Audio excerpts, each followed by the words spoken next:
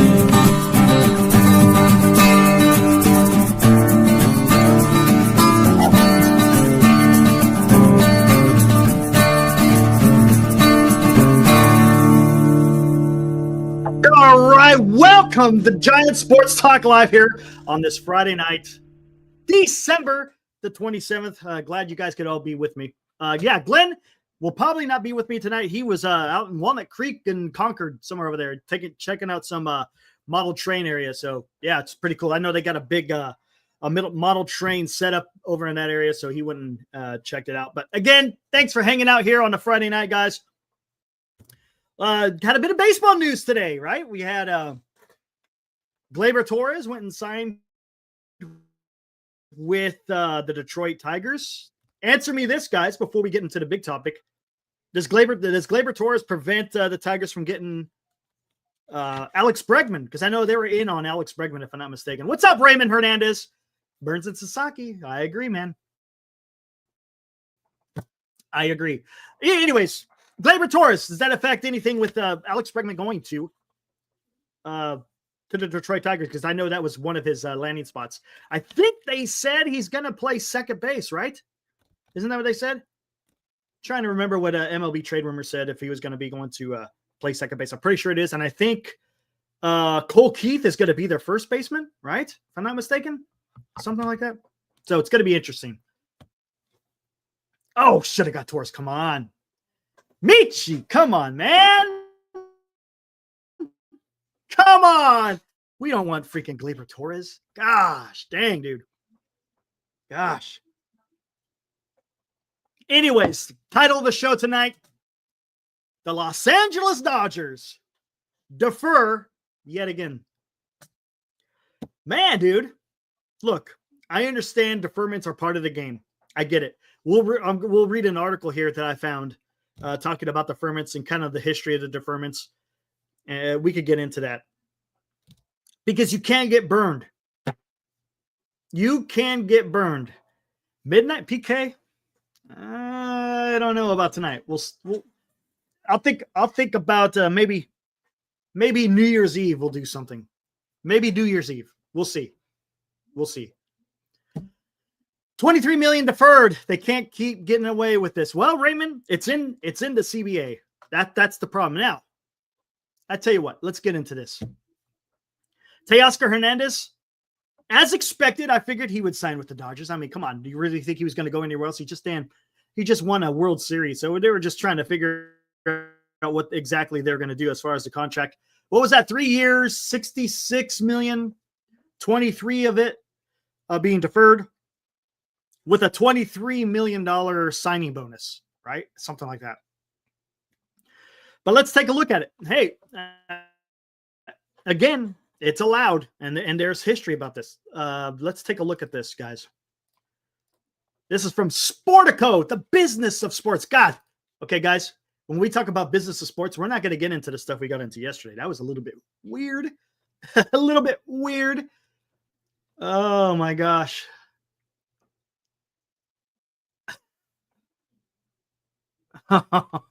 Oh, we got conspiracies out there. Producer Ryan. Oh, boy. All right, here, let's get into this article real quick. Dodgers deferred deals infuse new cash into an old tactic. This was written back in December, guys, early in December. Shortly after Blake Snell had signed his contract with deferments. But let's take a look at it again by Barry Bloom. Barry Bloom, guys, is pretty good. You guys, if there's one guy that you want to follow, Barry Bloom is one of the guys you want to follow. I know he's on Marty Lurie's show quite often. Barry Bloom. I think Bill Madden is also on with Marty as well. But let's take a look at what they had to say. Again, this is written right around the time during the winter meetings. Last time we saw the Los Angeles Dodgers, they came back from a 5-0 deficit to win Game 5 of the World Series over the New York Yankees at Yankee Stadium. Since then, they've been rebuilding the clubhouses at Dodger Stadium, have added free agent pitcher Blake Snell to the depleted rotation, and re-signed Tommy Edman to a long-term contract that both included substantial deferred money. On Sunday, when they came to terms with outfielder Michael Conforto, according to multiple media reports. Okay, well, again, this is a little bit dated. We also know now that Teoscar Hernandez is now also signed with the Dodgers with deferred money. Oh, hold on. Got to let a critter out. With the annual winter meeting set to open for 3 days here Monday. Remember, this is in the past. They are not done. They could still re-sign pitchers Walker Buehler, who they didn't, and Clayton Kershaw, not yet, plus left fielder Teoscar Hernandez, which they've done today, who are all free agents. Add Japanese pitcher Roki Sasaki, boo, who's about to be posted by his Nippon professional baseball team. They are also in the mix for one. We already know where Juan Soto went. All right. LA's ownership group. Here we go, guys. Brass tacks now. Guggenheim Baseball Management is itself owned by a $500 billion hedge fund. $500 billion hedge fund. I see it, Danielle. We got to talk about it, though. This has to be talked about. It has to be.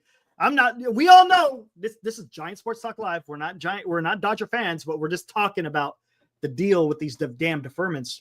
And I also want to talk a little bit about the history of it, and just look at what is going on with who's owning the Los Angeles Dodgers. I mean, how do you compete with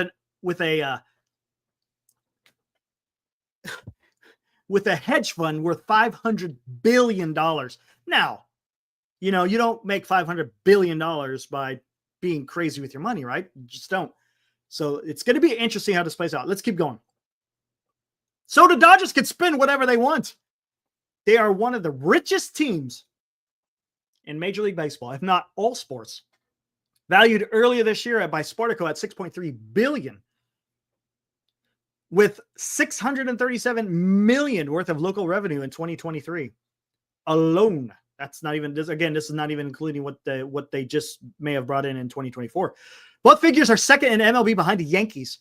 Their 25-year regional sports network contract was worth $8.35 billion. Man, when we're talking numbers in the billions, man, good God, man. Woo. All right, let's keep going. From our standpoint, each and every year we're trying to win, and it's hard. President of Baseball Ops, Andrew Friedman, said this week at a press conference and introducing Snell at the Dodgers Stadium construction site. Get out of here, Snell. While it's hard to win, what's even harder to do is repeat. But that's the commitment from our ownership group. Guys, when you hear this kind of stuff, guys, that better give you some goosebumps, some shivers, I should say, for the simple fact, look, the Dodgers aren't going away. Dodgers are not going away. Now, did they get Juan Soto? No. So it's not like they're just going out there throwing money everywhere, even though it looks like it is. But they didn't go get Juan Soto. So, I mean, again, there are limits, as there should be. As there should be. To that end, the Dodgers already have an MLB leading tax payroll of $284.5 million for 15 players. The signings of Snell for 5 years at $182 million and Edman for 5 years at $74 million were controversial because $65 million of the Snell deal and $25 million of the Edman contract were deferred. That gives the Dodgers $1 billion. That gives the Dodgers $1 billion in deferred contracts paid out to 8 players. The whopper being the $680 million deferred portion of the National League MVP Shohei Ohtani's $700 million contract. It should be noted that when pitcher Yoshinobu Yamamoto came over from Japan last season, none of his 12-year, $325 million contract was deferred. The Dodgers also paid a $50 million posting fee to his NPB team. They would have to pay a posting fee as well if they signed Sasaki. Deferred contracts generally are not controversial. They have a long history and are permitted under the collective bargaining agreement, also known as the CBA, negotiated by the MLB and the MLB Players Association. They give a club some breathing room under the luxury tax rules. So again, it's a way for teams to go out and spend and not have to worry about getting penalized with the CBT. Now, granted, the player has to come to agreement as well. The club can sit there, hey, we can offer you the moon, but if the player does not want that deferred money and they want to get paid right here and right now, such as Juan Soto, none of that money is deferred. Well, there you go. You know, it's going to take negotiation between the club and the player. If the player, again, to be honest, we'll go on this the direction for here a little bit. If the player is willing to want to defer, it tells me the guy wants to win, but not hamper the club in being able to go out and sign other players. That was one of the reasons why Ohtani, supposedly that was the reports, right? Ohtani is the one who broached the idea to the Dodgers. It began because he doesn't want to handcuff the Dodgers and being able to get out there and get additional players who are good and hampering from signing them, because it allows you to still build a strong team without exceeding the CBT, even though they've already exceeded the CBT. If I'm not mistaken, I think they spent over 100 this last season, 2024. They spent over $100 million just in taxes for the CBT.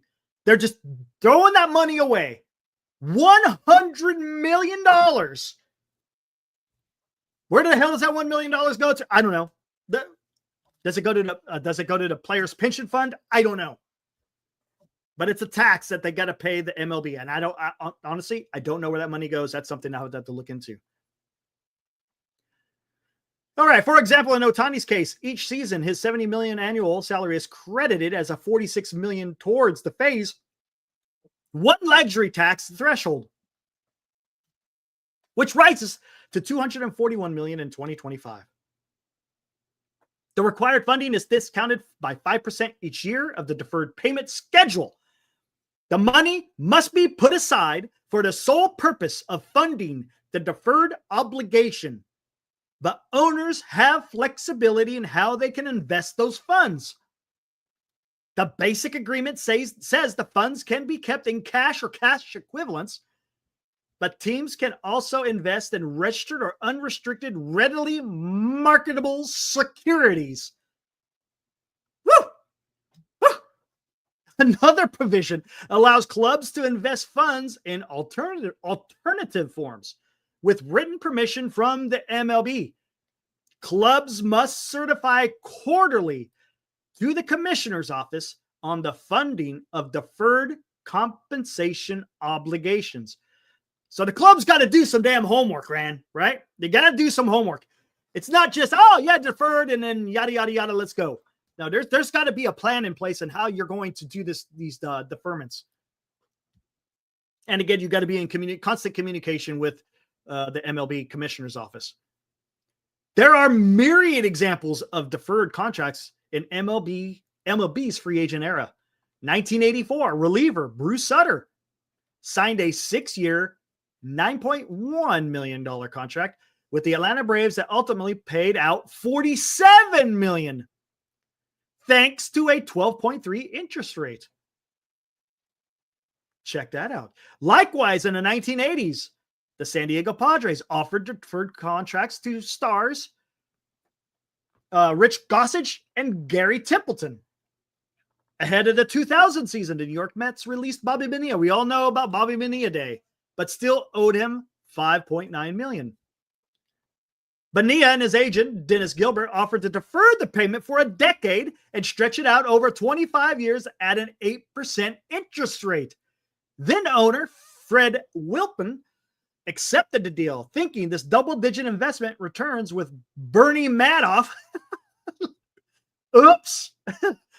Thinking his double-digit investment returns with Bernie Madoff, later convicted for masterminding the Ponzi scheme, would continue. They didn't, but the payments remained. The highest interest rate meant a $1.1 million payout every July 1st, enshrined as Bobby Bonilla Day from 2011 through 2035, when he will be 72 years old, totaling almost $30 million.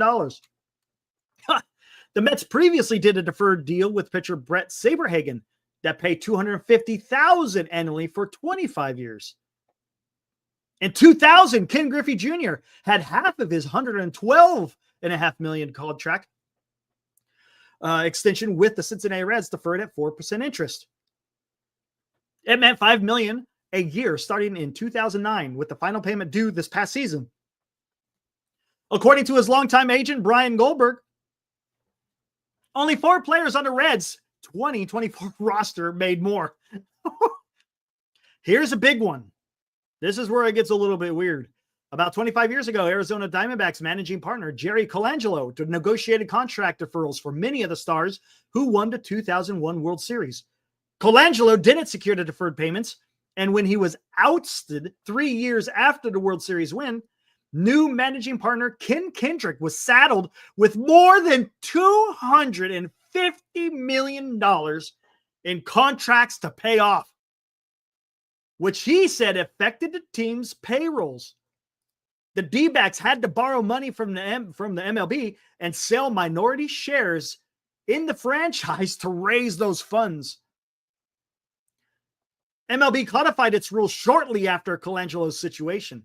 The current basic agreement states deferred compensation obligations incurred in a contract executed on or after September 30th of 2002 must be fully funded by the club in the amount equal to the present value of the total deferred compensation obligation or before the second July 1st following the championship season in which the deferred compensation is earned. Getting a little bit weird. There are no limits on how much a contract can be deferred as long as players are receiving the MLB minimum salary, which is $740,000 and increases to $760,000 in this upcoming season. Here we go, Dodgers. Aside from Ohtani, Snell, and Edman, the Dodgers currently have big deferrals for Mookie Betts. $115 million of his $365 million deal is deferred. Freddie Freeman, $57 million of his $162 million is deferred. Will Smith, $50 million of his $140 million contract is deferred. All this gives the Dodgers flexibility to spend, which they will continue to do under any circumstances. That's one of the reasons why Snell signed with them. Here we go. Here's the kicker. This is where you want to play, he said in his introductory press conference. I don't think there's a better situation to be in to be right here. There you go, guys. Holy crap, dude.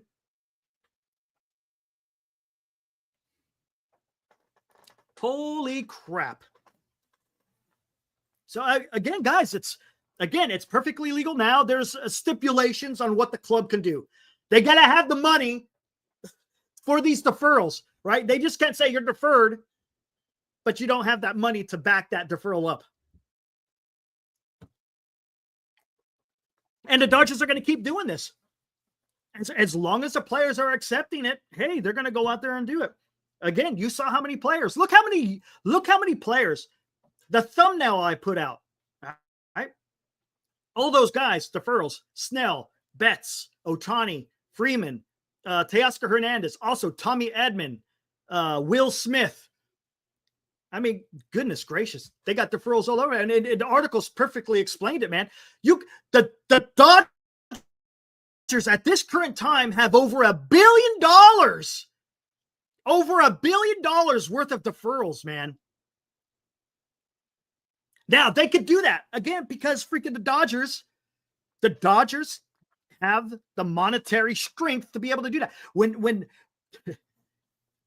you have the Guggenheim hedge fund worth $500 billion, you can do stuff like this. But here's the problem: I don't know, man. Is this an issue or not? You know, I understand it's allowed in the CBA. I get it. I understand it. But have we ever seen? We have never seen anything to the likes of what the Los Angeles Dodgers are doing with the ability to defer. I mean, is that put a little bit? Does that put? I don't know, man. Is it a level playing field? Because now it's just, if you got enough money to do that, you could go do it. You can. Steve Cole, any club can do that. Look, I'm not saying that clubs are not rich, because anyone who owns a major league or any professional sport, any owner that owns a professional sport has a shit ton of money. But this is incredible. Dodgers are smart with their money. Is that being smart, or are they just using their wealth to their advantage? Now, we all know the Giants are rich just as much, maybe not the clip of $500 billion, but they're we all know they're rich and they're raking in the money. We get it. But what do you do with these other clubs? What's up, Alex? What do you do with these other clubs who just cannot do that? Because what type of incentive did they have to do that? Yeah, it's me. Okay, I get what you're being by smart. You still got to pay it, right?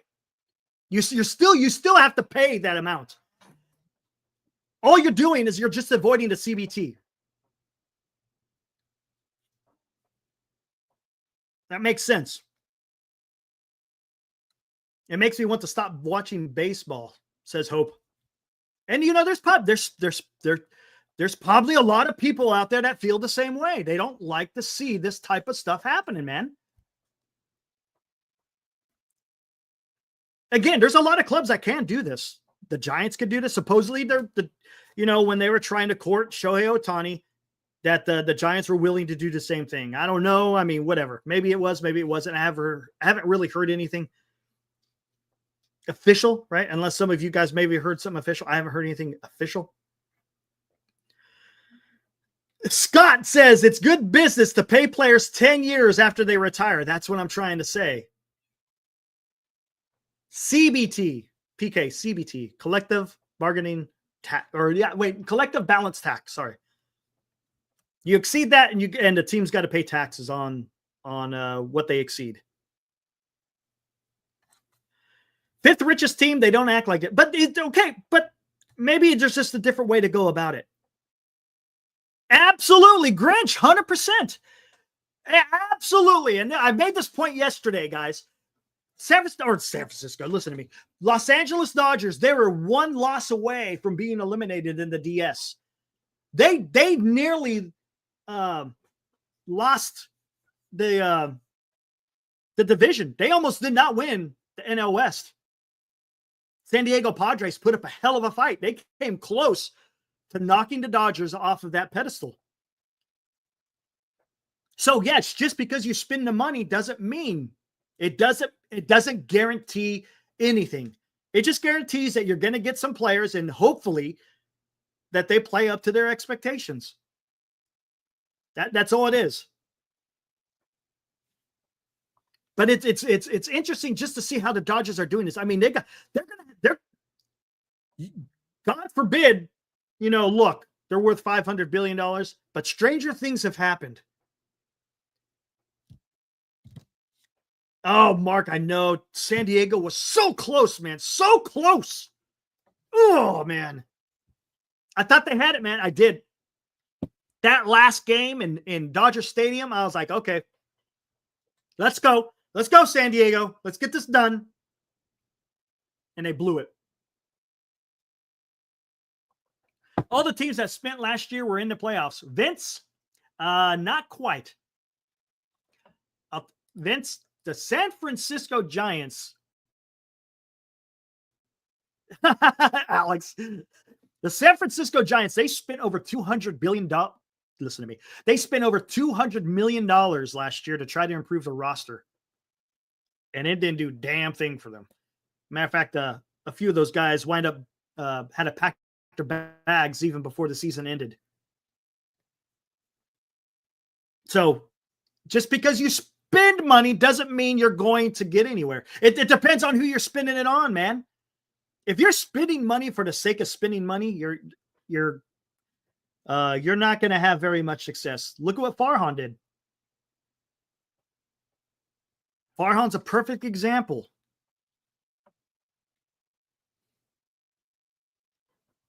Gosh dang, man. Still pisses me off thinking about that damn Padres series, man. Anyways.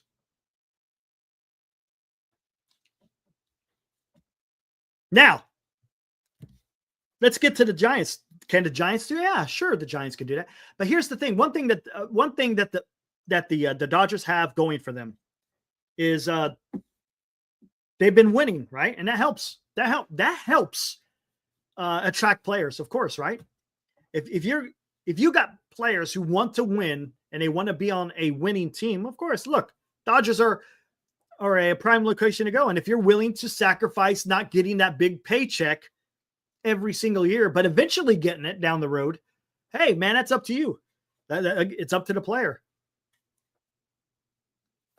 And the Dodgers just happen to be in that right spot. They're in that sweet spot right now, right? They're in that sweet spot in where they got some really good players in their prime. And they're able to, they're going to be on a winning streak for a while. That's just the way it is, man. It's just the way it is. Doesn't mean they're going to always be there. No, every team has ebbs and flows, man. We've talked about this before. And I even asked Alex this. I was like, how did you feel when the Giants were winning World Series every other year back in 2010, 12, and 14? It didn't feel good. Then the Giants had a lull, right? A longer lull than I expected, especially under the leadership, or the lack thereof, of Farhan. Man, dude. Yeah, it didn't feel good. And the Dodgers are right there. And see, and that's the thing. As Giants fans, it sucks, man. It sucks because what we're seeing is we're seeing the Dodgers continue to make these moves with deferrals. Now, don't get me wrong. Is Teoscar a good player? Yes, he's a good player. Is he a good player? Or I should say, is he a better player because of the team that he plays on? Yeah, I would say there's something to that. But don't get me wrong. Teoscar, he's always been a decent player, a good player. But is he better with the lineup that he's currently in? Absolutely, man. Absolutely. But the Blake Snell, I mean, honestly, yes, Blake Snell can be a good pitcher, but I'm not too worried about that one. Because history has shown, even though last year in the second half, I'm not going to fall in love with a pitcher because he had a great half of one season. His numbers have shown the guy doesn't go past 5 innings. Last year, he did it a couple of times. He had a no-hitter, which was fantastic. It's a great San Francisco Giants memory. But I don't see that lasting, man. I just don't. Now, is he going to have a better first half than he did last year? I'm sure he is. I'm sure he is because of having a spring training. But even that being said, he's always been a second half pitcher, so to speak. Deferring is ruining. Is it ruining the game, PK? Is it ruining the game because the Dodgers are doing it and not the Giants? That's what you got to be careful of. Again, as that article perfectly illustrated, you got other players out there that's had deferments. It's part of the game. You're allowed to do that.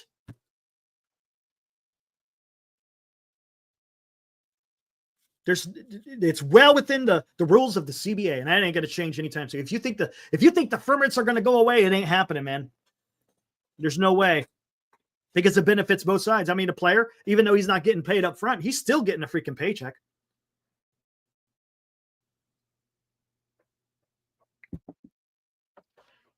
Jason, Teoscar Hernandez better than all those scrub non-good players, plus all the all-star, all the star player Giants have it. And I'm not sure. Not sure what you're trying to say. I think you're slighting the Giants, but I understand what you're saying. I think.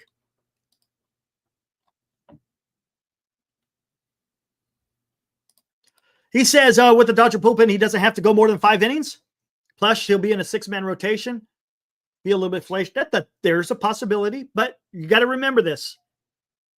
Even though you're getting more rest, there are times, look, when you mess with somebody's routine,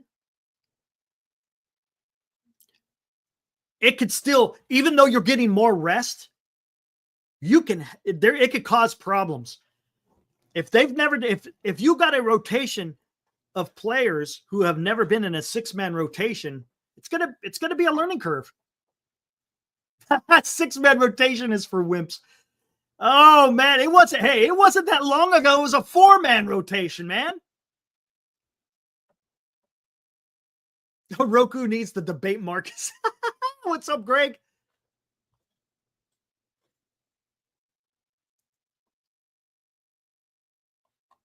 What do we got here? Oh, that's rough, dude. I'm not gonna even go that. I'm not gonna even go there. Oh,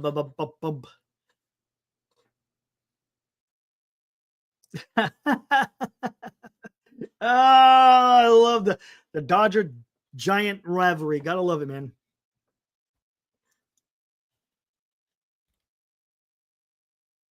Let's see. What are you saying? Money to improve after 3 to 4 years on a crappy team. They can join higher spending clubs. Example, Judge cannot join Yankees, Dodgers are in the mix. Hold on. I think I missed something. What did you say up here? Did you say something with that? Trying to understand what you're saying there, San Jose. Oh, dude. Man, that was something, huh?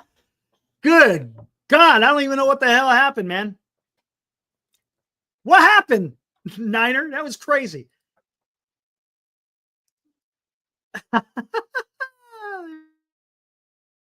we go. Name me 4 better current third baseman. I know where you guys are going. You guys are doing a Chapman debate. All right, but here we go. But I think this is something that needs to be, because look, I think this is going to be on the news a lot more for the simple fact that this keeps happening over and over and over. Look, if this has been happening with different teams in the major leagues, maybe it's not a big deal. But because the Dodgers are continually doing this over and over, people don't like it, man. People don't like it, and I can understand, especially when you're Giants fans. We look, as Giants fans, I hate to say it, but we got to get over it. We have to. You just got to get over that. Don't worry about what they're doing, so to speak. They're going to do what they're going to do. Talking about the Dodgers. Giants got to do what they got to do to compete. So come on. Don't rest on your laurels. Go out there and freaking get it done. And I think Buster Posey is going to be out there getting it done. Just because the Dodgers are signing a few players, look, what big free agent have they signed that wasn't part of the team last year? Blake Snell, that's about it, right? Other than Blake Snell, who else have the Dodgers got? It's the same team as last year. They didn't get Juan Soto. Maybe not. They get Roki Sasaki. Oh, absolutely. I get it. I get you on Johnny. Absolutely. So I'm trying to say, you just got to get over it, man. It is what it is. Yes, they are a smart organization. There's no doubt about it, but they're also very, very rich. Very rich. Let's not. Oh, okay. Gotcha. San Jose. I'd have to go back. All right. Oh, I forgot. You guys got Michael Conforto. There you go. Enjoy that one, guys. Enjoy. Hey, Dodger fans, enjoy that one. Sorry, producer Ryan. I know you don't like Conforto slight. But let's see if he stays on the field for you. We've seen plenty of Michael Conforto here in San Francisco. We'll see. Maybe he turns the corner in LA. Who knows? Why change a championship? I get it. No, I get it, man. I get it. All I'm saying is it's the same team. So if they're the same team, hey, go out there and make a better team. If you make a better team than you were last year and you're playing against the same team, and remember, the Dodgers weren't some juggernaut in the regular season. They were decimated with injuries, right? Decimated with injuries. One loss away from being eliminated from the playoffs, man. After they had spent over $1 billion, they almost got eliminated. It was literally by the skin of their teeth. But they got it together and they were able to get a win. That was good. I'm not sliding them. I'm just saying, just because you spend that damn money doesn't mean it guarantees wins. Guys who are at the back end of their careers. They're getting there. They're getting there. Red Dog, there you go, man. I'm not worried about what the Dodgers are doing. All I care about is what our Giants are going to do. There you go. Speaking of which, we got anything? Anything? No? Not a damn thing, man. Not a damn thing.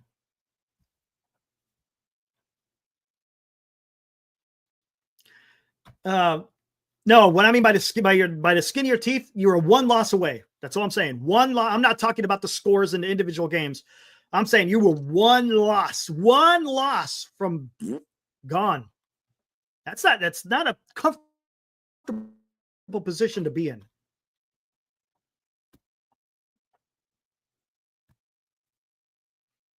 What's up, Cole? We got 2 Coles in the house. Everyone thinks 6-man rotation is easy without roster expansion. Unless you have two-way players, you will lose a bullpen arm.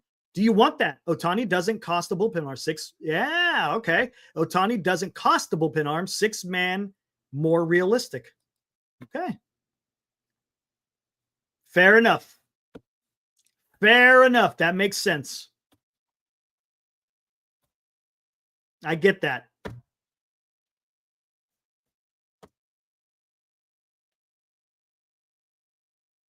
Cole, man, coming in with some good stuff. That's good stuff, man. Oh, yeah, because, I know. But the Padres just faded. I don't know what they did. I have no idea what the hell's going on. But I don't know what happened with the Padres because it did not look like the Padres in the first couple of games.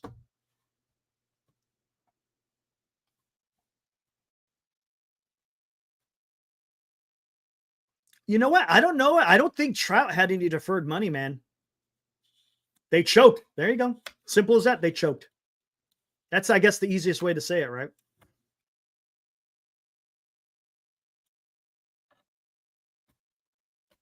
Got to be a couple of years so we compete? Probably. Michi, honestly. That's fine. I'm okay with that. If the Giants going to address their pitching this year and then go after a bat next year, I'm fine with that. I'm okay with that.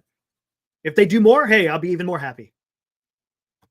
And Rocks, Padres are broken. Yeah, they don't have a TV deal, right? Is that true? Don't blame the Dodgers, blame the MLB. Yeah, well, yeah, both parties agreed to it, right? Both the Players Association and MLB both agreed. Again, they wanted a way to not be hammered by that CBT. What's up? Hell of this, hell of that. How's it going, man? So it benefits both. Liberty Kimball, because everything's guaranteed. That's the problem. MLB contracts asking, well, why don't you see restructuring of contracts? Because it's all freaking guaranteed money. As soon as you sign that freaking dotted line, it's all guaranteed, man. All of it. And try to get that past the MLB Players Association. It ain't happening, man. That MLB Players Association, that is some... Whew. Good luck. Yes, the Padres have not been the same since their owner had passed. He was the guy that was kind of keeping it together, and then once he passed, it was kind of it's a different story. Where's our Dodger or Padre fans out there? I think they could speak to that whole TV deal. I don't think they have a TV deal, if I'm not mistaken. The union is strong, yes, very.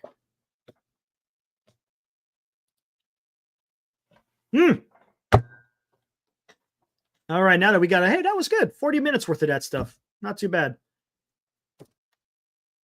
Anyone have any Giants news? Because I've seen none. More stuff talking about, I think SF Gate had something out there talking about, you know what? How about we bring that up? I think they had an article earlier today. Let me see if I can find it. Oh, come on.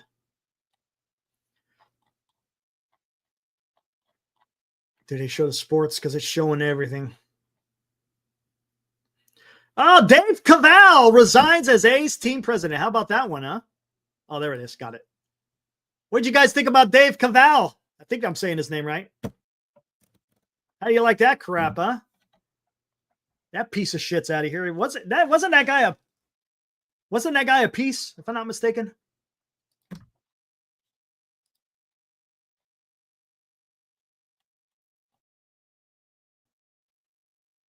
Here we go. We could take a gander at this. Am I saying it wrong? Good. Because I can't stand that guy anyways. The polar, oh my God. Wrestling talk. Oh, we might get into some wrestling talk. There we go. Here's SF Gate. We talked about this last night, guys. Oh, did I hit the right one? I did hit the wrong one. Let me get to the article. There we go. It's a full-on leak war between the SF Giants and Scott Boras now. Gabe Fernandez put this out earlier today, sports reporter. An anonymous source. Battle between the San Francisco Giants and the camp of big league free agent Corbin Burnes continues apace. At the end of the free agency report, MLB.com's Mike Fison, the one we talked about yesterday, noted that the Giants aren't too pleased with how the negotiations with the 30-year-old right-hander have gone. It's become such a problem their eyes have supposedly shifting elsewhere. All right, we read this last night talking about the Giants being impatient. Even after extending Chapman and Adames, signing Adames. Okay, here we go. The leak is a stark comparison with what came out on December 23rd. The San Francisco Chronicle's Susan Slusser reported, citing an anonymous source, that Giants ownership was the side holding up as Burnes' asking price would push payroll above $200 million. San Francisco has been in a hot pursuit of Burnes for a while now. Earlier this month, The Athletic reported that the team would be willing to rethink its plans to reduce payroll if it got the star pitcher. And the president of baseball operations, Buster Posey, met with Burnes' agent, Scott Boras, during the winter meetings.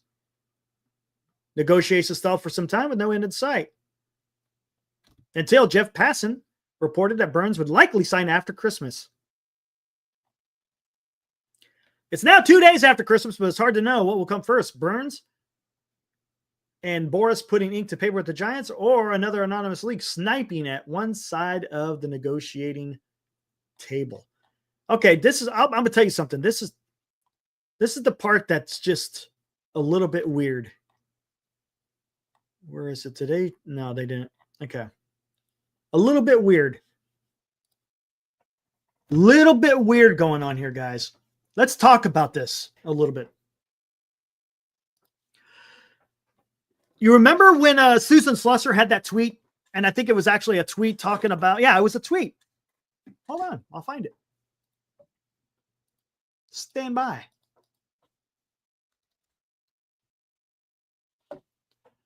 And I'm mistaken, it was a reply to somebody. And this is what's been catching some grief here. Here it is right here.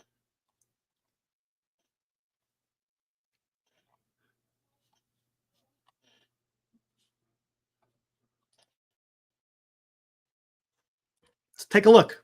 Trip down memory lane. Yeah, 4 days ago. Here we go. MF, I know MF. What's up, MF? I don't know if he's out there. Damn, will Buster botch a free agent signing like Farhan? And he linked Susan Slusser's tweet talking about Corbin Burnes. She replied to MF, Buster doesn't decide the payroll, that's ownership. But he's part of ownership, so unless she's meaning Greg. This has been clearly something the team could get done for a while if ownership wants to spend the $200+ million it would take. Boras told me outright when I asked him at the winter meetings, it's in the owner's hands. Okay?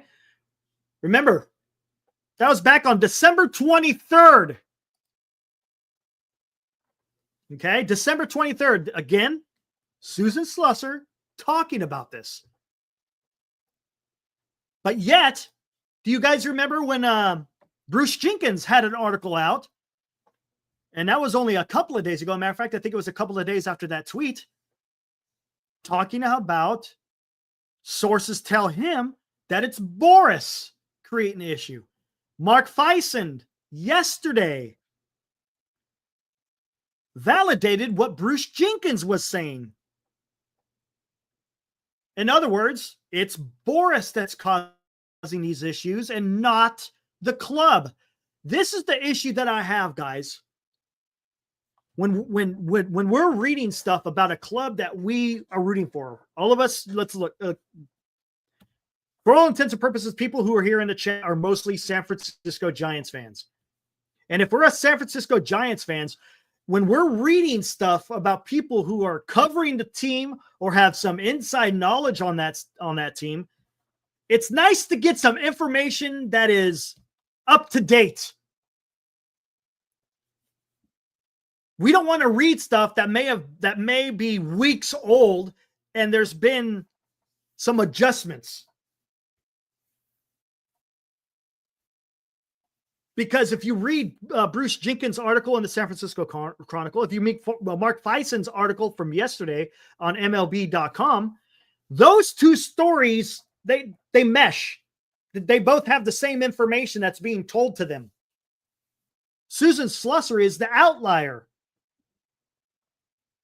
And what it does is it just creates confusion amongst the fan base. What is true? Are we going to believe Susan Slusser? Because there's going to be people out there who believe Susan Slusser. Or do you believe a national writer in Mark Feisand or Bruce Jenkins, who had covered a team in the past, but now he's kind of like he just puts out articles every once in a while. He doesn't cover the team exclusively. Damn.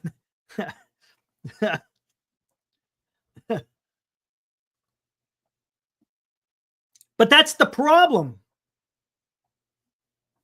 Eric, you could blame Boras, but remember the Dodgers got that Snell deal done very quickly with deferrals and all. No playing around. I understand that. But are you telling me Boras isn't messing with Buster Posey since this is his first rodeo, so to speak? Come on, you know that Boras is messing with Buster Posey. He's trying to get every freaking dime he can get from him, man. Dodgers are not in that same predicament.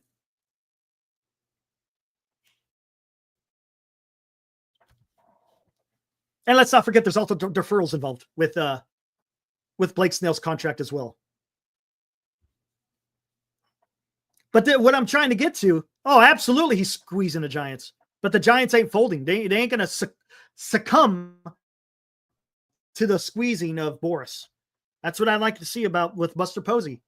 He's showing a little bit of guts, if you will. Not sitting there rolling over. Like I said this either it was yesterday or the day before. He's not going to do what Farhan did. But to go back and reading, and it sucks as fans, when you're reading this information, you want to read it and understand, okay, what this person is telling me is truthful. Like if I'm out there on Twitter and I see Susan Slusser, who I don't think she's a beat reporter anymore. I think that's someone else, but she still works for the Chronicle. She still has sources, so to speak. Yeah, I know I'm lagging. My bad.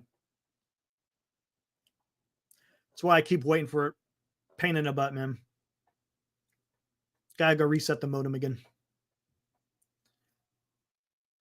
All right, there we go. But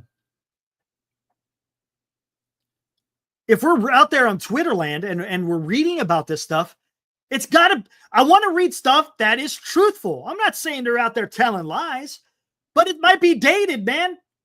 If you're going to put information out there, it's got to be current. It's got to be relevant. They can't be freaking. Look, that's all we want. We just want good information.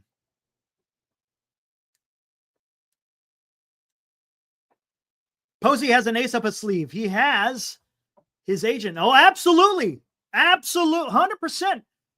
San Jose Sharks, I said that. And I think that was shrewd, to be honest with you. For Buster Posey to have an advisor to appoint, his former agent as an advisor, that's huge, man. That is huge because he's going to be able to give Buster Posey information and being able to deal with these other agents. Again, he was an agent, man. Glenn is he's either in Walnut Creek or Concord. He's out there enjoying the holidays. He'll be back tomorrow night. He said he might show up tonight. We'll see. Reminds me of what the Brewers win. What did the Brewers win with the Adamas and? Oh yeah, that's fair. That's fair. They did get to the playoffs, right? That's about it. But that's all you can ask, right? Once you get into the playoffs, Johnny, you know this. Once you get into the playoffs, nothing's guaranteed. People could say that about the Dodgers before this last year, right? It's the same argument. What did the Dodgers do prior to 2024?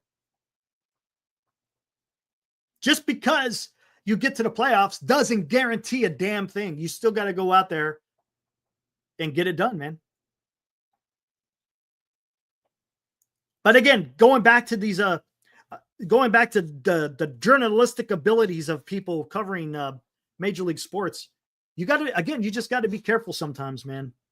You really do, because you could be led down the damn primrose path if you're not careful. And then all you're going to do is set yourself up for failure. It sucks, man.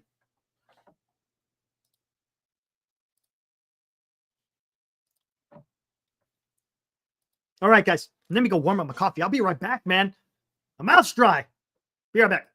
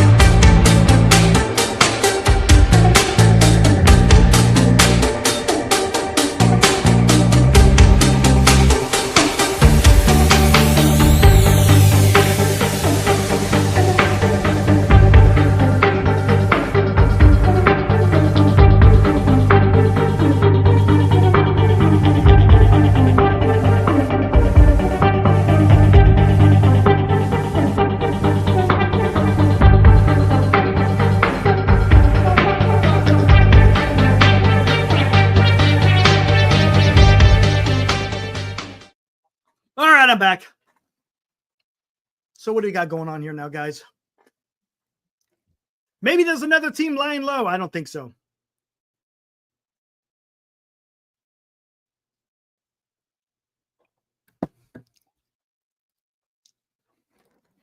As long as this is taking, I think something comes to a head soon. I agree. The news that came out today regarding the Giants is to push Burnes to a decision. I think there's some pressure going on. What's up, Robert? They should quickly pivot towards Santander. Man, I don't like Santander, man. Oh, I don't like Santander. I get what you're saying. Another pitcher. Yeah, I know. I probably should get a thermos, Paul. You're probably right about that. What about trading for another pitcher, Dan? Would you rather see that? And then maybe go in heavy next year for a bat? Santander, I get a little bit worried about that guy. Giants have a lot of guys like that. I hate that, man. I don't want to have a lot of the guys that have similar type bats, as in Chapman, Adames, Santander. He's probably the best available. Yeah, I get what you're saying. I get what you're saying, man.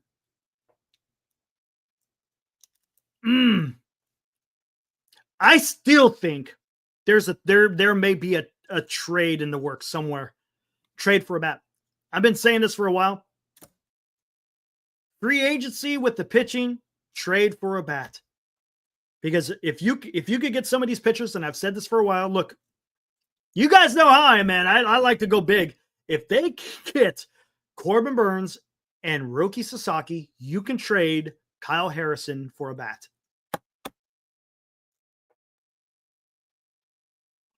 I hear you, man. Dumb guy Heath. I think I have PTSD from Zito, Cueto, Shamarza, and Melanson deals. Another huge contact with a pitcher concerns me. I get it, dude. I get what you're. Unfortunately, man, that's just the way it's done, man.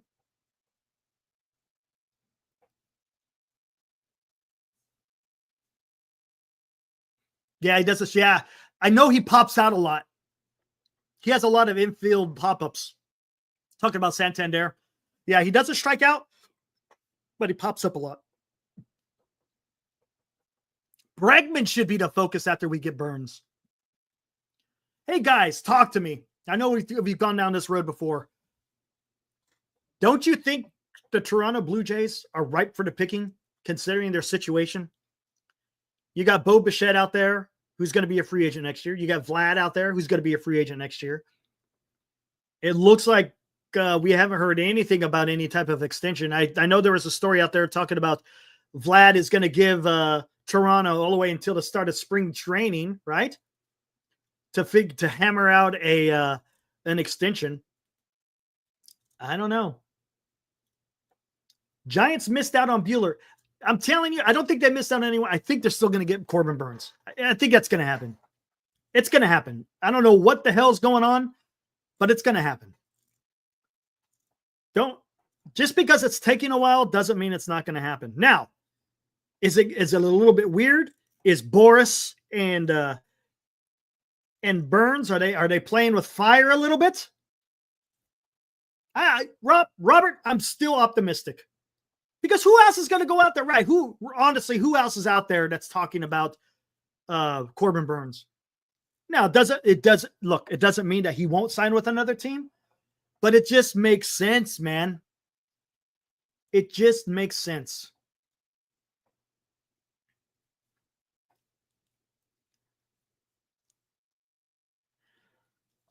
Ooh, crash. What is the Giant selling point to Sasaki? For those of you who are regulars here in Giant Sports Talk Live,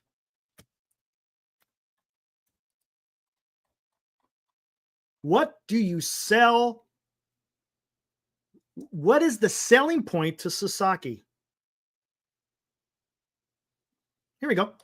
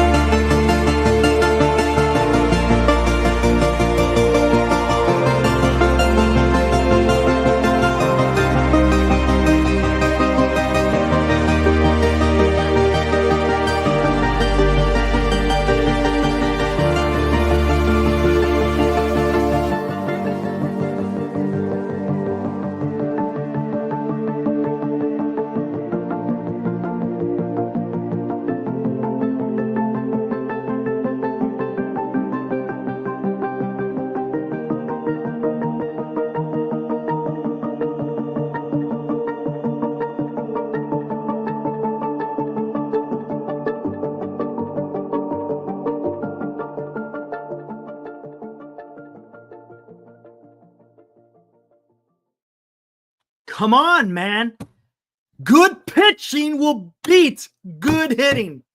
It will happen. I'm telling you, man. I'm telling you. Hey, YouTube account, just so you know, I'm putting it in chronological order. I wasn't putting the worst to the best, just so you know. But my God, man, let's talk about this.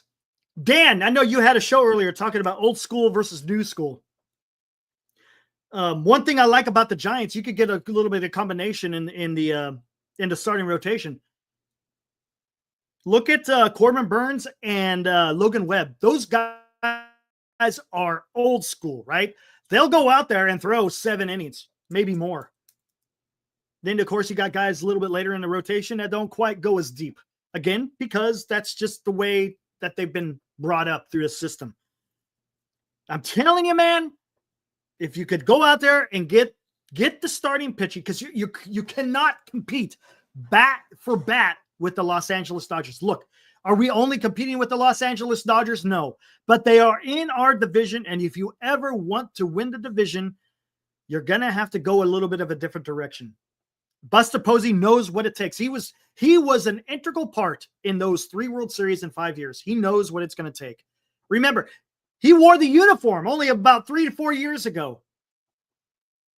He's going to know what needs to be done to put together a championship team. And look, I'm going to put my faith in him until it's time not to. But I have faith that Buster Posey is going to come through. Let's see what happens. And I think one thing I would not do is don't think or pass judgment upon the Giants as being cheap. Not yet, at least. Let's see what happens. Let's see what happens. Because I don't think they're against pitching. They're not against spending. It's about who you're going to spend the money on. Look at last year. Talked about it earlier. Farhan spent over $200 million last year. But what did he get with that $200 million? Yeah, he got quantity, but what was the quality? Yeah, you got Snell for 1 year. He walked. You got Chapman, and he's the only one left. Well, I should say, and Jung-Hoo Lee. So let's see what Buster Posey gets done, man. I think the Giants are willing to spend, but it's gonna be dependent on who they spend it on. And I think Corbin Burnes is coming. I honestly think Corbin Burnes is coming. Again, location-wise, it's close to where he grew up. He went to college in the Bay Area. He knows what the Bay Area is about. And maybe he just wants to. And of course, you're going to be pitching in a damn pitcher-friendly ballpark. Half of your games that you're going to be able to play are going to be in Oracle Park. And that benefits a pitcher.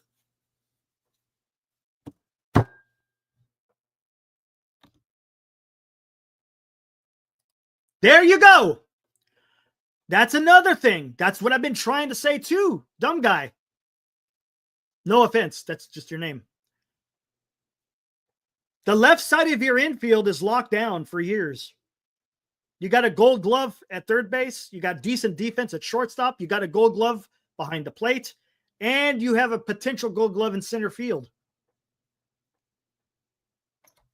Why wouldn't a pitcher want to come pitch for the San Francisco Giants? Because that defense is going to keep you in games, man. It will. The problem last year was the Giants just could not hit for the life of them with runners in scoring position. Imagine what the record would have looked like if the Giants were able to turn out some of those games around, if they got a hit with runners in scoring position. I mean, there was a lot of games where they barely lost. Dodgers look like an all-star team, but they had their troubles last year, alive, right? They weren't exactly as dominant as everyone thought they were going to be. They had issues, right? Alive. It's not like they were unstoppable. They weren't immortal. Robert's saying, would you consider paying Burnes $250 for 8 years? I don't like that 8 years, man. Oh, I understand it, Alex. Yes. That's something every team has to face. The Giants had the same thing, Alex. Giants had injuries all over the place, which also derailed their season as well. Giants could have been better last year. Blake Snell was injured, had a late start to the season because of how late he signed. Jung-Hoo Lee dislocated his damn shoulder. Michael Conforto had a hamstring. Patrick Bailey had a concussion. Tom Murphy was gone. The backup was gone for a while. Yeah, I understand. I get it, Alive. I understand they won the World Series. And congrats to them. Hey, they got it done. But they're not some powerhouse. They can be beat. Of course, Wade was hurt right before they went to Rickwood Field. Ban Chardall next Christmas.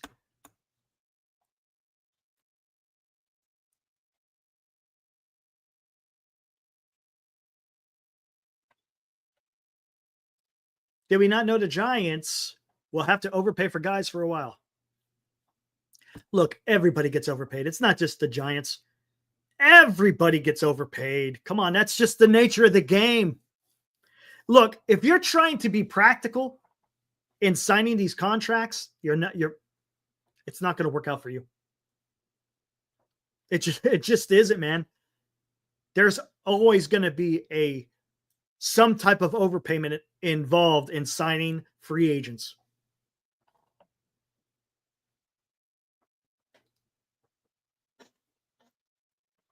No, I did not see that, Anthony. All athletes are. Yes, they are. Oh, well, that's not Michi. Well, I'm not going to go down that. But yes, they are overpaid. We all understand they're overpaid. That's as far as I'm going with this damn conversation. I'm not going down that road that we went down last night. That was getting crazy.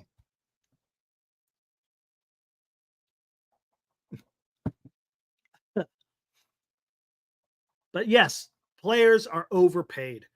When you're signing a player, you're signing them for past performance. And of course, there's projections. I get it. Sometimes the projections aren't right. But you're paying for past performance. It's just the way it is.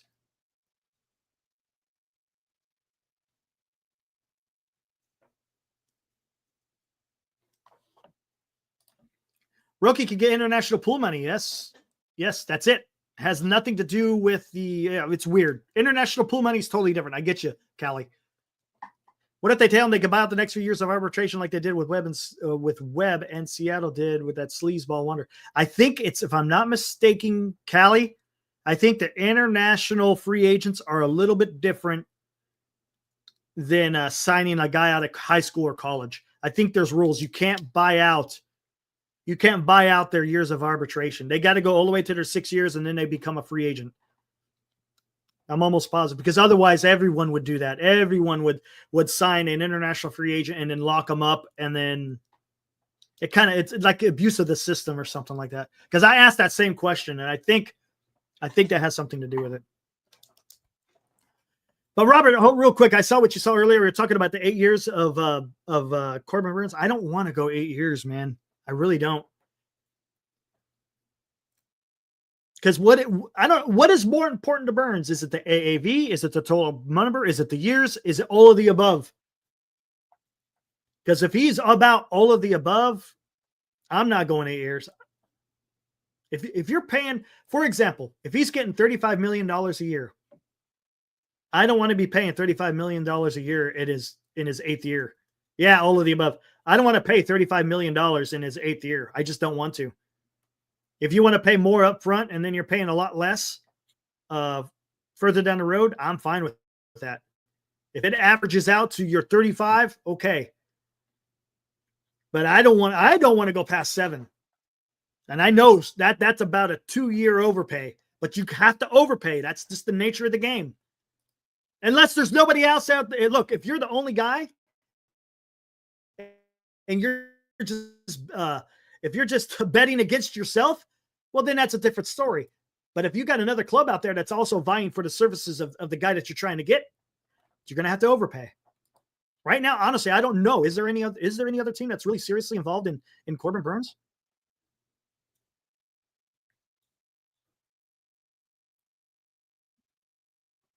I don't think Toronto Blue Jays are. Right? I don't think Toronto Blue Jays are. Alive, 5 years at $40 million a year. I think he wants more than 200 though. He's looking 245. I mean, who the hell would want to go sign with the Toronto Blue Jays in their current state?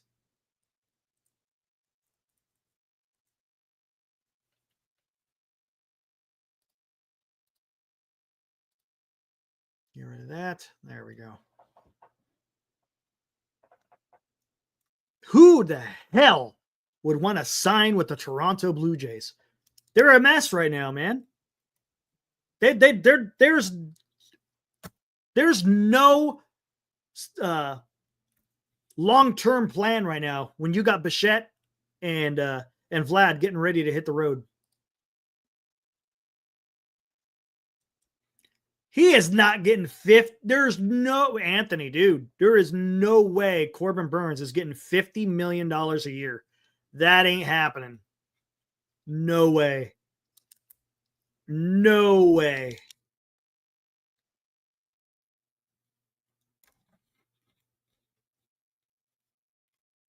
Oh, Jim, yeah, I got to do something on military history, man. It's been a while. There's so much, dude. There's so much going on, Jim. So much. Honestly, I don't even know where the hell to begin. It's nuts. It's also Canada.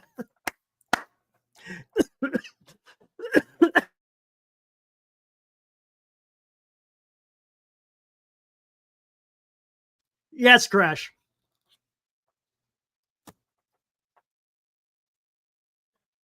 Giants about to be in a solo market. Everything is trending up for the Giants. Posey is holding his ground and has trust his players when he says Burnes indeed wants to come. Players talk to players. Don, that's a great point, man. Honestly, I think the Giants know that they got the best deal out there, and he's not going to get a deal anywhere else. And he doesn't want to go anywhere else. He wants to stay on the West Coast. Dodgers are not going to. I don't think the Dodgers are in play. The Padres are definitely not in play. Angels, why would you want to go to the Angels? I think he's going to be a San Francisco Giant. I honestly think he is. Yeah, I got to get over there on military history. Absolutely, man. There's so much to cover. Good God. Cubs, maybe. But does he want to go? Does he want to go to the Midwest, Vince? That's the question. And it's not like pitching in Wrigley Field is going to be pleasant for pitchers, especially if the wind is blowing out. Ooh. Ooh. Allie, imagine if the Jays start a fire sale. Get Kevin Gausman. Talked about that in a previous episode. And Bichette, sign Burnes, get rid of Harrison, Matos, Roop, and Crawford. I don't think you're going to be able to get rid of Crawford because he's coming off injury. But that Harrison's going to get you something. Harrison, I don't know if the Matos one I'm a little concerned with. Matos, I'm a little bit concerned with because I want to have a good outfit. I guess you could keep McRae, I guess. But I like what you're saying, Callie. I think you should take advantage of those Toronto Blue Jays. There's no doubt about it. Man, hey, Callie, how would you? We talked about this last night. How would you feel about having an infield of Matt Chapman, Willie Adames, Bo Bichette, and Bryce Eldridge at first? It's pretty good, huh? Yes, he does, Alive. I know. Unless they can, if they can work on that.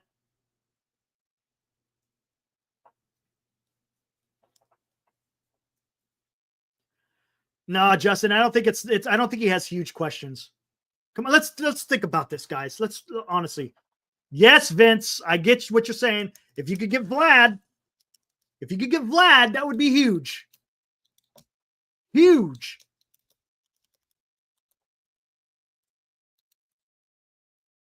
But let's say if it is Bichette, I would not be happy, or I would not be unhappy, I should say. I'd be pretty damn pleased that they're putting up a good lineup. All right, let's talk about this. Justin, you're talking about has huge questions. Look, the Giants aren't as bad as everybody wants to make them, because they're our team and we want to see them be better than what they are, right? Last year, they just had issues with hits and with runners in scoring position, right? They just could not get those timely hits. Maybe they work on it this year. It's a different regime. So maybe they're going to change their approach and what they expect from their players. So I'm not going to be that hard. No, don't get me wrong. Under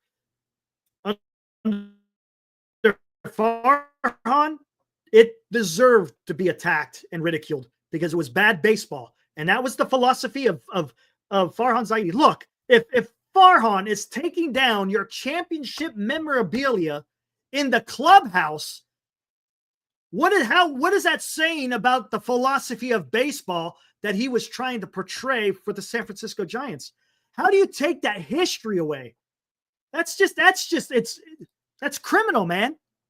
You can't do that. How do you rip down the history of success and try to do it your way? Get out of here, man. Get out of here.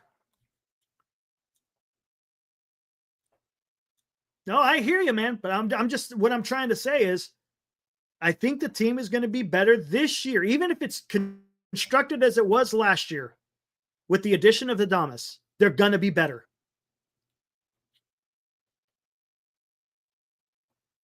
If the Giants had Adames last year, they wouldn't have made it. No, Robert, I don't. That's a stretch. No. I wouldn't say that. But the problem is it was the philosophy of baseball that was being preached to the damn club. That was the issue last year with the San Francisco Giants. Now you got a guy who understands what San Francisco baseball is all about, and he was part of the winning. Look, Buster Posey brought the first World Series championship to San Francisco. And to add that, he added 2 more on top of it. So I'm going to put my trust in what Buster Posey is going to try to do here. We're just going to have to wait. Come on, man. We got any damn news? Nothing.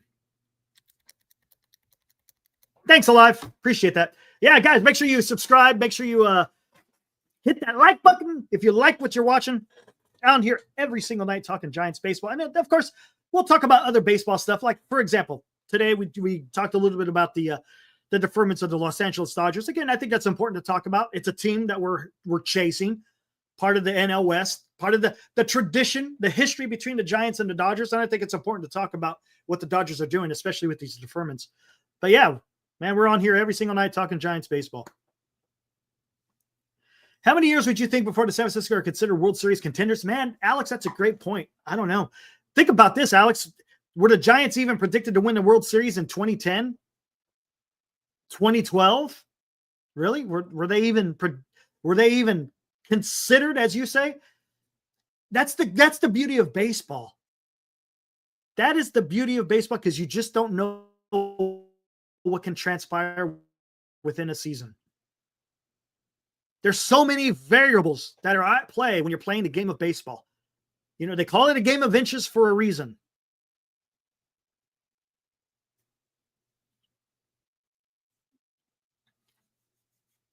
It's different, but it's the same game. It's still baseball. And good pitching will beat good hitting. What was okay, answer me this. Why do you think the Kansas City Royals got to the playoffs? They lost 100 games in 2023. Why were they able to make the playoffs in 2024? Hell, they won the damn division. Oh, look at that. Pitching and timely hitting. There you go. That's what I'm talking about. The one thing that the Kansas City Royals had, they had exceptional starting pitching. Yes, Paul. That's what it was about. So don't tell me that it can't be. If a team that lost 100 games the year prior, and then the following year, you win your division and get into the playoffs. Come on, man. Come on, man. It can be done. Do not think that the Giants cannot compete. If they put together a starting rotation, they're going to be a force to reckon with because the bullpen is fine. Giants don't have to do anything with the bullpen.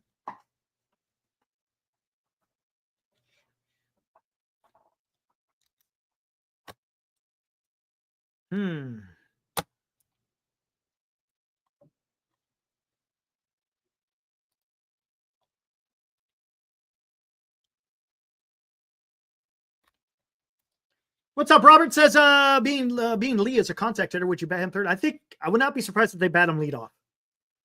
They'll probably bat him lead off. If he's a contact hitter, then you want to get him on base, right? Injuries derailed the squad. Yes, it did.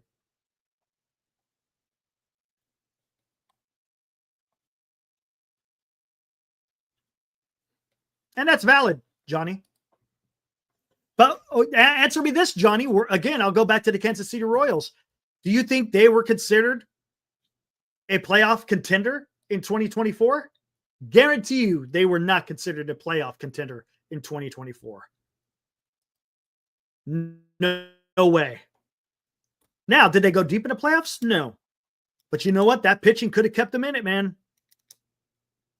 Just wasn't quite enough.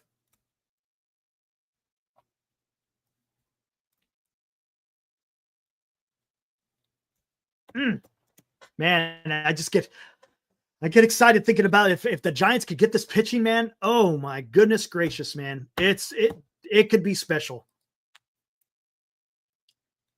Yes, Robert, the Giants, look, I understand strikeouts are part of the game and it sucks. I hate it, but it's part of the game. The problem is it's striking out at the most inopportune times.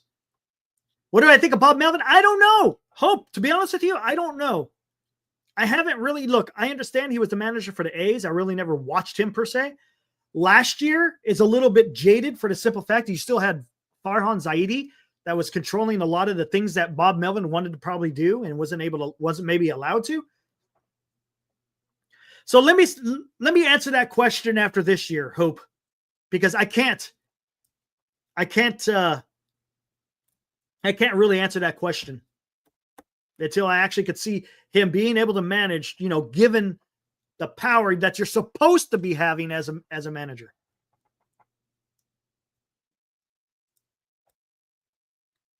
Giants are a joke, says Isaiah. Isaiah, come on, man. Why are they a joke? Isaiah, why are the Giants a joke? Do you not believe in Buster Posey?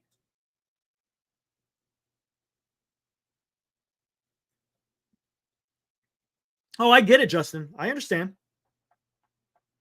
That's why they got to change the approach. And I think the approach is going to be different this year, Justin. I really do. Justin, do you not have faith in Buster Posey that they're going to have a different type of philosophy for the hitters when they're taking their at-bats? If it was still Farhan, I would agree with you. But with Buster Posey, let's see what could get done. That's all I'm saying. Let's see if there's a difference. You bet, Hope.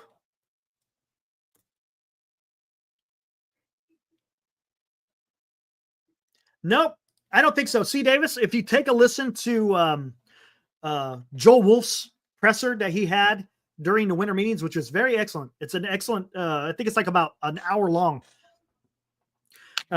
He explains the timeline of Roki Sasaki. They were going to they had meetings prior to the Christmas break. Joel Wolf says that Roki was going to fly back to Japan for the holidays. He was going to spend about 2 or 3 weeks in Japan. Then he was going to fly back to the States after the New Year and then either take some more meetings. They said possibly he will go visit the clubs at their city. That's a possibility. And then eventually they'll come to their the decision-making process. So I think it has nothing to do with Burnes. Absolutely nothing to do with Burnes.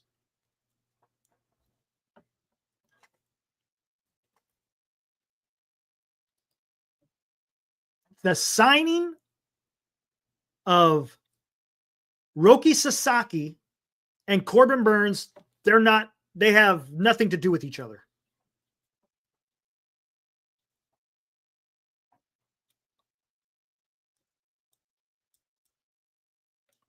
Faith and ownership spending. Well, Crash, let's talk about this. How much money did they spend? Look, let's talk about this. Whether you agree or disagree, I mean, again, for me, we'll see what happens. That extension with Chapman, they spent money. 6 years, $151. They spent money on Willy Adames. I didn't see that one coming. 7 years, $182 million. They're trying to get Corbin Burnes for $245 million plus. Does that seem like ownership is not spending? Because to me, that seems like ownership is trying to spend.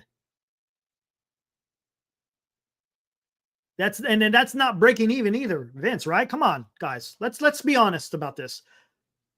And I've been just as hard on the Giants ownership as anybody else. The Giants are spending money. You cannot sit here and say they're not spending money, because they are. You can't. And look, and there's a lot, I get it. I understand Johnson's comment last year, breaking even. I get it. But let's think about this. This year, this year doesn't mean they're not going to go after anybody next year. Okay? They're doing whatever they can this year, and then next year, I'm sure they're going to add some more. Look, not everything can get done in one offseason. It just can't. That's too high of an expectation to try to revamp your club in one offseason. It's asking too much, man. Yes, we want the Giants to succeed immediately, as quick as possible. I get it. I understand it. I want them to. I'm in the same boat. I want them.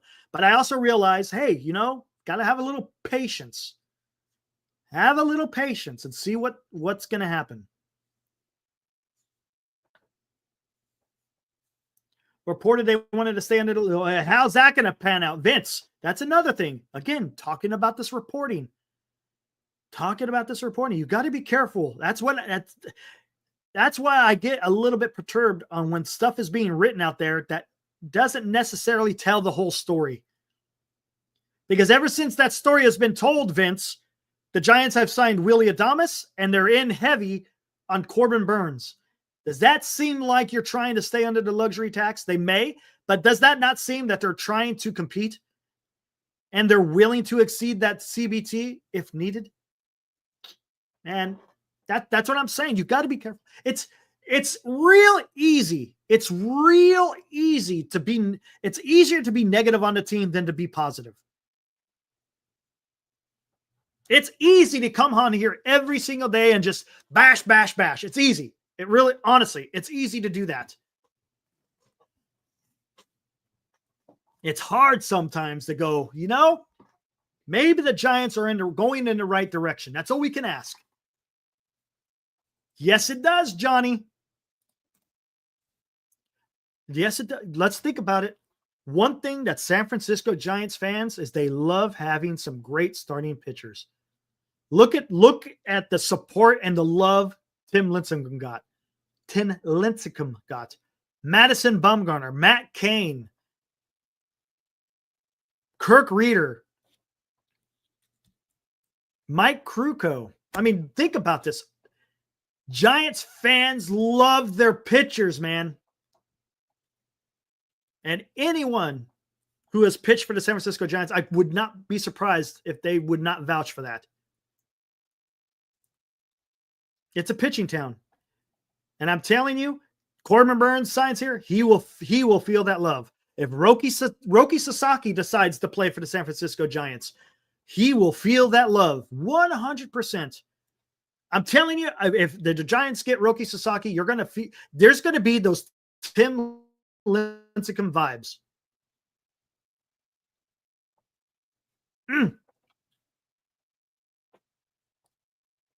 Yes, I remember you talking about that Josar yesterday, Callie. International pool money to get Roki and Josar. Woo! That would be something. Unfortunately, by the time Josar is ready to play, Roki is probably going to be a free agent. Well, hey, maybe he decides to stay a Giant. Who knows?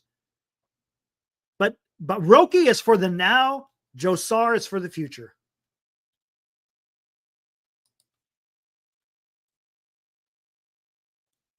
Do I feel Doval can return as a closer? Well, it seems like the Giants feel that way. According to the article, I think it was in Bruce Jenkins' article. Go take a look at it. Robert, go check out Bruce Jenkins. He had an article last week, and he talked a little bit about that with Doval. The club thinks that he can return to form, but he has some growing up to do. I think, if I'm not mistaken, that was the words that they used. He's got some growing up to do. So we'll see. We'll see, Robert.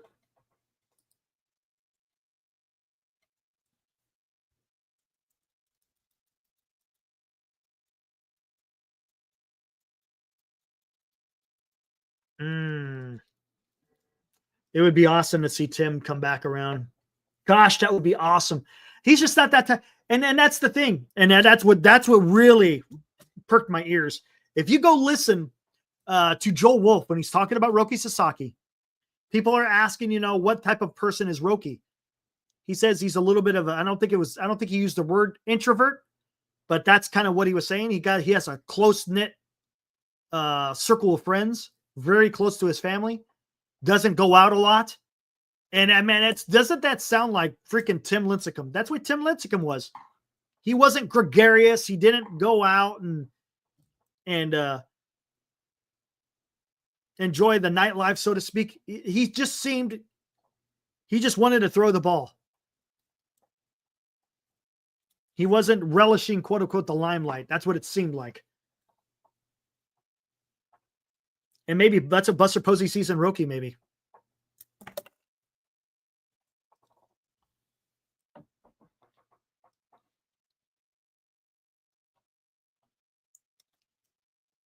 If Burnes signs, which pitcher gets that 5th spot? All right. Well, C. Davis, let's talk about it. It's probably going to be Burnes, Webb, Ray, Harrison, Birdsong. That's probably going to be your 5. If they get Roki, then maybe we go a different direction. Maybe we do go to a 6-man. What could the 6-man be? Well, maybe it will go Burnes, Webb, Sasaki, Ray, Harrison, Birdsong. There you go. And that's your 6-man. If you want to trade Harrison, then you could throw Roop in the mix. I mean, there's different ways the Giants got some pitching depth that they could use or that they can implement.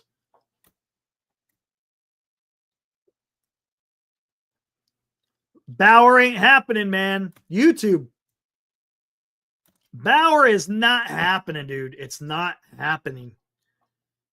The guy is banned for whatever reason until we get clarification on what's going on between him and MLB.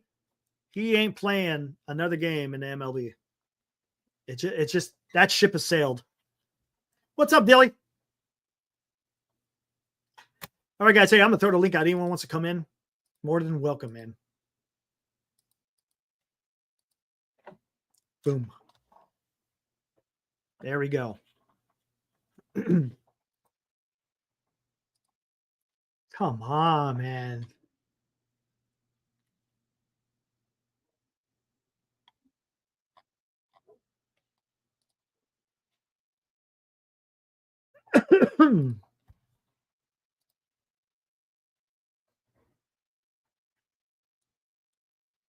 What's up, Kyle? Go 5-man for the first 3.5 months of the season. Trade Harrison for another pitcher and bring up Wisenhunt. What's up, Will?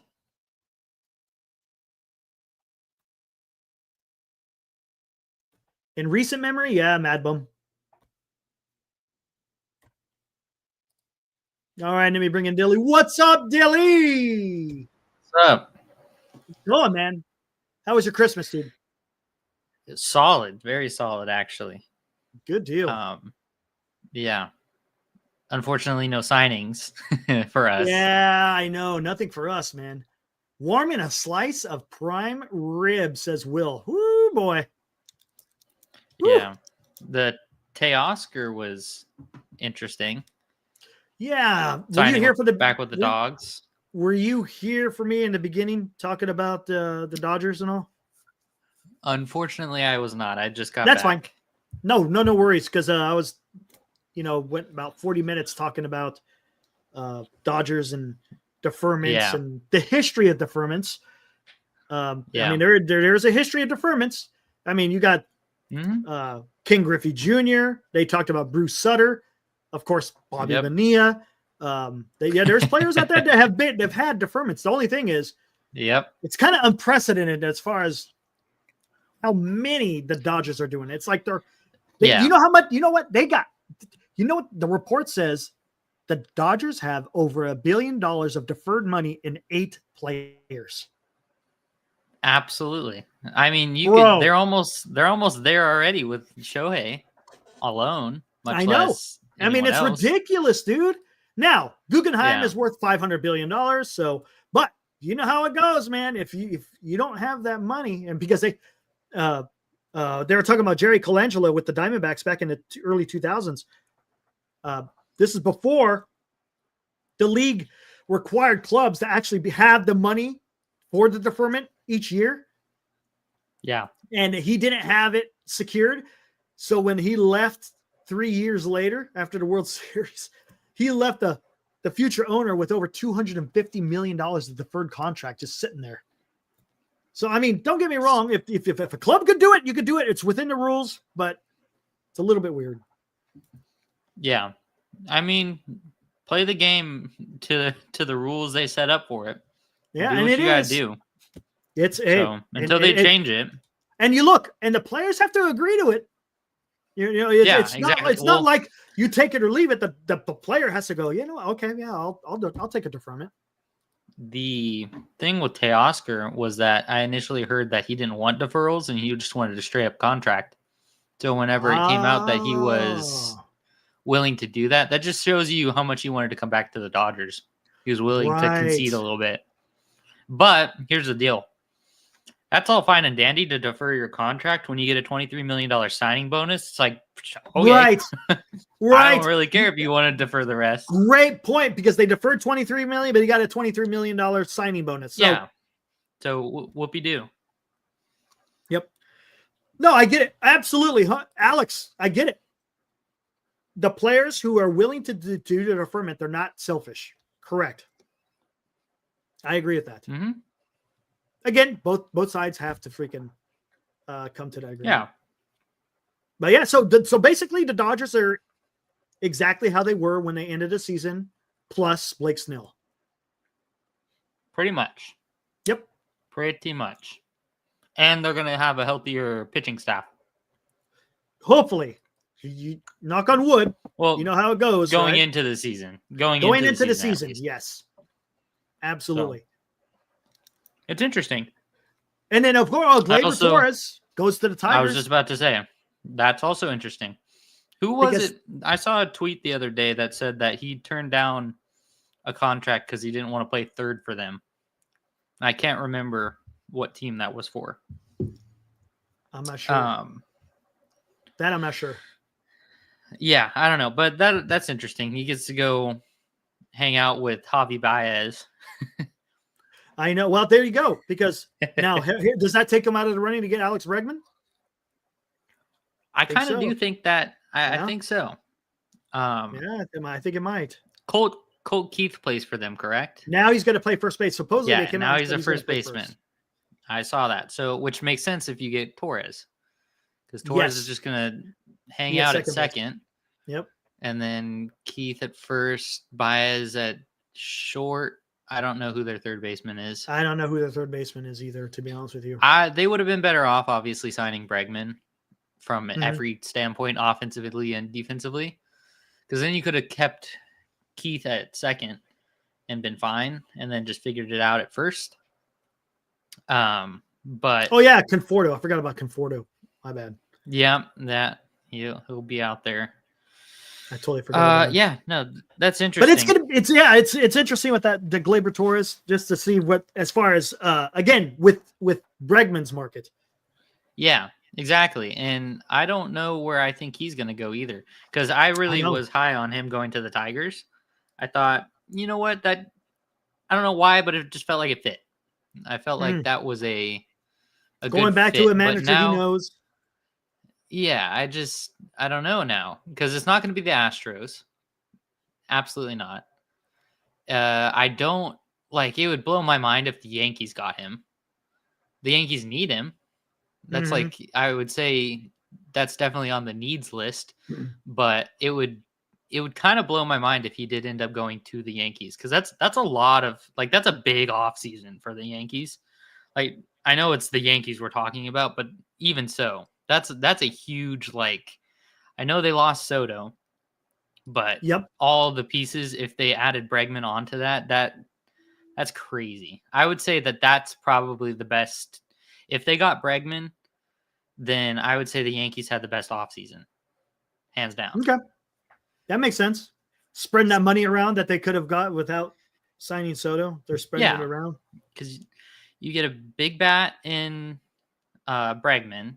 They did a lot for their pitching, Fried and Devin Williams and all that jazz. You got Goldschmidt as a good little stopgap at first.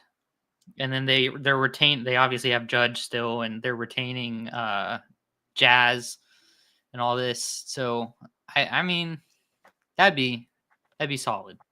Yep. No, Alonso is not off the board, Val. And did you see reports talking about supposedly, I don't know if it's true or not, Mets offered him 3 years, $90 million. I was like, well, yeah, it's a nice AAV, but I think he wants a bigger contract and longer years.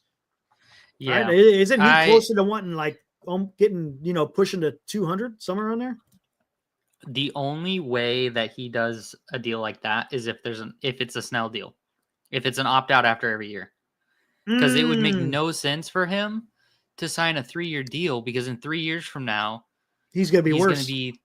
He's going to be 33, 34, something like 33, I think. Right.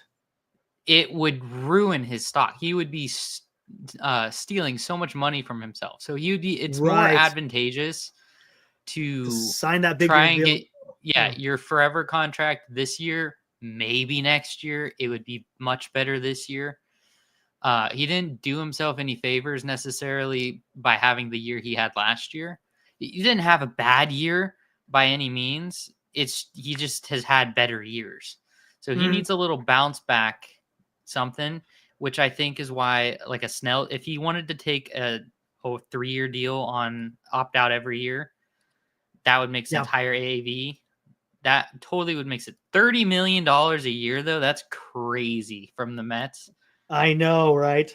That's because, like, $90 million for why? 3. Why would they offer them just 3? That doesn't make any sense. If Cohen is all about just throwing out money, why just stop at 3 years? Why not just freaking give him his 5 years and $180 million? And I don't even think you have to go that high. I think you could get him, if you gave him 170 at this point, 165 for 6, something like that. 170 for 6. That's even crazy too, though, because you're pushing almost 30 a year at that point. Right. And I don't think he's worth 30 a year. That's just me, and you know how I feel about Pete Alonso. So I think he's worth between 25 and not more than 28 a year, and that's entirely dependent on how long the deal is. If you wanted to do a shorter term deal, then okay, fine, maybe a little closer to that 30 mark. But if you did a longer term deal, get the AAV down. Right. Like, especially considering his DH aspect and all that kind of stuff, the fact that that's just what he's going to be sooner rather than later. So I don't know how I feel about 3 years, $90 million. That's crazy. Yeah, it's a little bit weird. That it doesn't make sense. It doesn't make sense for him. Unless they're like I said, unless we don't know about like opt-outs and stuff like that or whatever.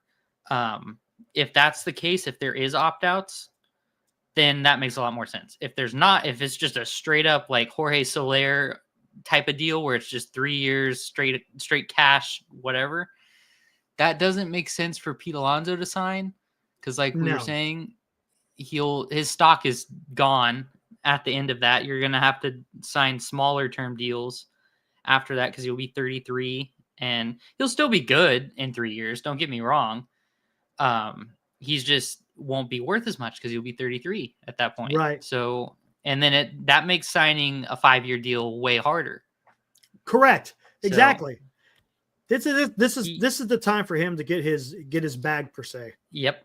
Exactly. Lock into a long-term deal. But this is also the scary part because his stock has fallen so low and the first base market's just so weird right now is that it's hard because he wants to pick the team that he's going to retire as, essentially, or get goddamn close to retiring as. Like this next contract, he wants to be his like marquee contract of his career. He wants to like win the World Series with this team and all that kind of stuff.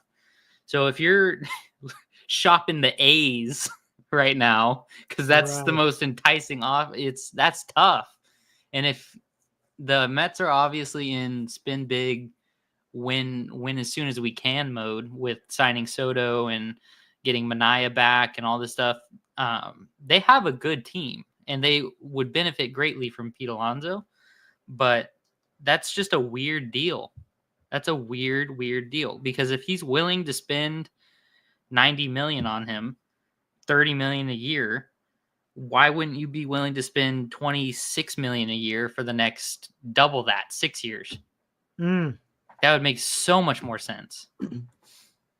Here's another thing.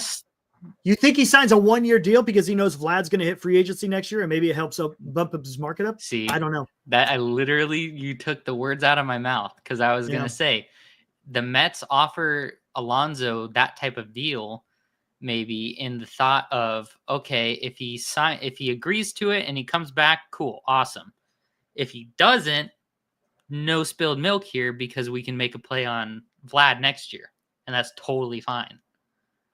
So I don't know. I don't because they basically gave it the 3-year deal. That's basically like making it as hard as possible for Alonso to make a decision because that's not what he wants. But that's still a lot of money, right? That's a lot of money, and so It's like they could, I don't know. Because that's not a good trade contract either. Because if it's $30 million a year and it's not like divvied up weird, like front loaded or back loaded or opt outs or whatever, it's not like you can go into next season when Vlad's a free agent, trade Alonso for someone or something, and then sign Guerrero because no one's going to want to pick up that contract. Right. Alonso, 2 years, $60 million. No one's going to want that.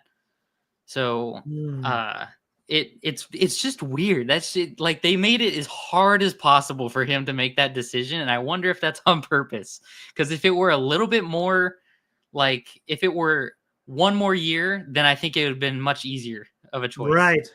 If it were 2 less years, much easier of a choice. But they split the gap and just made it real difficult for everyone. Strange. And again, if the reports are true, we don't know if they are or not. That's just what's being put out there, and you know how that goes. Here, let's bring in Vince. I haven't brought Vince in here before. What's up, Vince? Hey guys, what's going on? It's going, man. Hey, I was going to take a little diversion. Did you want to talk on Alonso, or are you good about talking Corbin Burnes? Hey, talk whatever you guys like. Let's go. I'll go with Dilly with this too. You seen all these reports going on with freaking Corbin Burnes? What do you make of it, man? It's tough. I think that he wants the Giants, and I think the Giants want him. But the biggest issue I see is I think he really wants that 8th year, and I'm worried that the Giants just don't want to go that far. I'm hesitant to do that. Dilly, would you do 8 years with Corbin Burnes?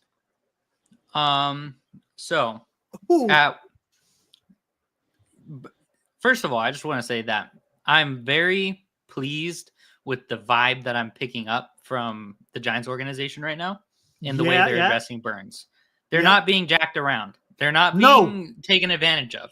No, they're not. I really, really appreciate that. And I love all the reports that I'm seeing that says offers out on the table. It's up to him. Ball's in his court. We're not going to be screwed around because the vibe I'm getting, it's all speculation, of course. It's backed by reports, but speculation is that the Giants have the best offer on the table. It's the closest to what Burnes and Boras are trying to get. Right. Followed by probably the Blue Jays. But I think the Blue Jays are much farther off than the Giants. I think so too. If the Giants have the best offer on the table and they put the ball in his court and said, you see what's out there, I don't see the Blue Jays coming up and matching the Giants or exceeding the Giants. I don't think they're in that position right now. Okay. And so if that's the case, and if the Giants are going to be the best offer that's just offered out there, he's either going to have to like bite his ego a little bit and take the offer that the Giants have, or the Giants are just going to say, you know what, screw you. We're going to do something else. And that is a position that the Giants have not been in a long time. It's been the other way around. They've been desperate for these guys, wanting to get these guys. And now they're kind of in the driver's seat of, well, hey, this is what we've got. And if you're not willing to take it, then we're just going to say, all right, fine. We're going to move on. That makes sense. Vince, will you feel the same way? You think that the Giants are in the driver's seat and it's just Boras dicking around? Absolutely. I mean, all signs show that. I really think Burnes really wants to come here, and I think the Giants know that. Oh, I think so too. And it's real quick. Greg is saying, I don't think Roki sweepstakes has anything to do with Burnes. It's apples and oranges because it's an international pool money for Roki, which has no effect on Burnes whatsoever. Those monies are separate. I have an opinion on that. Oh, you do? So you think there is something there? If Roki signs before Burnes does, which is entirely possible, because look at what happened to Snell. Yeah. Given Boras is the agent. If the Giants get Roki before they get Burnes, they're not getting Burnes.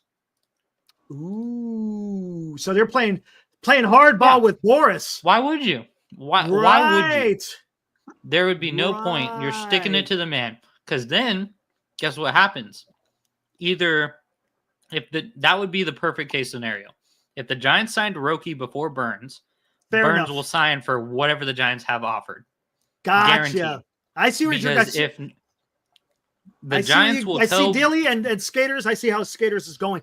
Yes, then that is a difference. Correct. If Roki signs with the Giants, because the Giants will just go straight to Boras and say, if he does not sign the contract that we have given him, we're revoking the contract because we don't need it anymore.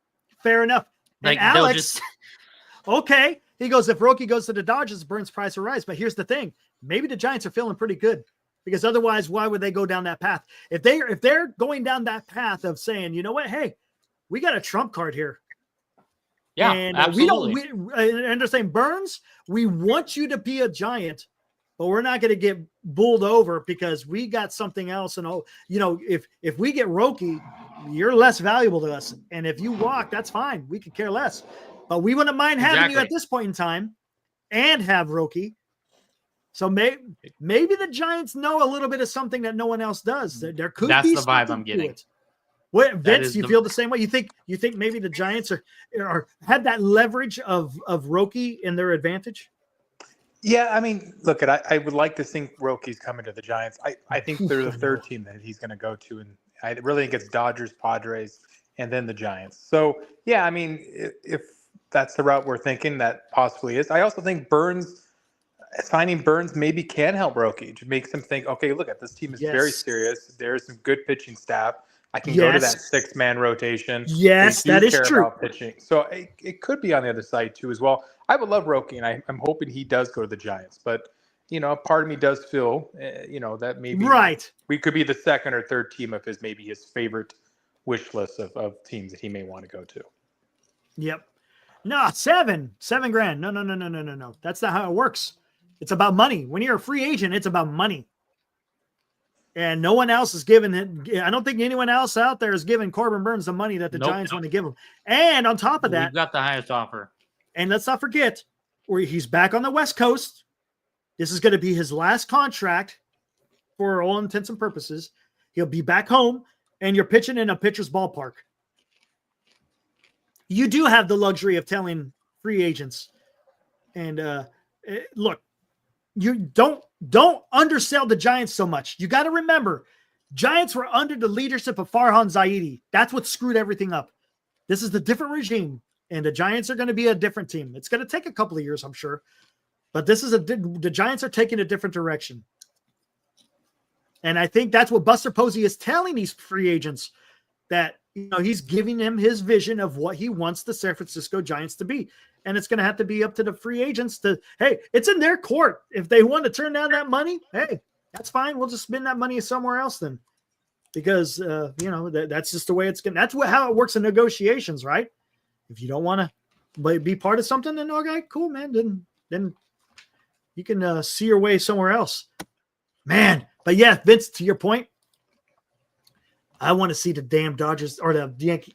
Listen to me. I want to see the Giants get freaking Roki so bad, dude. That would be so awesome. Oh man, dude. Again, because it's you're having to sell him on something other than just money, and that's a little bit more difficult. It's easy to flash the hundreds of millions of dollars, right? It's another, selling him on your team per se. If you sign Burnes, you're saying you're being serious. Like you want to compete. And to be honest with you, if you're signing Chapman and Willie Adames, also shows that he's committed to want to win, because it was Posey who got that extension done for Chapman, and it was Posey who got that deal done with Willie Adames.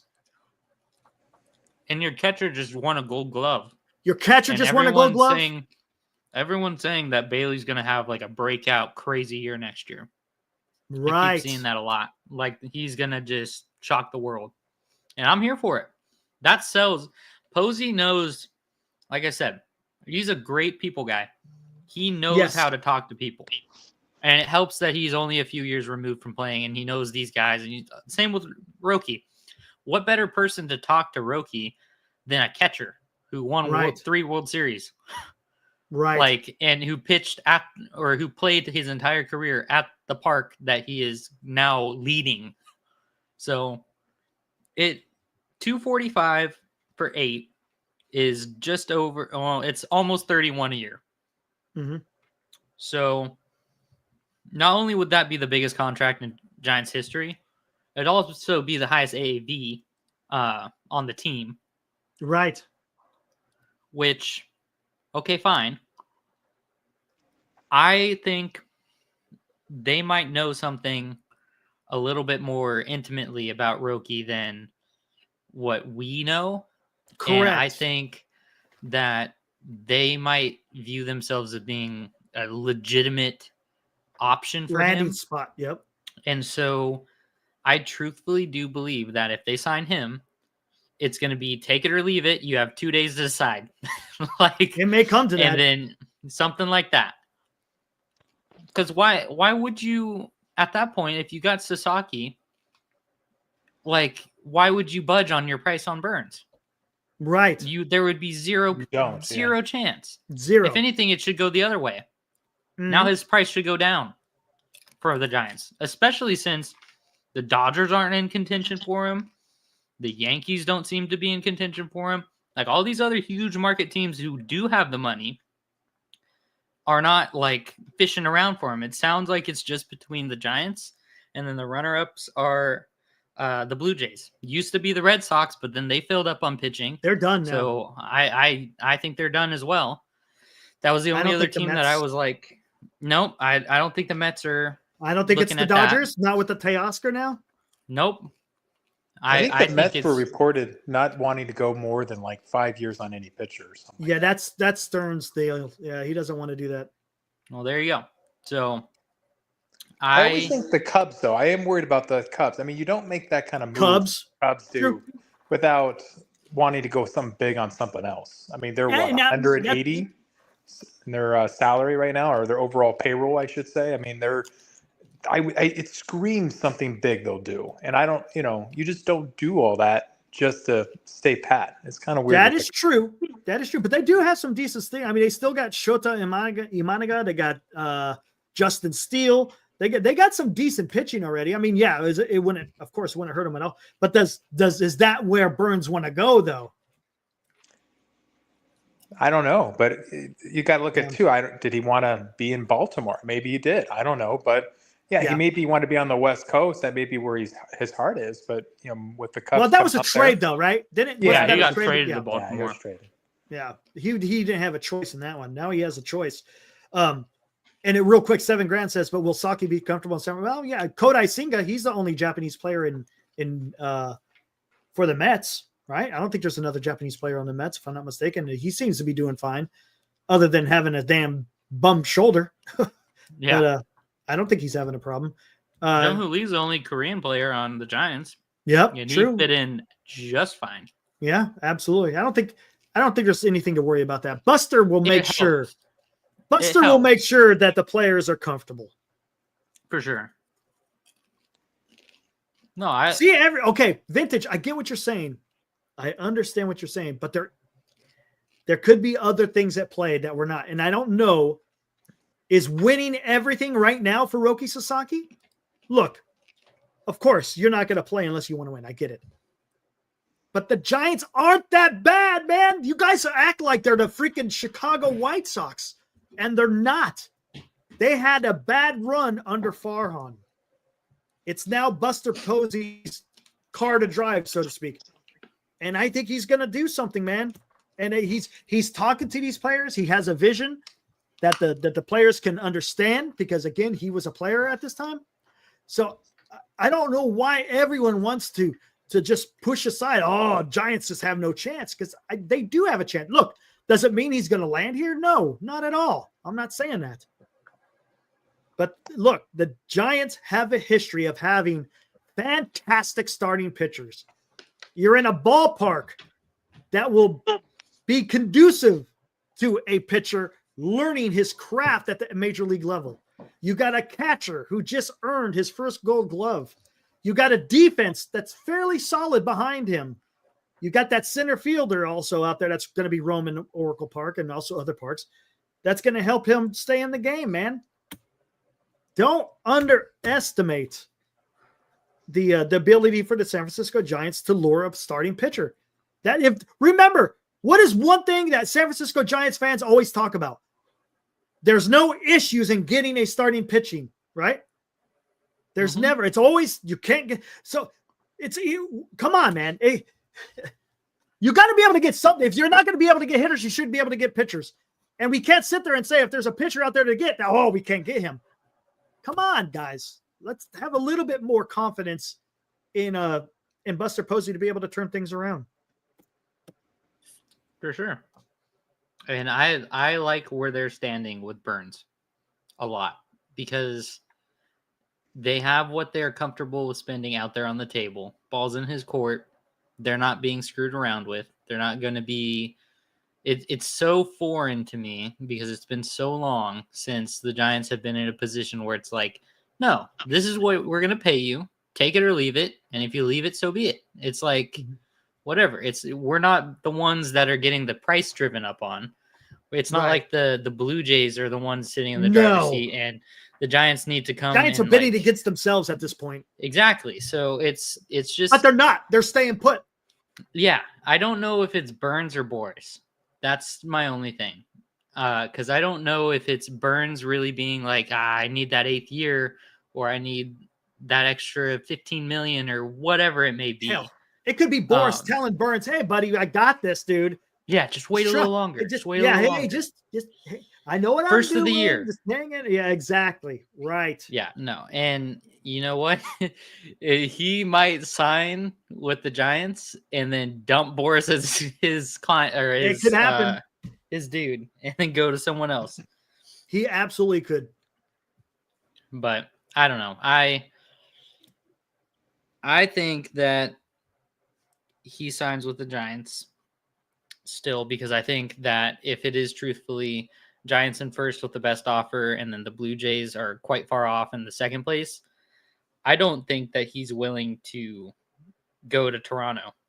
I mean, you couldn't be farther away from California, basically. Couldn't be further away Toronto. in Toronto.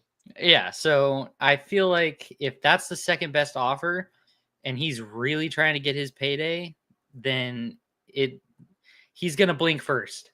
Mhm. So what do you think? And if he doesn't blink, he gets some dry eyes and Roki signs with the Giants, then he's screwed. So it's not a good situation. It's potentially a not good situation. And I don't think that if Roki signs with the Dodgers or the Padres or whatever, I don't know that how much that's going to actually affect Burnes. Okay. Because a piece of me kind of hopes that I think he signs sometime this coming up week. That's my guess. You know what? I feel you on that. I think he's going to sign before Roki does. I think it'd be advantageous for him to do that, because then that also helps the Giants out, I think, as well, because that makes it much more interesting. I almost wonder if the Giants, this is what I was thinking earlier today, next year when you have a bunch of dudes come off the books and you have more money to spend, obviously, just as it happens, I think they're going after Tucker. I think that'll be the guy next year. I think if they sign Burnes this year and they lock him into a long-term deal, he's a Giant for the rest of his career, I think they go all out on Tucker next year. Yep, because they got the money to do it. Yeah, they'll have the money to be able to, like, if that's their only acquisition, then so be it. Like, but that would fill in a hole that's created with Yaz leaving. I'm telling you, man, that would gets me excited. Think about it because, you got Eldridge coming up next year, so you don't. My thinking is that they won't need to be in on Vlad to spend that kind of money if Eldridge works out. Obviously, that's a massive contingency. But let's say Eldridge they put full faith into him. He tears it up in AAA all year this year. Maybe gets a late call up in September just for funsies, something like that. I don't know. He's your starting first baseman next year because Lamont and Wilmer are gone. And then you don't need pitching. Literally, you don't need pitching at all. You are locked in for pitching for the next 6 years, basically. You're dialed. So you're not going to spend a dime on any pitcher next year. You get Tucker to fill in that third outfielder gap that is now left vacant from Yaz or Matos, or pick literally anyone in right field. You throw Tucker in right field. Now you got a baseball team going on. You got a legit baseball team right there. Yes, that's what I'm talking about. And you got three lefties in the lineup with Jung-Hoo Lee, Bryce Eldridge, and Kyle Tucker. There you go. Yeah, dude. You're and Bailey. And Bailey hits better from the left side. Yep. I think that's their play. I think their long con plan is sort out the pitching this year, which this is the year to do it. That's what I've been saying. This year is the best pitching free agent market that there's been in a long time. Mm-hmm. And you dial it in so you don't have to worry about it for the next umpteen years. You got all your young talent, super young, cool. And then next year you get your one bat, maybe two, whatever. Maybe a backup first baseman wouldn't be bad. And now you're set. You're locked in. Yep. You got every position filled.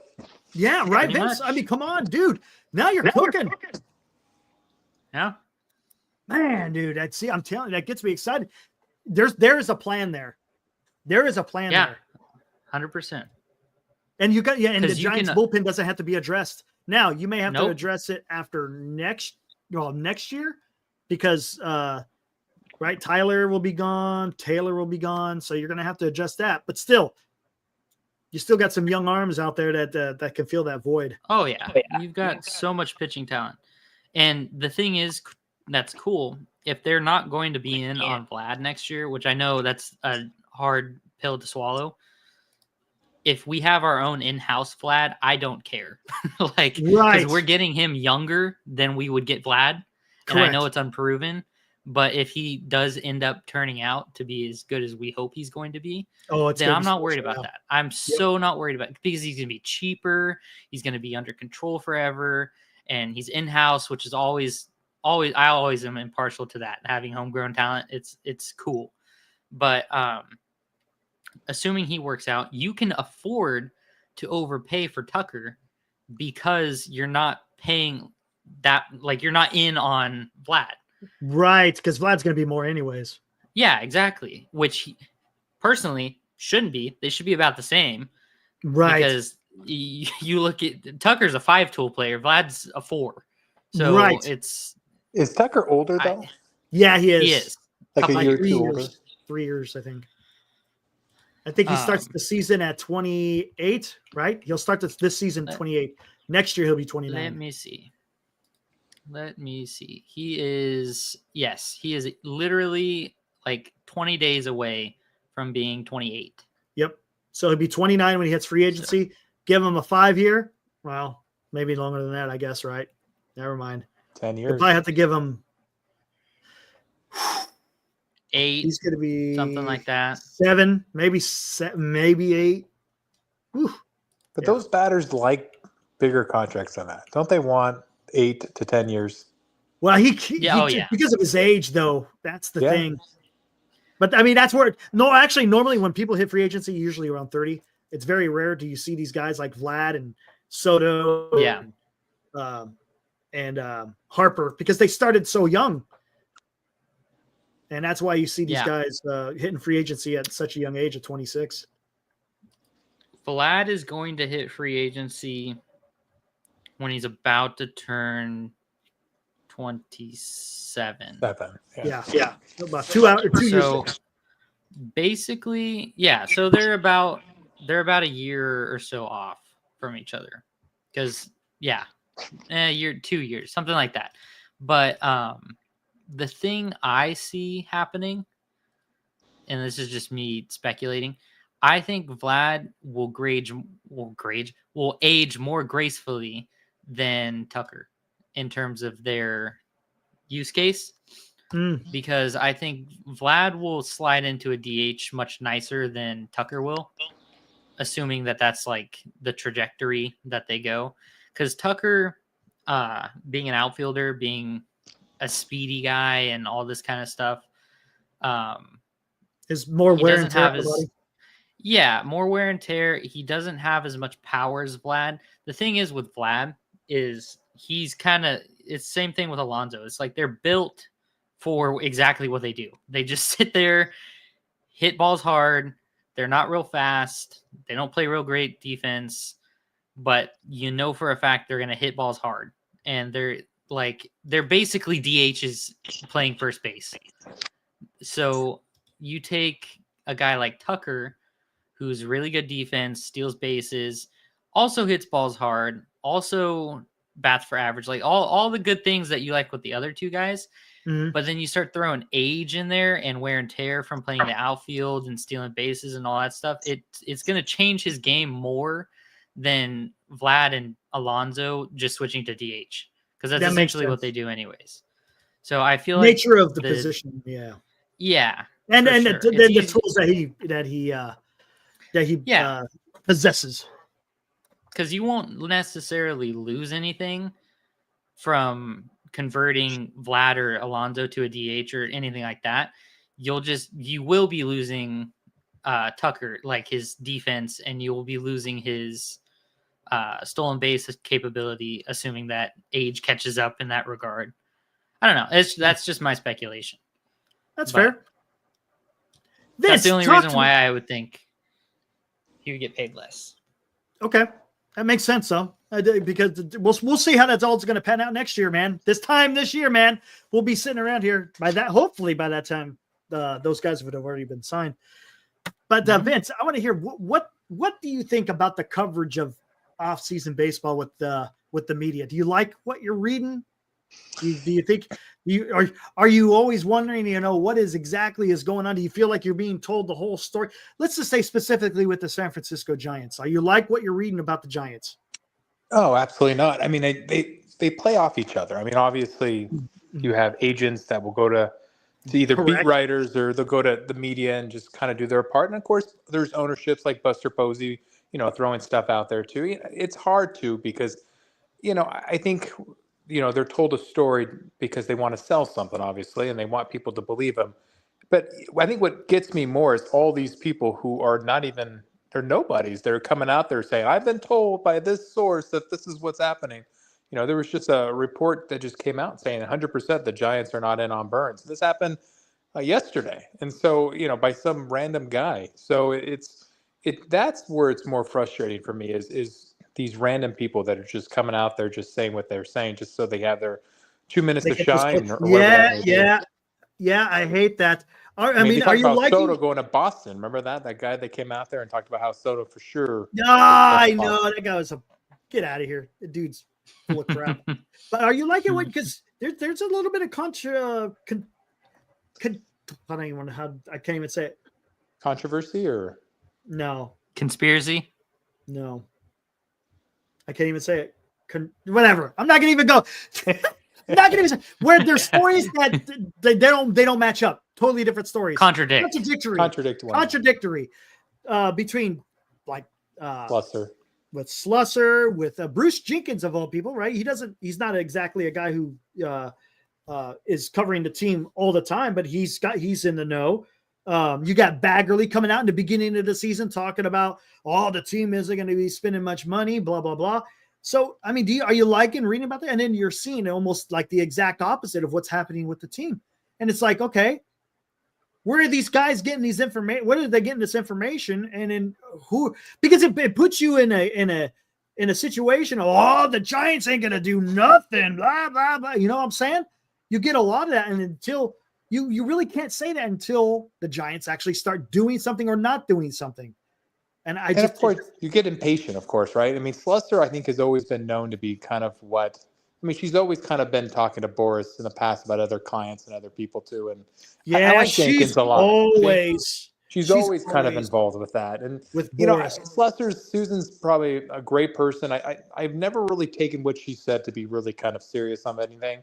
I do like Jenkins. Yeah, go ahead. Yeah, go ahead. No, Bruce Jenkins.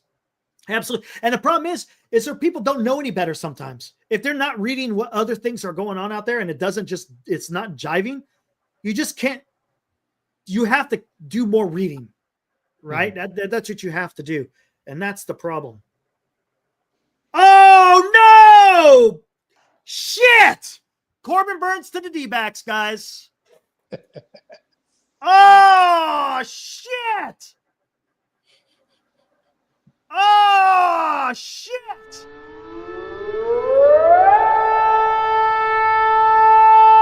Yeah! Corbin Burnes to the D-backs. John Heyman. God dang it, man. Oh, no! Opt out after 2 years.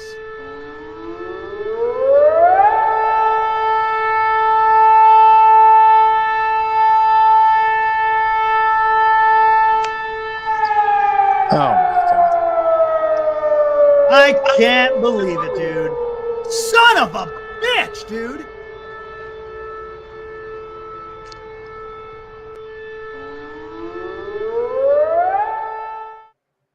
He got his opt-out. Oh my God. All right, guys. Let me go ahead and you guys keep talking.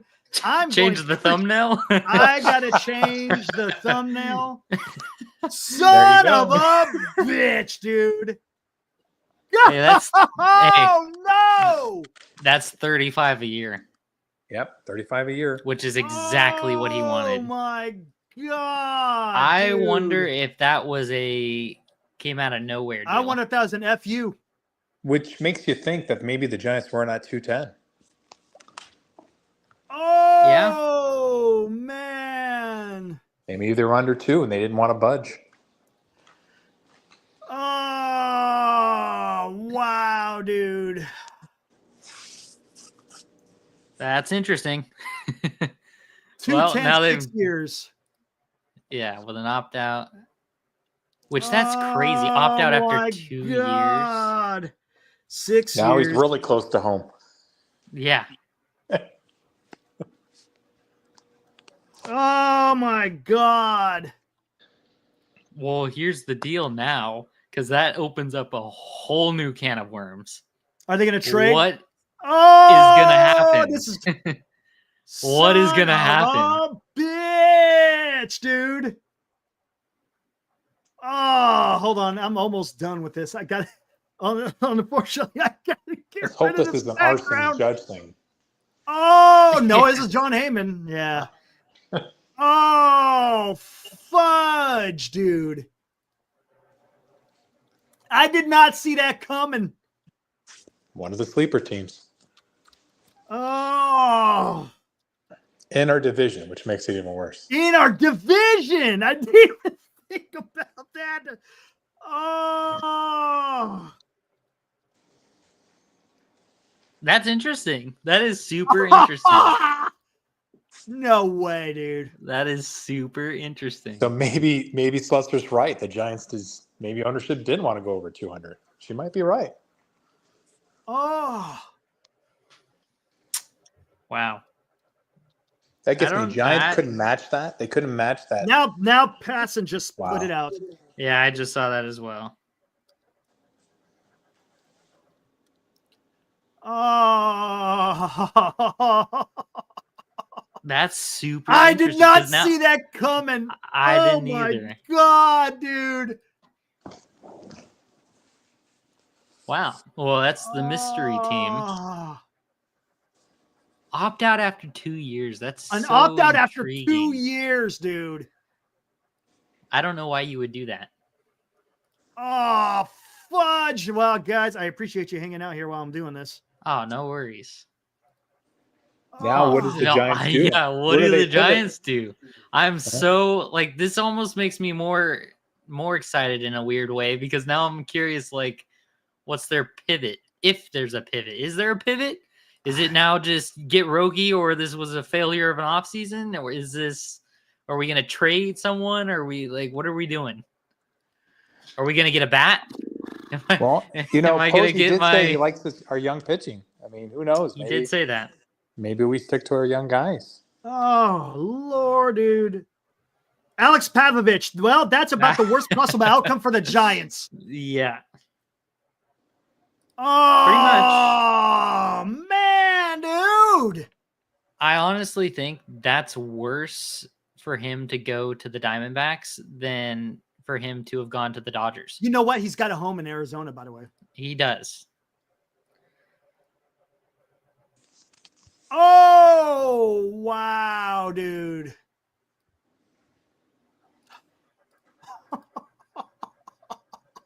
I did not see this coming.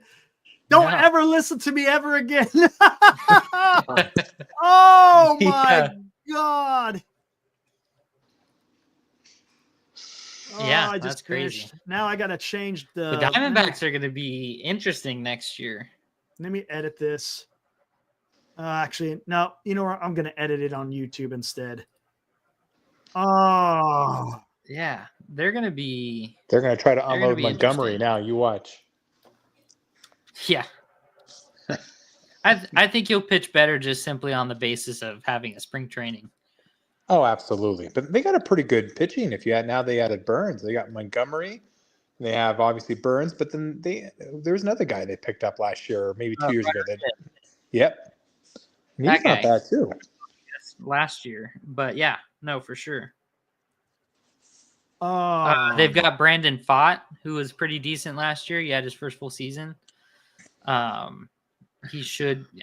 would imagine he's going to be better this year. Yeah, no, they're going to be interesting. They got Josh Naylor to fill in at first base. Corbin Burnes. Well, of course Corbin Burnes, but Corbin Carroll should be better this year. I think he's kind of shaken off his shoulder injury towards the end of last season. So they're going to be like, The thing is, if he would theoretically had the Dodgers been in on Burnes and gotten Burnes, that would just be like adding a piece to an already completed puzzle. It's like whoopee-doo, they just got better, but they were already the best, so it's like it doesn't matter. The fact that he went to the Diamondbacks, who actually are going to now improve, is kind of salt to the wound. So what do you think the Giants offered? I mean, if that's 6 years, 210 for 35, that's a great question, man. you think the opt-outs literally what sealed the deal? I don't think it was just the opt-outs. I really think $35 million per year. That's what he wanted for 210. I really think the Giants weren't going more than that. Gosh, I hope I'm wrong, but I mean, it doesn't matter now. Damn it! You were right, Eric. Though he signed within this week. Yeah. Yeah, you were spot on with that one. Spot on, baby. Sylvia Brown right there. Oh, batting 1,000 on that prediction. I cannot believe this. All right, I got it up there now. Dang. Oh my God. Oh my God. What are we going to do? That's a great question. The opt-outs. Guys, let me go warm up my coffee. Just give me a minute. I'll be right back. Just you guys carry on. You gotta take a walk. Go take a walk. Hold on. God, it's going to be more than coffee warm up after that one. Yeah. Shoot. Oh, that is crazy. I didn't see the Diamondbacks. I didn't either, but I mean, I don't know. I mean, there had been a team that you might be right. I think maybe the Diamondbacks came in kind of last minute and said, okay, what do you have on there? This is what we'll do. And then boom. Yeah. Well, he got exactly what he wanted because that's like 6 years. Okay, fine. If you wanted 8, whoopee-doo, but you got the 35 a year, which is like that. You would be silly to opt out after 2 years. Go pitch until you're 30, whatever, 35, 36, or not. Yeah, something like that. However old he is, he's about 30 years old, and collect all $210 million of that, and live your happy life in Arizona. And if you want to keep pitching after that, go be a Verlander and just sign 1-2 year deals until you're done. And Arizona is not a pitcher-friendly park, so I mean, the fact that he chose Arizona maybe over 40, the Giants stadium here, and Giants players and everything. I mean, just there's something's missing there. There's something that just doesn't make sense. So, hey, Dilly, so what is the Giants? What do we pivot to? What do we do? I don't know, because I've always been under the impression that based off of Posey's comments with him liking his young pitching and all this stuff, that yes, he likes Burnes because he fits that archetype of the Chapman, Adames clubhouse guy. Just dogs, go out there, stay healthy, pitch. It's going to give you 7-8 innings. Yeah, exactly. Give you every single start, 30 starts, whatever, and just be that guy. So I think Posey really liked that aspect of him, but I also don't feel like they were committed necessarily to having to fill in the pitching aspects. Like I think they'll try and get Sasaki for sure, obviously now.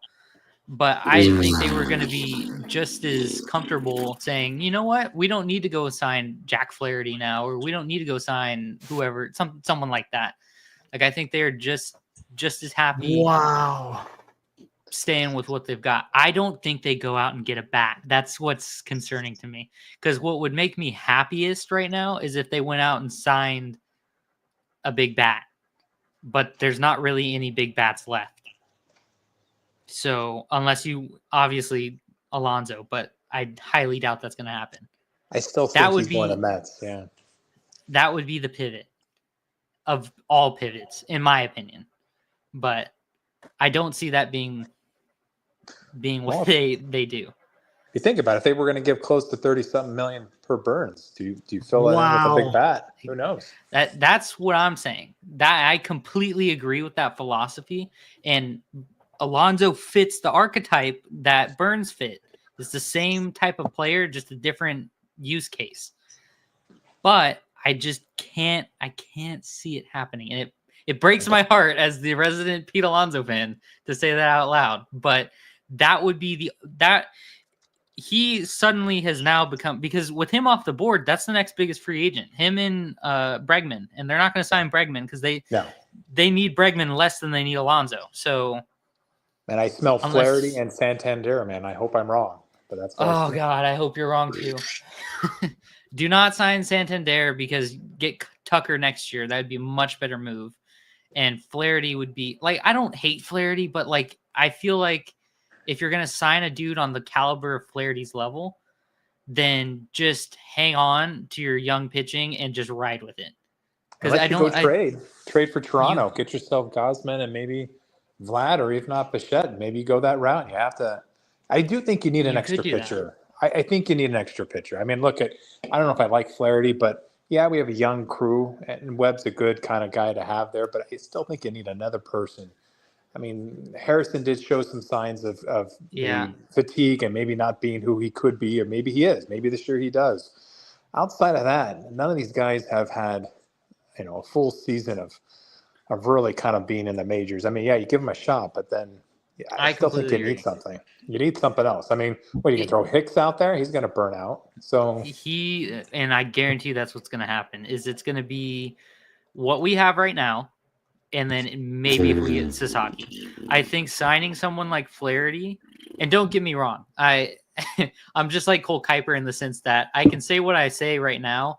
The second we sign him, I'm a fan. So it's like it doesn't matter in retrospect. But like, I can say what, like, I think Flaherty's a good pitcher, and I think I've looked at his stats before, and I think he's fallen victim to like weird stuff. Like his career's been odd, but I think when he's out there and he's healthy, he's good. He's a solid pitcher, and there's just been some weird one-off things that screwed him up. So he I think would be like a spending money to spend money type of deal, and I don't want to see that.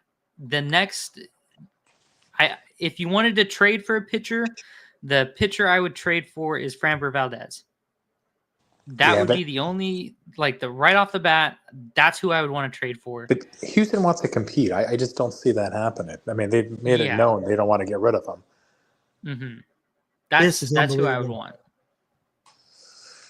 Yeah. Well, I mean, where do we pivot now? I mean, that's I think it was sold. Burnes was going to be the guy. Mm-hmm. I don't know. Just like I thought I thought he was going to be the key. This is really, this makes you wonder, what was the deal? Where was the hang up? 210. Yeah, I'm curious. So what does that come out to? What's the 210? So 35 million a year. 35 a year. 35 years. I said go 245, but I guess the Giants weren't there. They didn't want to go that. If you I wish I knew if that offer was on the table for how long that offer was on the table. If it was literally that was offered to him earlier today, and he decided today, okay, that sounds good. Because that's exactly. And the thing is, he goes to a divisional rival. Yep. Yeah. You can't. He lives in Arizona. He got 35 a year, which is exactly what he wants. And if he hates it in Arizona, which why would you live in Arizona if you hate it in Arizona? Yeah, you can bail in 2 years, and you're still he's not going to be an ancient being in 2 years. He's still going to be good, barring injury or anything like that. Well, and so his stock would still be go down. I really think that playing in Arizona is a stadium that doesn't do well with pitching. It doesn't. So no, it's not. I mean, it's almost like he. Did you know Arizona's like the second? It's also the second highest in elevation, right behind Colorado. Yeah, there you go. It's hot in Arizona. Ball carries. So maybe I'm wrong. I hope I'm wrong, but I just seem like, and that's why I made that statement earlier in the scene. I feel like ownership sometimes is really reluctant to really go out. Is that what Bob Nightingale's saying? What did he say? Linda chat, someone's saying it's about taxes. The Giants and the Blue Jays had a higher offer. I don't know about that. Corbin Burnes was offered. Yeah, that's what I don't know what you want to take of it. I mean, it's Bob Nightingale. Sometimes he's right, sometimes he's not. Corbin Burnes was offered more by the Giants and the Blue Jays, but big tax difference in Arizona. Wow. Vince, we were talking about the Arizona starting pitching, and we were talking, Montgomery, you got Brandon Pfaadt, you got Rodriguez.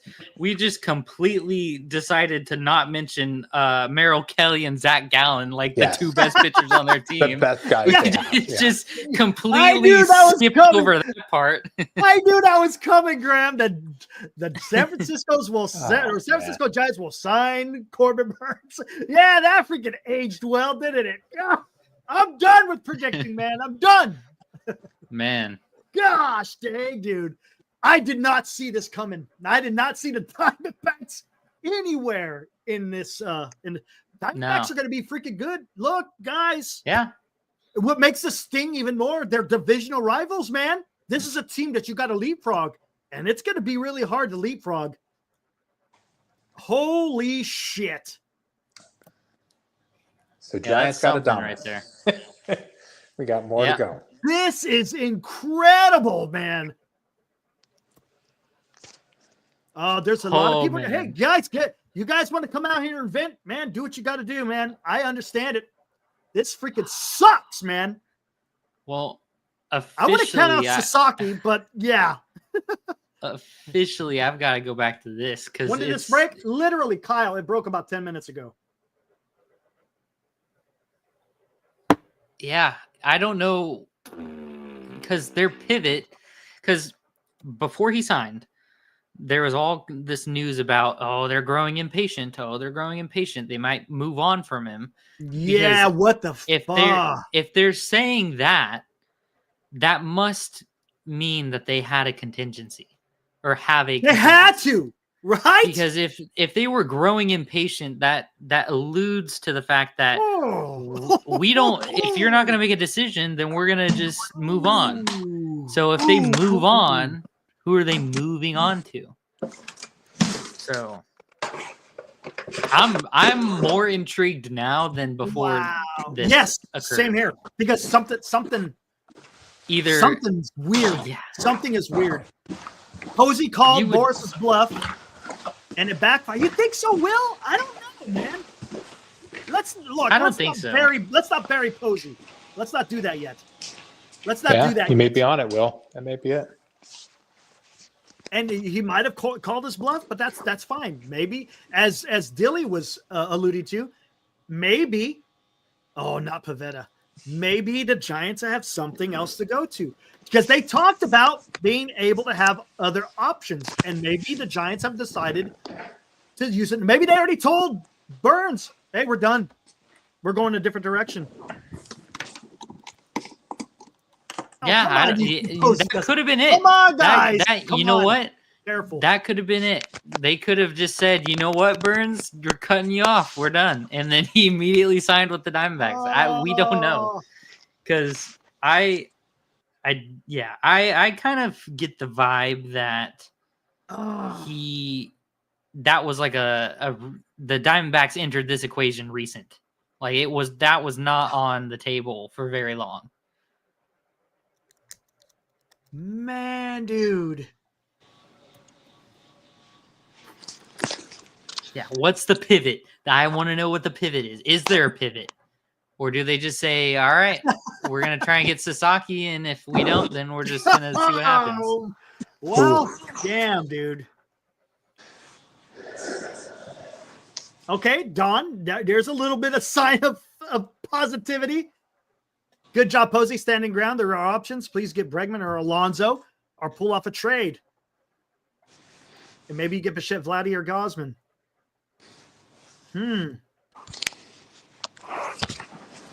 Wow.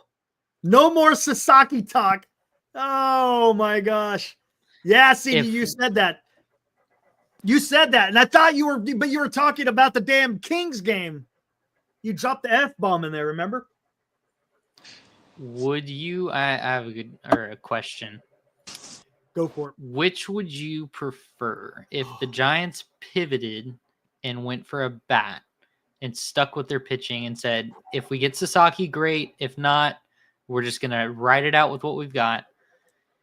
Would you prefer to sign Bregman and have him play second and then Fitzgerald your super utility? like he should be, or you have Alonso, Fitzgerald's at second, and then you slide him to DH and do all that stuff in the following years. Here's the question: is Posey willing to give up another 2 draft? I think he was willing to give it up with Burnes, but is he willing to give up 2 draft picks for either Alonso or Bregman? I think it's 6 of one, half a dozen of another at this point. Fair. I think just you've he's already stuck. punted on the draft, so You can't go in all in offense. That's the problem, guys. I don't know what the hell they're doing, man. I still think you need some pitching. You have to. You need to have pitching, man. You have to. I mean, I would love a bat and pitching, but I don't know where you pivot right now. I mean, you have to make a It's trade. totally. Honestly, I don't even know where the hell. I can tell you that I don't know where he goes. if this were fantasy baseball, you look at the next highest valued player at their position, and it's not in the pitching department. So if you're truly trying to spend, it's not, because Jack Flaherty is not a better pitcher or at pitching than Alex Bregman is at hitting and defense. They're not the same caliber. Well, I'm being patient. Let's see what happens. Again, do they pull off a trade? I don't know. I don't know, man. I don't know now. I'm totally at a loss. Totally at a loss because I don't know what direction the Giants are going to go now. I thought I had an idea that they were going to go with starting pitching. I honestly, I'm flabbergasted that it's the freaking Arizona damn Diamondbacks, a team that you're trying to leapfrog. Where'd they find all this money, by the way? Great question. Hold on. Where'd they just find all this money at? Do you think they're going to trade somebody? I don't know. Where are the Diamondbacks? Hold on. Let me see where the Diamondbacks are. No, they got plenty of money. Okay, because I'm trying to think of their roster and who they're paying, and a lot of their their dudes CBT this year is 176. So yeah, and then next year it's 82. So they're fine, man. They're fine. Yeah. Huh. Yeah, there's an opt-out. There's an opt-out after the second year. Let me add that in there. Yeah. Let me add that in the damn banner. Interesting. Was that the kicker? Is that the kicker then, guys? I don't know. I really, because as much pull as the Giants had for being like his home state and all this kind of stuff, being close. If you live in Arizona, if you live in Arizona, I mean, that's as close as home you can be. There you go, and you're still mostly on. You're not. You're West America or West United States. Yeah. So. Oh man, it's just. I'm trying to just see what other people are saying, but you saw what Pavlovich seems to be taken aback. Said this is not good. This is not good. Yeah. I think that was a new development. I find it really hard to believe that. I have heard nothing. There's no way there was that nothing deal... being talked about the Arizona Diamondbacks, and all of a sudden, it makes me wonder: did the Giants just finally call them and say, "We're done. We're not going to work with the opt-outs"? I just don't know, because come in after they didn't like the deals, like they didn't like where the numbers are at, and that's why they entered in the opt-outs. It wasn't. Honestly, I don't even know. What's up, Asif? How you doing, man? Yeah, he lives in Arizona. Yeah. This opens the door for so many like funny things to happen too. They're not going to happen, but get ready for all the, oh yeah, we should sign Alonso and spend not as much money as we would have on Burnes, but then that leaves us some money left behind so we can go out and get like a Verlander or someone like that on the cheap for a 1-year deal just to fill in the gap. They don't do that and shit. All that kind of stuff. So it's like you're just gonna do quantity over deep quality. I mean, that's just absolutely. That's crazy. I can't believe this. Honestly, I'm shocked. Didn't see this coming. Did not see this coming. No. Chardon, I'm not going to bring you in for this, man. This is not now. Not the time. Can't fault the Blue Jays and the Giants for trying, says Foul Territory via Nightingale. I believe that I think that they offered him more than that. There we go. I find it hard to believe that they didn't. This is Foul Territory. Can't fault the Blue Jays and the Giants for trying via Bob Nightingale. Whew.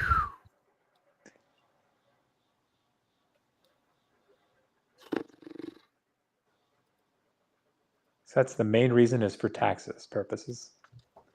That's what he's saying, huh? Whether or not that's true or not. Here's the deal. If he was going to get paid more money, like total breaks even, for the Giants and the Blue Jays, if he was offered more money from both of those teams and then the taxes worked it out to where it'd be right around the same of what he took with the Diamondbacks or maybe a little bit less, then why wouldn't you take the Diamondbacks deal? Because you get paid less, or you would get paid the same amount, if not a little bit more, AAV wise and total whoopee-doo, and you get to pitch at home. So it's like the deal makes sense from like just an outside perspective. It makes sense. It's not like it's, oh, he signed with the Cubs. What was that all about? Like, where'd that come from? There's a lot of like signs that point to it making sense for him to go to Arizona. It's the shock factor of, oh, it's Arizona, so now we have to deal with that consistently. And it's where did that come from? Because no one was talking about it. Like, that just appeared out of nowhere.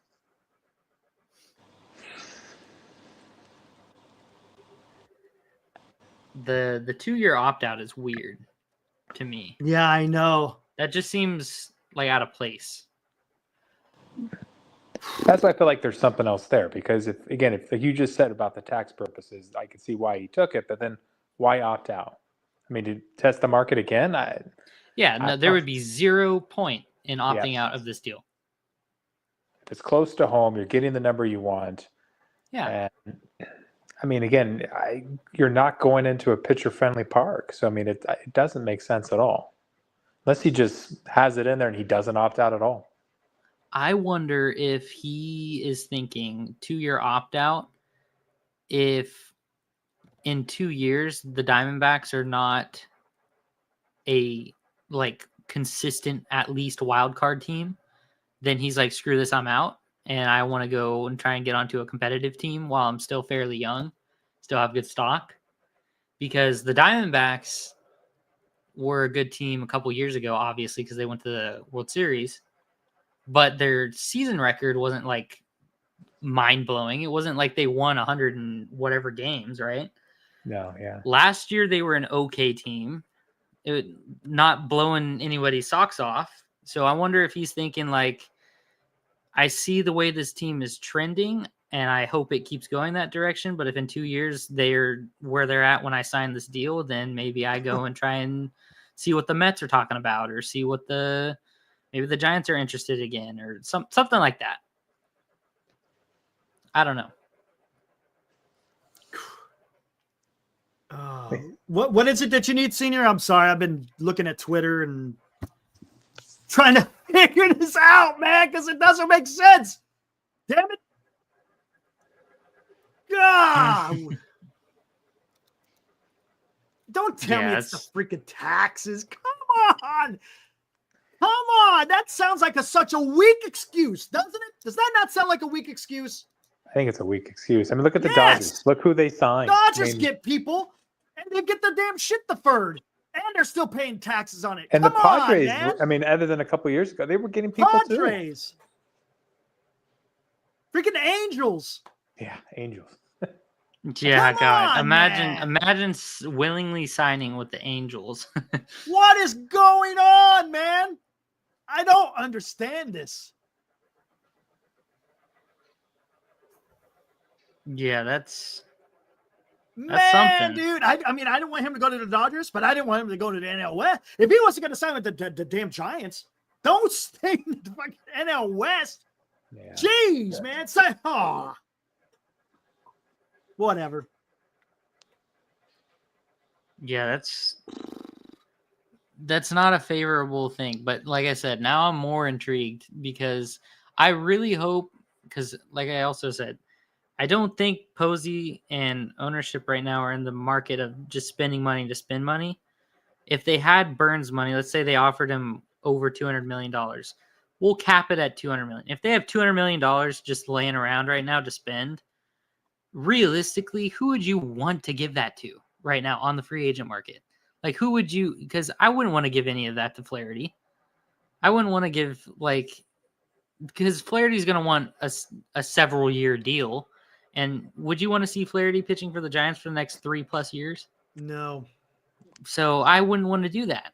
And I wouldn't want to. And after that, pitching wise, free agent market wise, there's not really much going on there. I love NBC Sports Bay Area. Look at this. Look at this. Look at this tweet. Corbin Burnes reporting has spurned the Giants. Has spurned the Giants. Oh my God. What is going on? How did the Giants not get a freaking starting pitcher, man? That's the one thing that the Giants have always had success in, is getting some starting pitching. And they had the money to do it.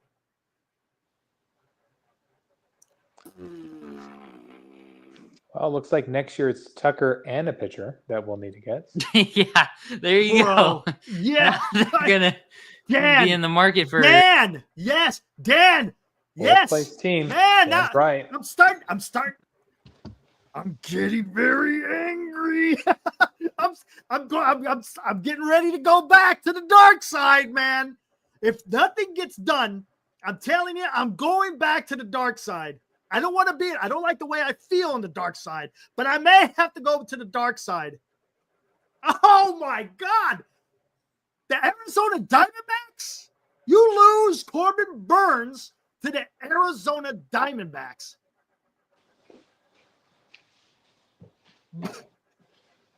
Do you think Posey's awake right now making phone calls? The Giants. Come on, man. The Diamondbacks? What? Blame Are the Posey. Diamondbacks more appealing to the Giants? Seriously, right, Vince. Right. Come on. What? Something's not adding up. Plain and simple. Yeah. Right. December 27th of 2024. Done, dude. It's about to be done. How many times have I stuck up for this club saying, hey, have trust until it's time not to trust anymore? You can't lose on Corbin Burnes. When all the other pitchers have come off the board, you could not have missed on Corbin Burnes. No, I get it, Val. And the Giants could have overpaid, and I think they did. I don't know what's going on. You lost out on Fried. You lost out. Look, I understand Snell. I get it. But what?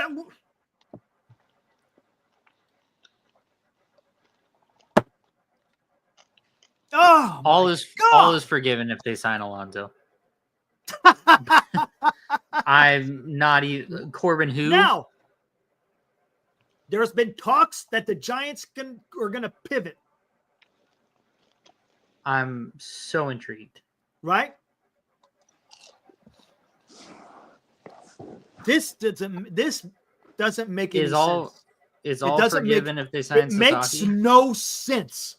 There is no rhyme or reason why the Giants could not have signed Corbin Burnes. Dan, Buster is not the problem. Greg Johnson. Buster can't make any decisions without having to go back to Johnson. No, you're on to something, Dan. Absolutely. He's the one that has to approve it, man. He's the guy he's the one that gives the blessing, so to speak. You can't do this. You cannot compete in the NL West with the bats. You can't. You cannot do that. You cannot do that. Pablo Lopez. Yeah, guys, I'll throw the link out there. Here, anyone wants to come in, you guys are more than happy to come in, man. I like Pablo Lopez a lot, but I'm also just sad because I would rather just be able to sign someone to a bunch of years and have them just be locked in. Yeah, because Pablo's gone after 2 years, right? Yeah, something like that. So that kind of a vibe bums me out right now. If they sign Chardall, Sasaki, you're not coming in would you tonight right forgive now, him? dude. Chardall, you're not coming in tonight. Just laying it out there. We're not going to. This is right now. It's no funny business. This is going to be serious talk. So just not tonight. All right. Do you guys happen to know what pitching free agents are next year? That's a great question. Great question. I looked at hitting. I don't think there's much in pitching. I don't think there's much in pitching at all. What's up, Liam? I felt like this year was the year they needed to get. Oh, I think this was the year to get pitching. Hey, how you doing? Man, talk to me, man. How you feeling about this? Yeah, that was shocking. That was really just came out of nowhere. Came out of nowhere. I mean, I'm glad, honestly, looking at the deal, I'm sort of glad now. I mean, the opt-out is really odd. It's just, it doesn't make sense for the opt-out. So, I mean, if he was to sign with us with an opt-out, which I don't think Scott Boras would have let him sign without an opt-out, and it would have just been another Blake Snell all over again. I feel like I'm speculating, but I still don't think the Giants had the highest number. I really don't. I think maybe not. Giants. I feel like the Giants didn't, and I think they thought Burnes really needed the Giants, and they were paying hard. And I felt like here comes the Diamondbacks, came in there and just did it. That's why I figured the 2-year opt out. You're right, Liam. It doesn't make any sense to do 2 years if you have exactly what you want and you're at close to home. You don't opt out. You don't even put that in there. So, I feel like the Giants were maybe under 200. Maybe I'm wrong, but I feel like they were under 200. There was a lot of talk about owners not wanting to go over 200. Maybe I'm over speculating on stuff, but no, you may be onto something, man. Maybe ownership to do it. And I like what Don is saying here because there may be something to this. I like what he's saying. There could be something to this. And if he's holding to his gums, if he's holding on to his guns, I like it. Opt-out means greed, and that ain't what Posey is about. He wants winners. I get that.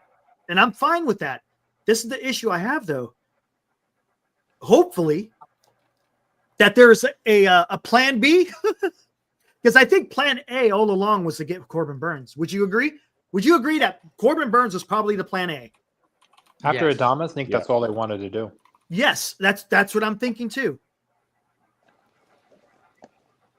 There's some pitchers next year. Alden Gonzalez, I think he covers the D-backs. Corbin Burnes and his wife just had twins, and they wanted to stay home in Arizona. There you go. Give me a break. Then why didn't he sign a long time ago? I call bullshit. I'm calling bullshit. Because if that's the case, how come he didn't sign? How come he didn't sign in the beginning of or during the winter meetings? Then, if he wanted to be close to home, why didn't he just sign with the freaking Arizona Diamondbacks from then? Get out of here. Leveraging. There's some interesting starting pitchers that are free agents at the end of next year. Like it's not great, but it's not. Yeah, I saw terrible. that, Lenny. It's just Lenny, like I saw Reyes. that. Yeah. That supposedly the Blue Jays and the Giants had the highest offer. Yeah. And I believe that. I do believe that. Free agents next year, you got guys like, I'm just gonna read the ones that I think are notable. You got Dylan Cease, who's free agent. Zach Gallen is a free agent. Zach Eflin is a free agent. You have Merrill Kelly, but Merrill Kelly's going to be old. Michael King is a free agent. He would be good. He'll be 31. There was one more. Dustin May, injury prone, but he's a free agent, 28, from the Dodgers. Freddie Peralta has a club option with no buyout at the end of next season. He'll be 30. He's a pretty good pitcher. And then Valdez. And Brandon Woodruff is also, but he's got a $20 million. He's not. I don't think he's pitching this year because he's had Tommy John, but he's under contract until, or maybe that was last year. I think maybe he'll pitch this year. He signed a 2-year deal, and the first year of that 2-year deal, he's not pitching because of Tommy John. The second year of that deal, he will. But he's pretty good. But outside of that, it's kind of slim pickings. There's a lot of old guys. Shane Bieber he's on a 1 year, right? So yeah, he's on a 1 year. If they don't extend him, then he's got like stipulation. He has a $16 million player option with a $4 million buyout. I don't know, Alex. To be honest with you, I don't know. Do the Giants know what Plan B is? With all of my heart, yeah, right. I hope it's a white polar bear with a Coke bottle in his hand. Oh my god. Okay, well here we go, guys. Living the dream. Let's talk about this. What's the most likely scenario? Do the Giants pivot to bats? I think the most likely. Or are they looking to do trades because they don't do? Look, we're running out. There's no more free agent starting pitchers out there that I'm willing to get. It's Flaherty and Quintana, and I don't even know who else. Yeah, that's just spending money. So pitching free agency is off the board. Now you got to trade for a pitcher. Load up on offense. I'm sorry, I don't. Maybe I'm wrong. Maybe I'm wrong. Just go all in and trade for Scooble. if how much are the Giants willing to pay? Are the Giants willing to pay for it? Well, again, you got Bryce Eldridge coming. You got Bryce Eldridge coming. You don't want to block him from first base. Pitching is the key, right? I get it. I know, Johnny. That's why I don't understand, man. I don't get it, dude.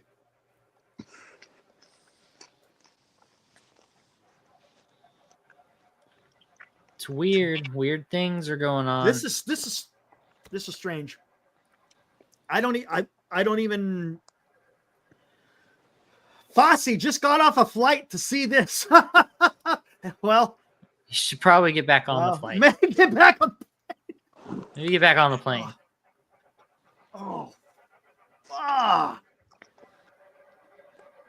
Yeah, it's getting weird. I don't think that they're expect to not have a lot go on for the rest of the offseason. I think they're going to try and get Sasaki, and if they don't get Sasaki, then that was that. Yeah, I don't know. That's the vibe I'm getting. I don't know. I honestly, this so much for Willie Adames calling Corbin Burnes. So what was that all about? What was that? What was with Logan Webb talking highly about Corbin Burnes and Willie Adames out there talking about him? I guess that didn't work. I guess did Corbin Burnes tell him at that time, hey man, I just had twins. I want to stay in Arizona. Oh, dude, man. Maybe the Giants got pissed and they really did back out. Maybe that's enough. Maybe they did. I don't know. Maybe they decided to say, forget it. We're not going to go where the heck you want us to go. So we're just go on. Go somewhere else, man. AKA and he got his opt-out. And maybe that's what it was. Maybe the whole deal was he just wanted those opt-outs. I don't think it had anything to do. I'm going to say taxes are off the board. I think he wanted those opt-outs. So what does that tell you? Is that a guy that you want to have if he just wants to have opt-outs? I don't know. I think someone said in chat, if he wanted to be a Giant, he would have been a Giant. Good point. Yeah. That's cutting to the chase, right? I don't know how they save face. C. Davis, great point. Again, I think a few of us have talked about that. Why would you go and sign Willie Adames and extend Chapman if you're not willing to pay big bucks? Right? They're paying the big bucks. If the Giants are not being cheap, there's something else at play here. King Snow, what is up? Thank you, sir. Donates $5. Corbin Burnes was offered more by the Giants and the Blue Jays, but the big tax difference according to Nightingale. Yeah, we put up that tweet. King, seriously, are you believing that? Because I'm not. I'm not going to sit there and say it was because of the taxes. There's got to be something else at play. We just don't know.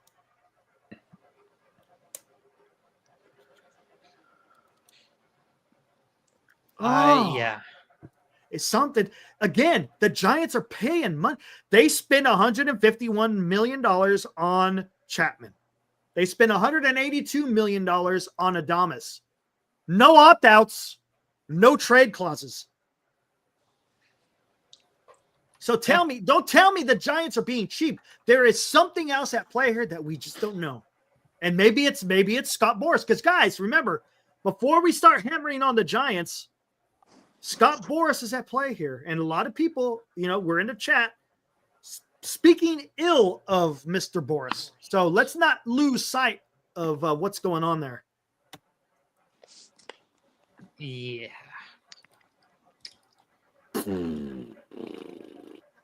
I think this is tough.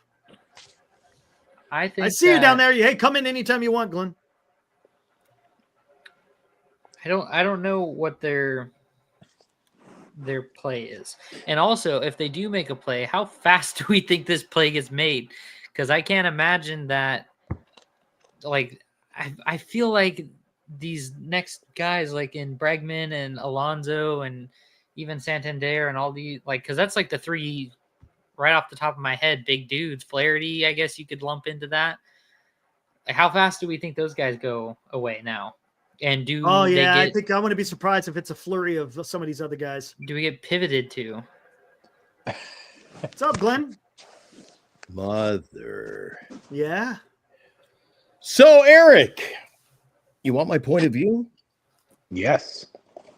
I'll go find it right now. I'll go find that clip. Talk to me, Glenn. What the hell, man? Why I don't want to look. The last thing I want to hear, I don't want to hear anything about taxes. I don't want to hear nothing about fucking taxes. I'm going to give you, I told you so, 2 days ago on the show. Oh, come on, man. I said mystery team. I said mystery team, Eric. I said mystery team. I also said, and there may be truth to this now. We'll see. I also said, what did I harp on the show last night? I said either Boras is going to say screw you, or the Giants are going to say, yeah, you want to go play somewhere else? Screw you. Which way you think it is? Maybe somebody balked. Maybe someone balked, Eric. So it's maybe okay, fair. That's fair. I did think there was a mystery team going to come out of this. Interesting. And there was. Now the question is, Eric, where the hell do you pivot on this now? Where do you go now? If you think listen, Roki Sasaki ain't getting out of bed tomorrow and going, I think I should sign with a fourth place team. No, Eric. This pitching staff is thin as a rail, my friend. I know. I know. What have I harped on? I'm mad tonight, Eric. I'm seething. This pitching staff is thin, Eric. I told you it was thin. We were on the cusp of something good, or it was gonna go south. And boy, oh boy, we're down there. We went south, Eric. What are we doing now? Wait, I think the only thing you're gonna get a pitcher now is trade, man. What are you gonna sign? I don't know. Maybe you trade. All your eggs in a basket, man. And what happens? You end up with the scraps, dude. Hey, maybe they trade. By the way, here. I think that's the only way. And you know who called this with me? Senior called this. Right here. Senior. It's right there. This is yesterday's show at 1 hour, 34 and something seconds. Yeah, but about an hour and a half. 1 hour, 34 minutes in. Play it. He asked the question. Could the D-bags steal Burnes away? Play the clip. Yep. Well, there's no clip. It's You didn't know. Oh, I thought maybe. no, it's in text. It's in text. So There it is. Senior softball games mentioned it yesterday. I And of knew course, when Dilly said that last night. Oh yeah, and I'm sticking to my guns on that. Absolutely. So Senior did mention it yesterday. I was just in an event when this broke, Eric, and I swear to God, Bernice is my witness. Right? Well, she just left, but she'll be back in 5 minutes. Bernice is my witness. Someone said, at least if you had signed Sagano, you'd have something to hang your hat on. Yeah. Oh, don't start with the Sagano. Well, Don't what the start hell with we the got Sagano. now? She ain't getting Roki. Don't start And with the Eric, Sagano. can I make one more point? And this is going to be I'm already wound up. I took my heart pill, so I'm good for a few minutes. I'm going to tell you something, Eric, and I'm going to question you, my friend. We spent 20 minutes last night debating on why baseball is so much different. No, I'm not doing this. Please. So much different than other businesses like the business Yes. I'm in. Yes, correct. If he was so important to this team, why didn't they offer him 300, 320? Eric, he signed for like two and change, man. You know what he signed for? 210, 220. $35 million a year. I said if the Giants did 7 years at 245, you could have had it. But that's not I don't think that was the kicker. I think it was what people have been saying all along. It had to do with the freaking opt-outs. He got an opt-out after 2 years, Glenn. So give him the opt-out. Eric, if he was such a big investment, like guys, this was a topic of bone of contention of the show last night. If he was such an investment and you needed him that bad, why didn't you just give him what he wanted, Eric? Why didn't you just give him what he wanted? What will it take? You know the old Tom Durjevich thing? You know his favorite line? His favorite line is, see the check? Blank. Yeah. What do you want? No. But you don't do that after losing. You don't sign to a guy and he walks in 2 years. That's not setting up for success. Then you got to go try to find another pitcher. Then nobody should be pissed off. Then if that was your philosophy, then guys, you guys obviously aren't as pissed off as me because hey, if that's not what you want to do, I wanted him for the 2 years, Eric. The hell with the waiting. No. What do we got now? No, because then you're just because that's what Posey doesn't want to do. That's just what it is. So you're happy. I don't know. All right, I'm content. I didn't say I was happy. Well, you're either for it or against it. No. Look, ask anyone here in the chat, and if anyone wants opt-outs. No one wants opt-outs. Nobody does. So then you're happy with it. You're non-starter. You're not happy. No, I'm not. I'm pissed off. But am I pissed off at the Giants? Sure, because it depends on what they offer. Because we don't know. We don't know what the Giants offered. But one thing, hey, at least Posey's holding to his gun, saying he doesn't want to have any opt-outs. I'm fine with that. Well, then you better get used to being a fourth-place team, Eric. What worst team could he have signed with, Eric? I told you. We're trying to catch the Dodgers, the Padres. Then you got the era. Everybody's saying, Arizona's not that good. Eric, Arizona's getting better. What are we signing? We got one player there. We got Adames. And no. We got Chapman. Because basically what they did with Chapman was re-sign of a guy who didn't hit with runners in scoring position, had a crappy year, in my opinion. It's not a crap year.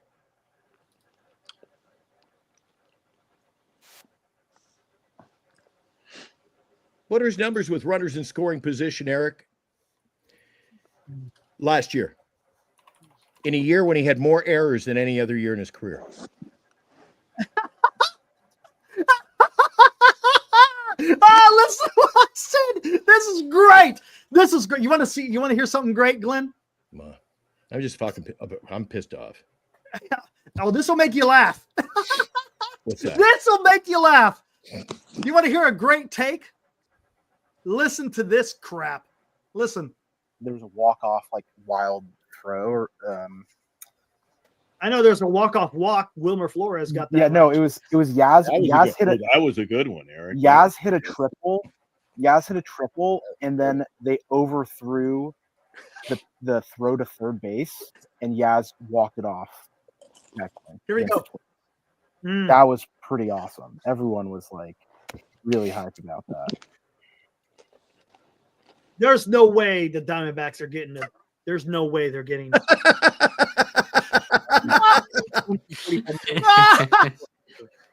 No, there's very few pitchers. There's very few teams.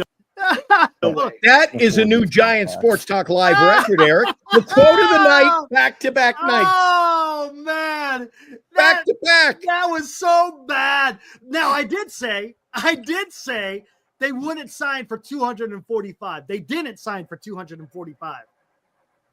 They didn't. They did not sign 245, but they did sign for 6 years. Because I didn't think he would sign for 6. I thought he was going to go at least 7. So why didn't they get the deal done, Eric? Oh my God, dude. That's so bad, dude. Why didn't they get the deal done? And don't tell me taxes. I don't know. Don't tell me taxes. We dude. don't know, man. Oh, that's so bad. Boy, this pitching staff is thin, Eric. That's so freaking bad. Can I ask you again? I know I've asked you this the last couple of nights, and I think it needs a quick review. Eric, as of today, Friday, December 27th, Oh no. Here are go. we a 500 baseball club? Yes, we are 500. We're not 500. We're 500. We're not 500 with this pitching staff. Are you nuts? Yes. Are you 500. nuts? You're 500. You're 500. You will be 500. If you're 500, you are a you are a sliver, a shave. Come you're a on, close that's shave, 500. Eric. Again, And guess Again, what, guys? And they're at 500 in the 500. National League West ain't getting you in the playoffs, baby. you're at 500. Ain't getting you in the postseason. So what the hell are we doing? Look, you can't say the pitching is worth without Snell. Snell didn't do shit until after the All-Star break. He didn't do shit. He was a big fat zero. Snell lost the Giants games in the first half. He was like 0-6. He had like a damn 11 ERA. The Giants will not have a pitcher like that in the beginning of the season. They will and be that was 500. that was a mess will the be Giants 500. created last year, Eric. Why wasn't he signed? Talk to Boras. Talk to Boras. Talk to the Giants. Why wasn't he signed? What was going on? I had a feeling, Eric. I knew there was going to be a third party when this dragged and it dragged and it dragged. I know. I knew there was going to be a secret Santa just pop up out of the chimney and say, "Surprise, guys." I'm telling you, I knew it. I knew it. The only guys who said that were me and Senior.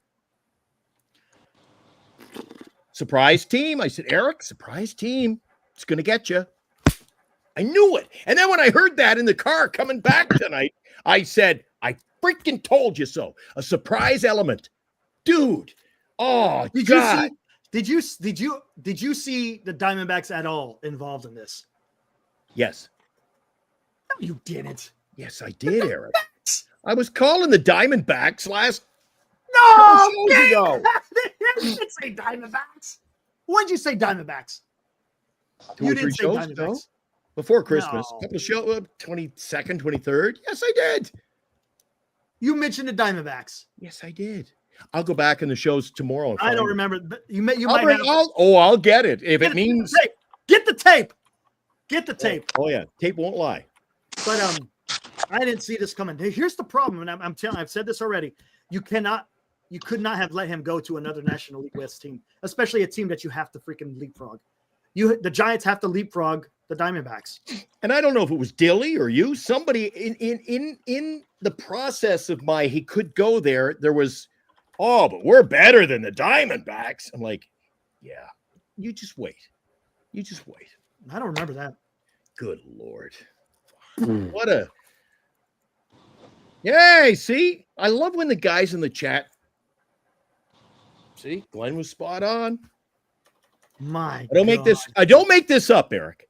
No, I know you don't. I'm wrong a lot of the time, and so are you. But when I'm right, I'm calling it out. I told you so. Fair A enough. mystery team, and I it just goes put it up on in the National screen, League man. West. Where is worse, Eric? The National League West. Oh. Oh, that owner in Arizona. At least I'll give him cry. I texted you. I don't know if you saw it. I said he don't mess around, Eric. At least you got one owner who goes, go get him. He took a risk last year on Montgomery, didn't he? He did. This guy spends, and you know what? There's another owner, Arizona. But the team is they're having spending. turmoil. Hold on. First off, we got to nip that in the bud. You cannot say the Giants are not spending because they are. Now, are they spending like the Mets and the Dodgers? No. Do people want them to spend like that? Yes, I get it, and I understand that, and they should be spending. No, but I often say, but you can't sit there and say that the Giants aren't spending. They gave $51 million to Chapman, and they gave $182 million to Willie Adames. They were in on Corbin Burnes. He just decided to go elsewhere. They were going to give him over $200 million. So don't tell me the Giants were not willing to go out there and spend money. Well, I've only seen them spend haphazardly, Eric. And that's the issue.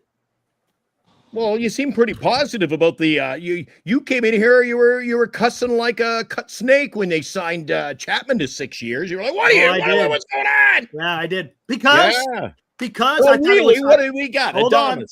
I thought it was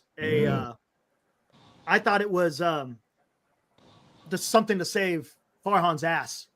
So I immediately went to that. Okay, you're right on. But I also thought it was maybe there's a draw. What happened to the old Chapman's drawing all this talent to us, Eric? Seems to have fallen by the wayside, man. I don't even hear anybody talking about that. Oh, he's got in with players. He's gonna be working the phones. Oh, what the hell? We got Adames, Eric. I'm tired of mediocrity, man. Oh, I'm but tired. We don't know yet. Look, I'm just as pissed off as anyone else. Let's see what the hell happens. The problem is it's going to take a little bit more. Another Christmas miracle? Come on. Well, no, it's if you want to get a good pitcher now, it's going to involve a trade. Yes, exactly. So exactly. Oh, Jesus, Eric. It's nobody. I told you that was the first thing I said to Bernice. I said, yeah, somebody in the chat had said Roki Sasaki. I'd looked at Bernice and go, yeah, Roki's getting up tomorrow and going, yeah, I want to play for a 500 team. Let's go let me get that deal done with San Francisco. He ain't coming here, Eric.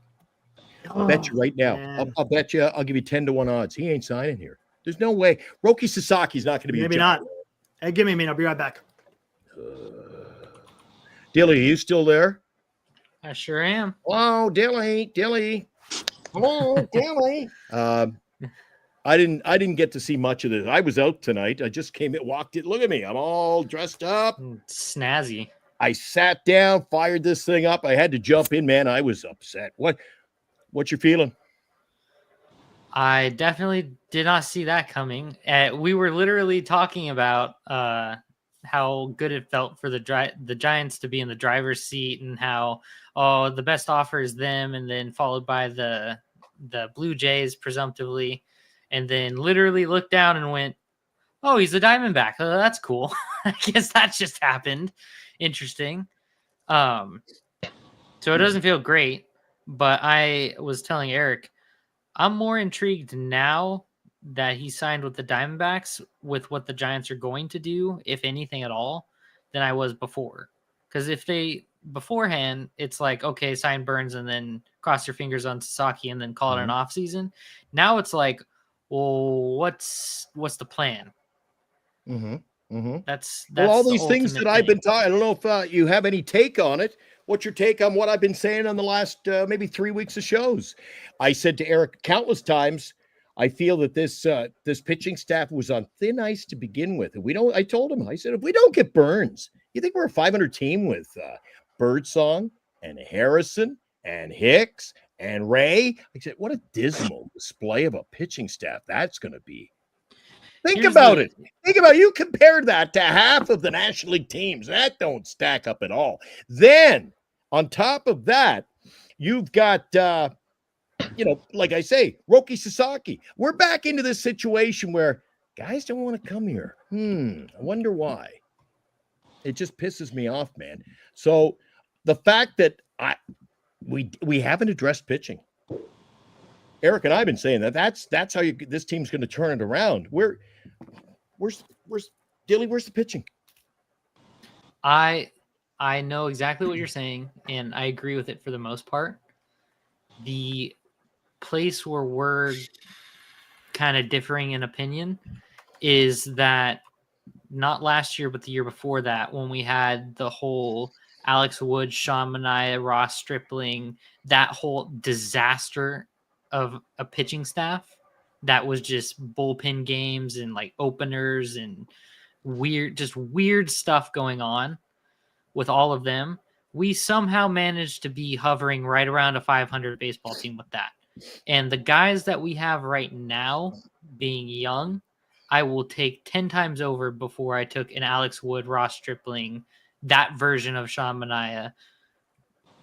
Hand over fist, I would take that. So just on that alone, I feel like we're in a better situation now than we were not last year, but the year before that in the terms of pitching, starting pitching.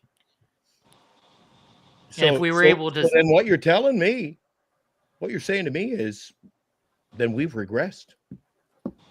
No, I'm saying that within the last 3 or 4 years, we've had a worse pitching staff and still maintained 500.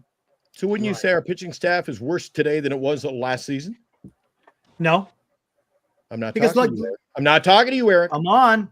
Eric, you go warm up your coffee. You're not included.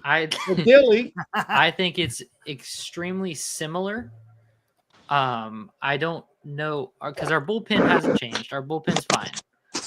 Last year, the only piece in our pitching staff that we don't have now is Snell. And like Eric was saying, and who have you replaced him with? You're going to put Hicks back in. So you're comparing Snell and Hicks. We had absolutely not. Snell actively hurt us for the first half of the season, and not only. And this is what I think about Snell.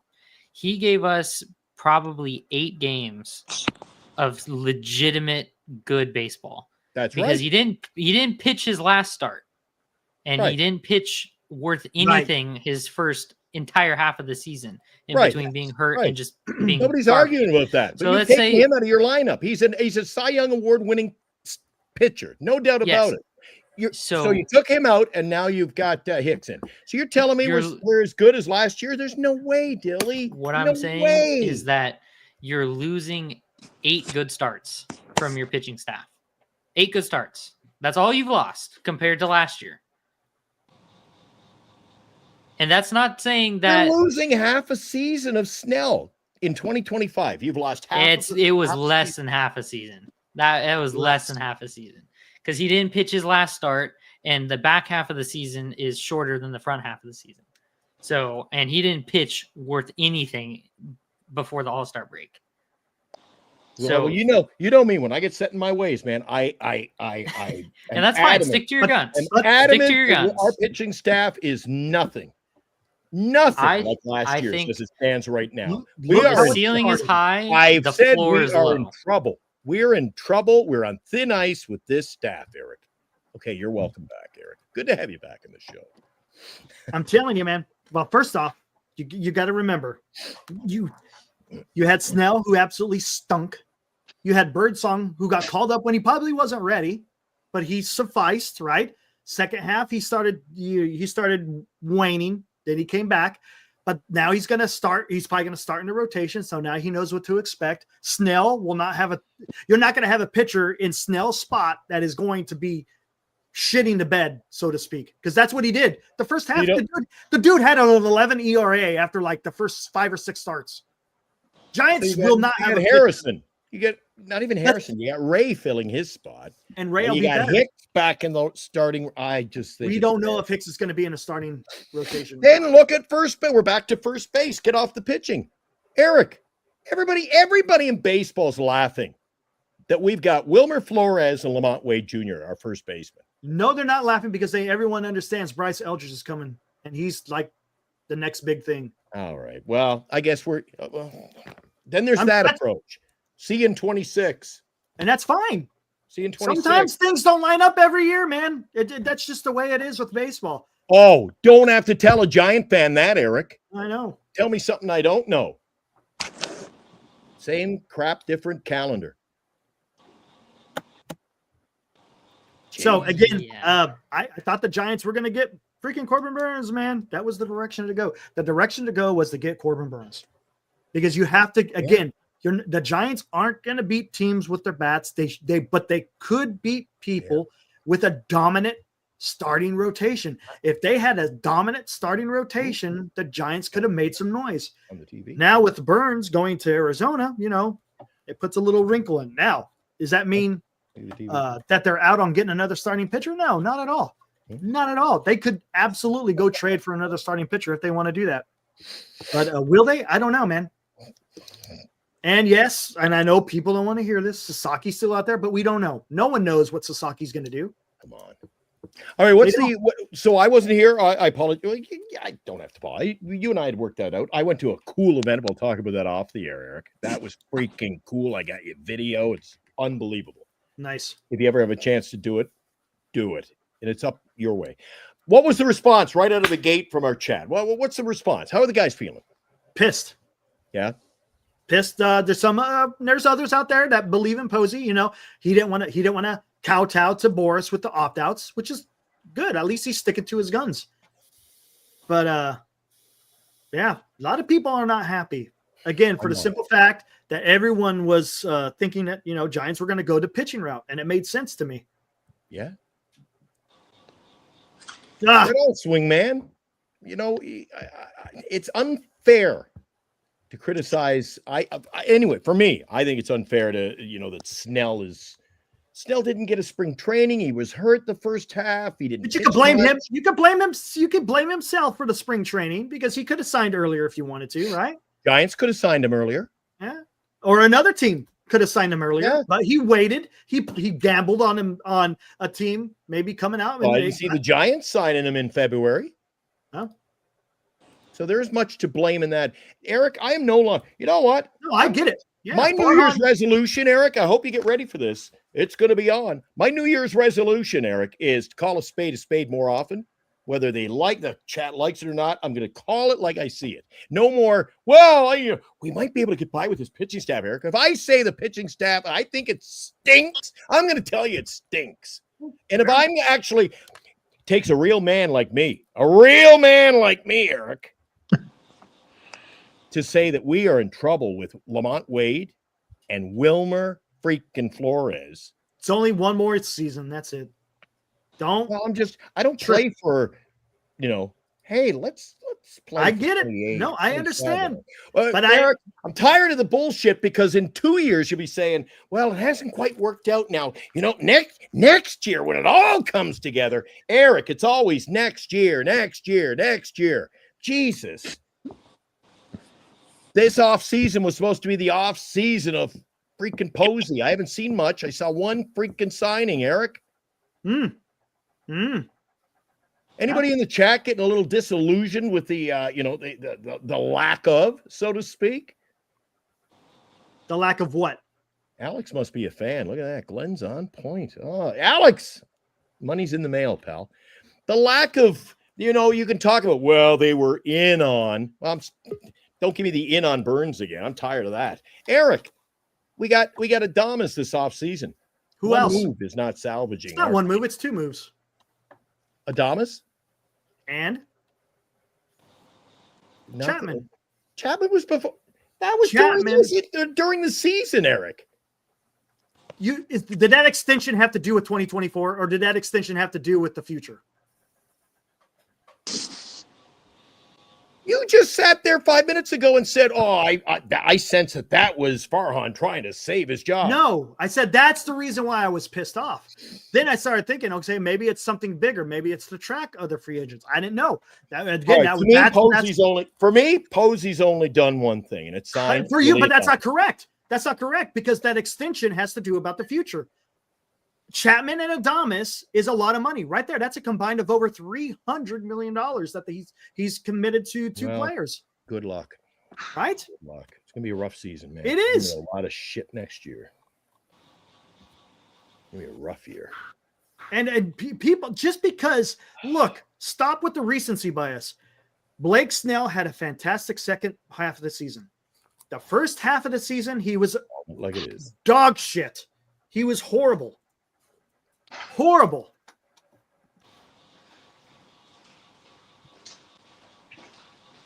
Well, Right? babe, Did he do the Giants any favors in his first 5 or 6 starts? We could take a look at the numbers if you want.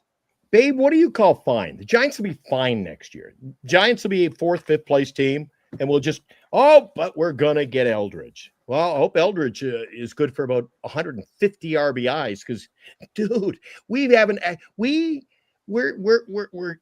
in the same tunnel. This train is barreling down the same tracks, man. Oh, we signed this guy.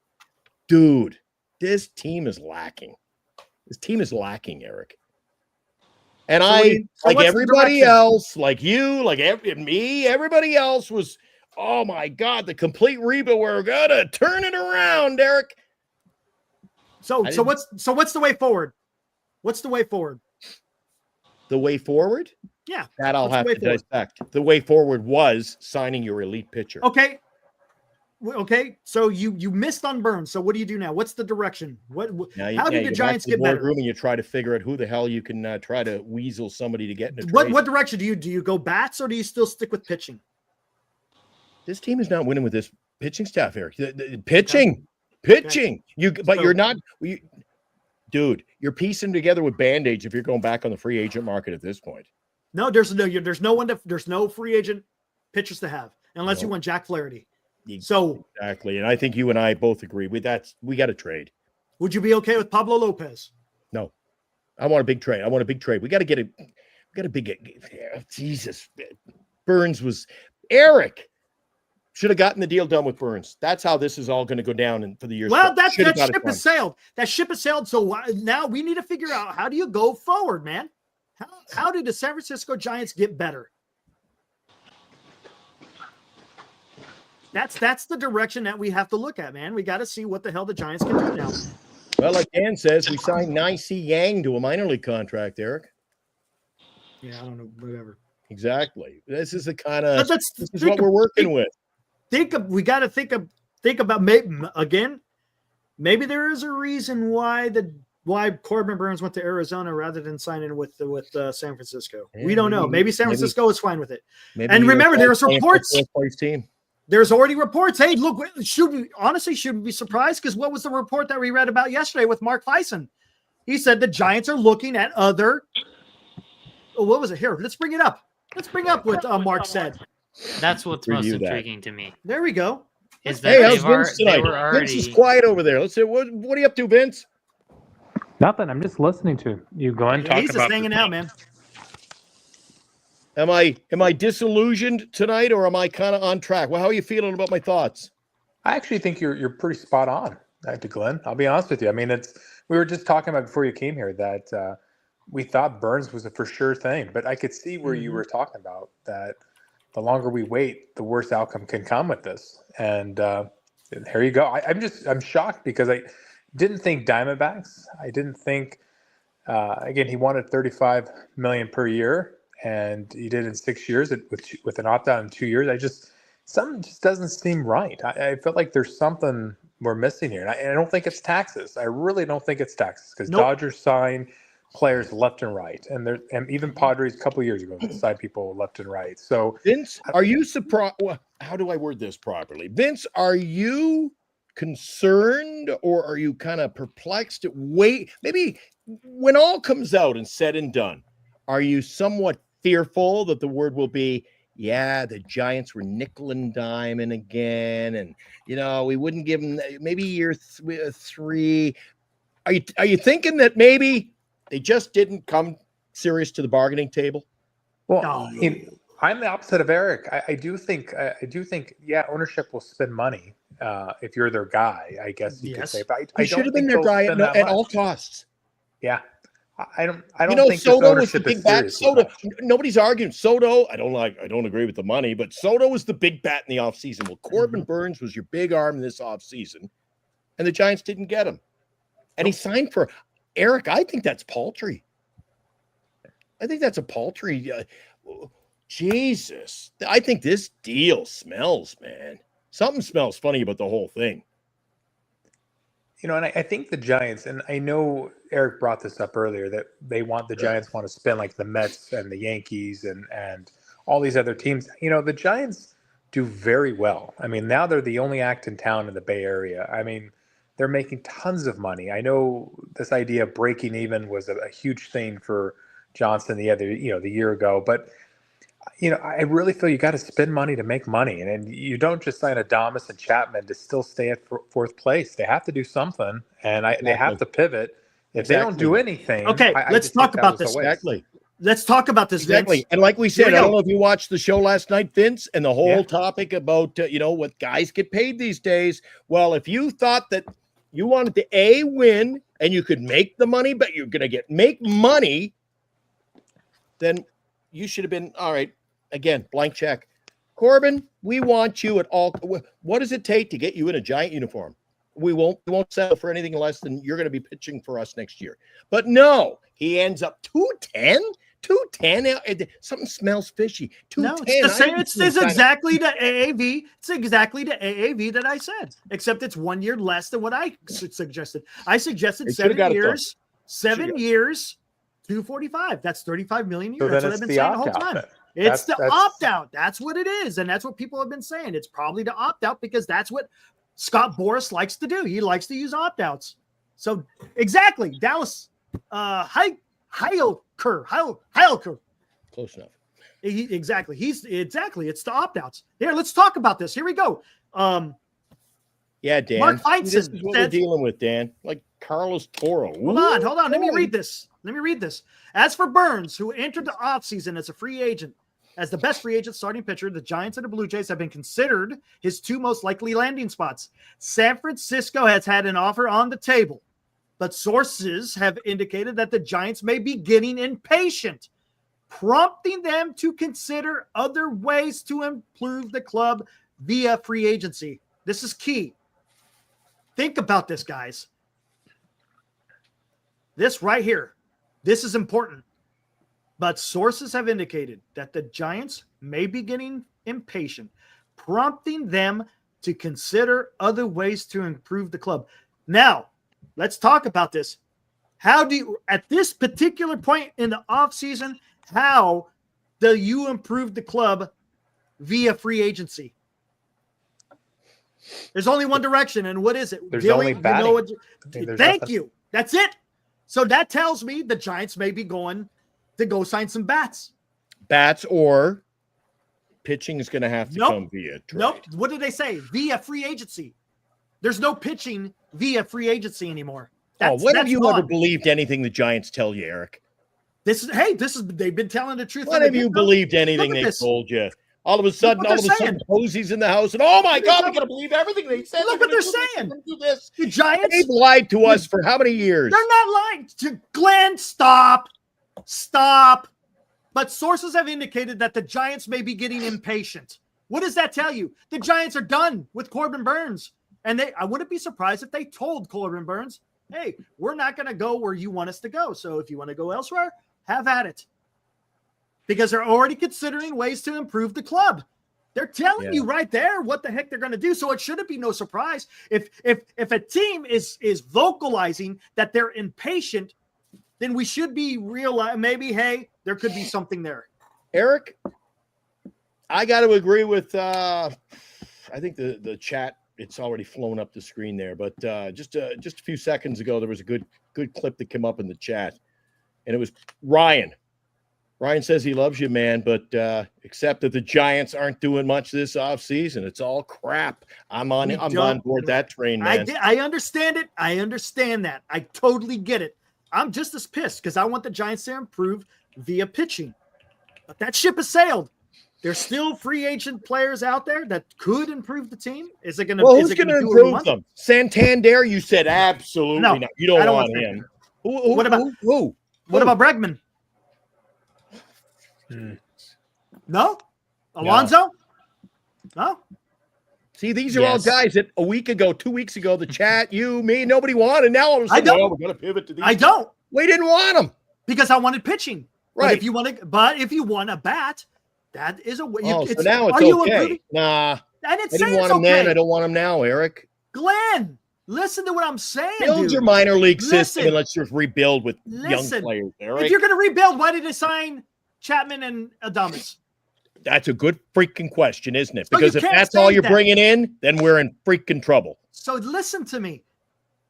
I don't want to have Bregman. I don't want to have Alonso. I don't want to have Santander. But if you sign them, does it make them better? That's the question. Does it make them better? Yes, it does. It makes them better. To a degree. No. To a degree. To a degree. It's not to a degree. To a degree, Eric, because I feel our pitching staff is a tick less than it was last year. So you can add more bats, but dude, we have no pitching. How did the pitching turn out the first half of the season last year? You know, you and I are going to go back and forth. The chat's going to be involved. This is going to go on till April, Eric. And you know what's going to happen? It's all going to play out. Let the cards fall where they may. I agree. Right? But look, I don't hate you, but I don't agree with you. And that's fine. I'm going to tell you facts. And I'm pissed Blake tonight. Snell, I'm not usually this upset. I'm just a little Blake pissed off. Snell was utter dog shit for a good almost 10 starts. Almost. Yeah, and after that, He was look what lights you out. got, Eric. Yeah, and then by that time it's too late. By that time, Who cares? You had a Cy Young. All right, so you've got dude. Are you listening to yourself? Well, he was dog shit, but I mean, he was a Cy Young Award candidate. That's why you needed to trade And now him. you got Hicks. Oh boy, He wasn't a Cy Young apples and candidate. oranges aren't balancing, Eric. He wasn't. He wasn't a Cy Young last year. What are you talking He's about? a Cy Young caliber pitcher. Yes, he Eric. is. He threw a goddamn no-hitter last year.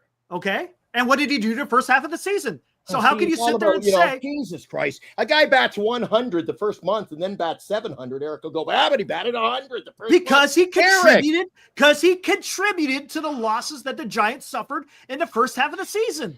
Well, yeah, Right? okay, fine. That's what I'm like saying. I say, we're gonna have to wait. That's This is all I'm all. saying. Now we're in trouble Why are we in trouble? Why are we in such a because in my lonely crystal place? ball, maybe you have something. You'll work out a trade. I know you in the chat. You guys are like, you love your trades. I don't see them getting a pitching staff together. Come on? So, Eric, Come are you going on. to be okay with Anthony Santander then? Oh, I don't want Anthony. No, Santander. Eric said he doesn't But want. I don't Santander. want Anthony. So then you only Santander. have Alonso is the only guy that you're going to Alonso really and get. Bregman. That's it, man. I mean, because Alonso, Hernandez is Bregman, and gone. Santander. Yeah. I mean, does Bregman play well? And I mean, I don't know if he's going to be really man. for our He's a stadium. straight I don't pull know, hitter. dude. Yeah. What else does Bregman play though? Is he only third base? No, he'll He move to said he would second. play second. Hey, when did you guys let me in the show? What's up, guys? What's up, Bossy? Sorry about that, buddy. Hey, look, I'll keep it short because I'm at the airport right now. They got me in like a quiet I don't room. even know what you're talking about, Posey. But That's my ass. look, Okay. Glenn, Yeah. I appreciate the fandom in you and all that, but look, we cannot sign every free agent that is out there, especially expecting Posey to do it in his first year. And you know what? If it wasn't going to be Corbin and it might not be Sasaki, he did something, right? And he's building something for the future. And that's what I'm looking forward to. I mean, he's not going to hit home runs in his first year. So let's just cool it down a little bit and just wait for him to do something in the years to come. And you know what? If he doesn't do anything, I still believe in him. What the hell are you talking about? If he doesn't do anything, I still believe in him. That's I you know still what? believe That's in him last because you know that's what? He's last a place ball talk player. right there. Let me finish. I mean, he's a ball player. That's last man. place talk. He's You know got what? 3 rings. I mean, how Posse, many you rings sound do like, we have? You sound like a Giant fan. If he How doesn't many do rings it, do we I have? still believe in him. Yeah, well, I'm tired of finishing in 4th place. Okay, well, you expect him to hit home runs in his first year of being president of operations? I mean, there's probably You're goddamn right. He was he's hired to he's do a probably job. looking at every grain of grass right He's now. hired to trying do a get it job. perfect. I mean, he can't hit on everyone. I thought we summed it up last night. If a guy comes in, you pay him what he's worth. If he doesn't do his job, you get rid of him. He's not. Well, he's That's signed one a great year. player, so we're happy with he's that. not in charge No, of everything either. I No. mean, he's gonna come in there. He's gonna assess everything. He's got to make sure that everybody's pockets is all good. He's got to look at everybody in the staff too. Make sure that the culture is right first, because I think the that's culture important. begins with winning. No, Culture is it about doesn't. winning. You bring in the Nope. culture. No. You are the culture. build a Posey winning is the culture. culture now. Nope. The Well, I winning. think And don't tell me, Eric, the culture is about culture- putting the pictures back up on the wall. The culture leads to winning, not the other way around. I think the biggest issue is we were only wanting to get Burnes. I think we put all our eggs in one basket, and then Burnes didn't sign with us. So I get what you're saying. We can't, it's 1 year. We have to give him time. But I think the way the Giants played it, I think they just thought Burnes was going to work. And then towards the last, week or so, they started saying, wait a minute, this is not working out. You basically did kind of waste a little bit of the offseason, not picking up maybe the potential people that could have made it work. Ryan, I should be coming over with you guys for a week because I'm right on board with everything you're saying tonight. Hey, buddy. look at this. Let's take a look at Blake Snell last year. I'm First arguing 3 with a brick starts. wall. Loss. 3 innings, 4 innings, 4 2/3 innings, 9, 12, and 11 ERA. Goes on the IL. Comes back in May. Gets 2 wins, 11 ERA still, 10 ERA, 3 1/3, 4 innings pitched. In June, had 1 start, 4 2/3. Yeah. That's dropping a little bit, 9.5. He In gave July, up five July, hits. still 5 sitting. hits. Still, again, 4 5 hits, innings, 5 hits, 5 5 innings hits, pitched. 3 hits, 1 hit, 5 1 hit, innings 4 pitched. hits. So here Eric, we go. Yeah, but By look, July 7th, I like in I July like the 7th, he was Trinity, absolute Eric dog is shit. sparking up. Look, Snell always felt like a on the fence kind of guy, Yes. which I don't think Posey wants. If Burnes wanted to be here, damn he right would have it been is, here.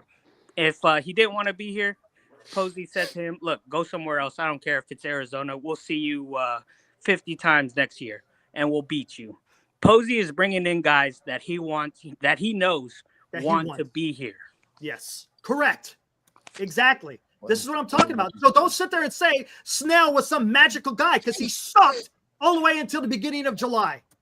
By that I'll leave it time, at was that, already though, played. boys. I'm in Perth, Australia right now. So, But you don't think Burnes didn't want to come try to here? find I a think bar. Burnes did want to come here. He All right, just Posse, didn't get the man. Thanks offer for he wanted. showing up. I appreciate it, buddy. Hey, you guys have a good night. Have Glenn, a safe trip. Glenn, See you, buddy. I'll be back here next week to challenge you again. Hey, the more often the better, man. I love it. Bring it. Cheers, Bring gentlemen. Peace out.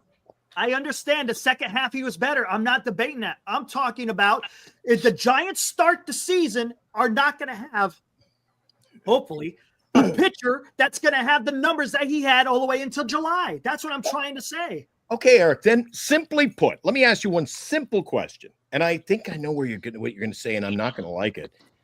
Is a full season of Hicks better than a half a season with Snell? Ooh, good It's question. not I don't- even half I don't- of a season. I don't even I'm want, not. What do you mean? Not. I'm asking him. I don't A even half want a season with Snell or a full season of Hicks? because Hicks shouldn't be a starting pitcher in the first place. I've said that from the get-go. Then what are we doing, Eric?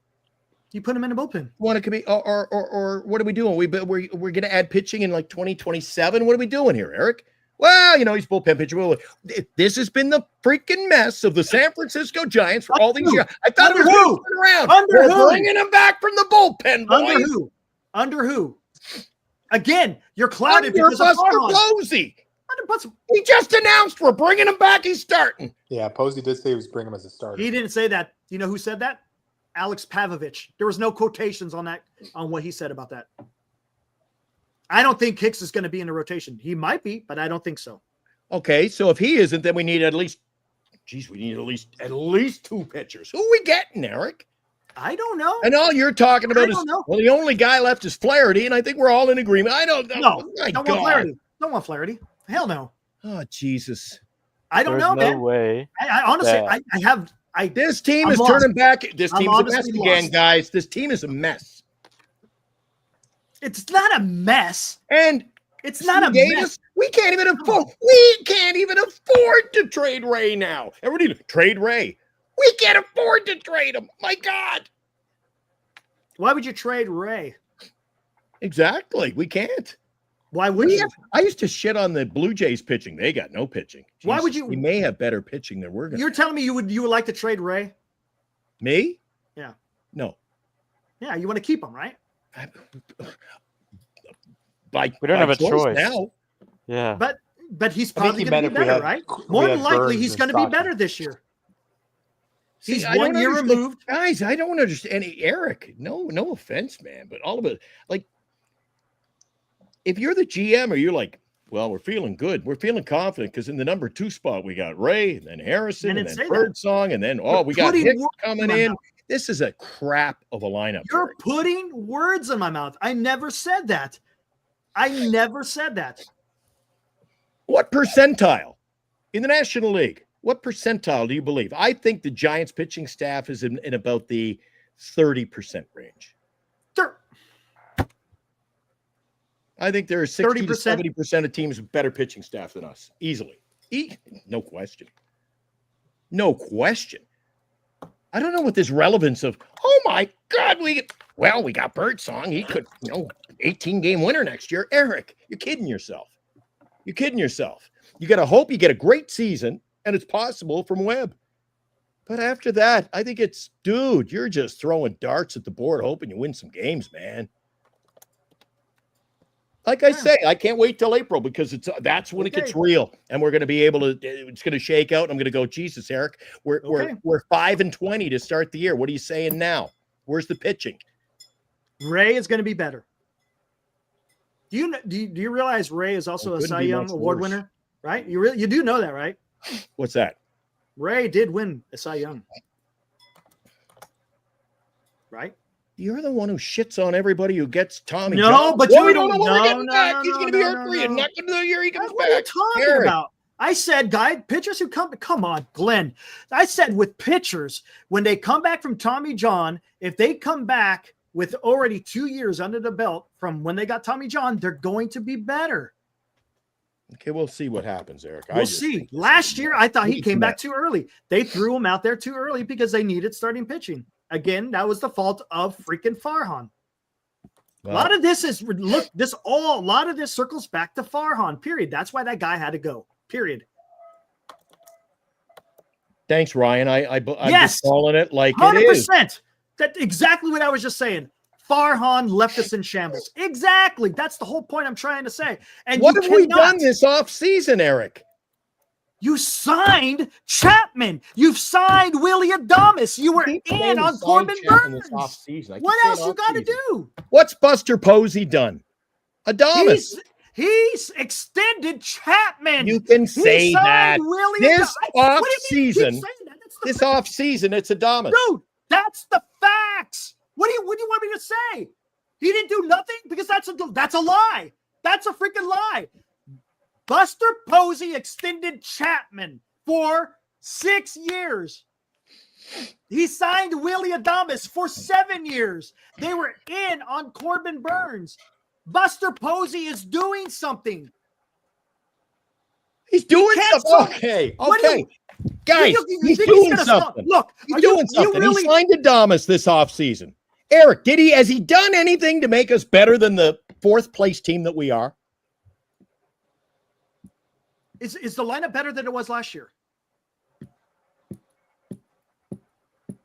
It's better, but is it better? That's not a hard question. Okay, that's what I'm trying to say. It's better. You're going to have a full season of Ramos, a full season of Lee, a full season of Fitzgerald. You hope so.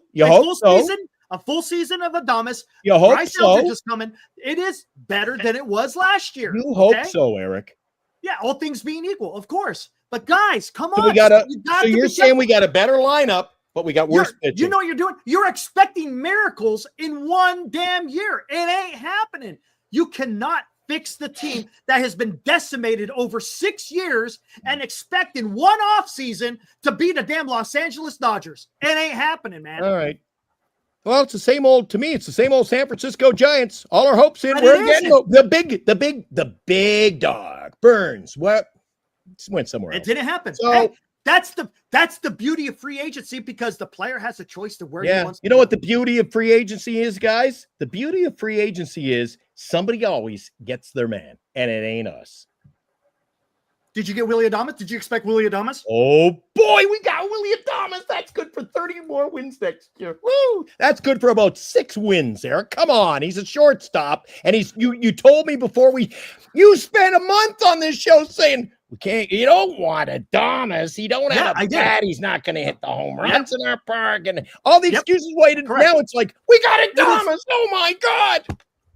Come on, man. I'm not here just fly-by-night shitting on the team, Eric. But this team is shitting on the team. This team is in trouble. You are shitting on the team. You're shitting on the team. You've been doing that this whole freaking broadcast. I'm not here to shit on do the it team. just for the sake of doing it. I It's said- because this All I Eric, said, you can't shit on a shitty product. It's All already I shitty. said- all I said is the team is better. Did I want Adames? No, I didn't want Adames. Who was I wanting? The team Who is was I better. wanting? So they got Adames and lost Who Snell. was I I say it's wanting the still a whole break-even scenario. I had a damn video Still that I break played even. every single time. Who did I want the Giants to get? You wanted Everyone Soto knows. and Vlad Exactly. I and wanted, Bo. thank you. That's what I Okay, wanted. we got none of them. Right? Yeah, none of them. I understand that. Now you got Willie Adames. Okay. Is he better than what the other shortstops could have been? Would you have rather have Adames or Hassan Kim? Oh, Adames. Okay, that's what I'm saying. So the team is better. That's what I'm trying to say. You cannot do Whoa, this whoa, whoa. in Okay, 1 year. see, it's always about Eric. Oh, we got him, It's so it's better. better. Eric, we got It's better. Adames, and we lost Snell, so it's not better. Okay. I Rob think Eman. you're Rob just Eman. in this. You got this love affair with. Oh my God, Snell. Snell isn't the guy he used to be. I don't know what. Eric. A guy can have a bet. You talked about Bo. You come on this show all the time talking about Bo Bichette. That was And a nice- everybody in the chat, we don't want Bo. And you're like, yeah, he had an off year. Yeah, We yeah, could. correct. So to say that we don't have Snell, well, it was an off year. But we got Hicks for a year throwing his 100 innings of ball. And Eric, who did that? our pitching staff is decimated right now. It's not decimated. Oh, It's not decimated. come on. Okay, It's you know not what? decimated. I'm going to argue all day. I'm going to It's argue not decimated. a week of Sundays till opening day, telling you that this is That's fair. trouble. Here we go. There's trouble We'll find ahead out with this by pitching staff. midseason if we have to rebuild the rebuild. Nuclear option would be trading Logan Webb, says Rob. Thank you, Rob, for the $6. Appreciate it, man. Thank you, sir. Come on. We got to be careful, man. Look, if the Giants don't do anything else in the offseason, I'll be right there with you, pissed off. But again, you can't expect miracles in one offseason. You can't. That's unrealistic. Just like it was me being unrealistic about getting freaking Juan Soto. I admit it. It was unrealistic. I was hoping. Yeah, but the Giants should leap by one team at least. I mean, I get what you're saying. You can't do everything in 1 year, but No. as of now, you're exactly going to be the same place team as you were last year. I mean, you got to Right, leap but- a little bit. You got to make a little jump, but they haven't really made a. But the a bigger- lineup is good. If you got a full year of Ramos, a full year of Fitzgerald, now you But got Eric, Adames. is your you're going to be team better. better than? You're better. It's Is it not- your just look? overall? Are you going to be a playoff team? No, you will not be a playoff You will team. I'm not not be. saying that. So yeah, I'm you saying can't you'll get it be done better. in 1 year, but can they at least? I mean, yeah, Adames is a great pickup. Yes, you extended Chapman, but you're still not going to be more than a fourth place team. I mean, Burnes at least get you past the Diamondbacks, maybe the Padres, but now you don't have that at all. I think you. Yeah, it's too early to completely say it's a wash for this, for this offseason, but there needs to be something, and it better be something good. You don't pay the money you did for Chapman and Adames just to kind of stand still. Kim and Alonso get it done. Appreciate that, guys. Appreciate it. Much appreciation.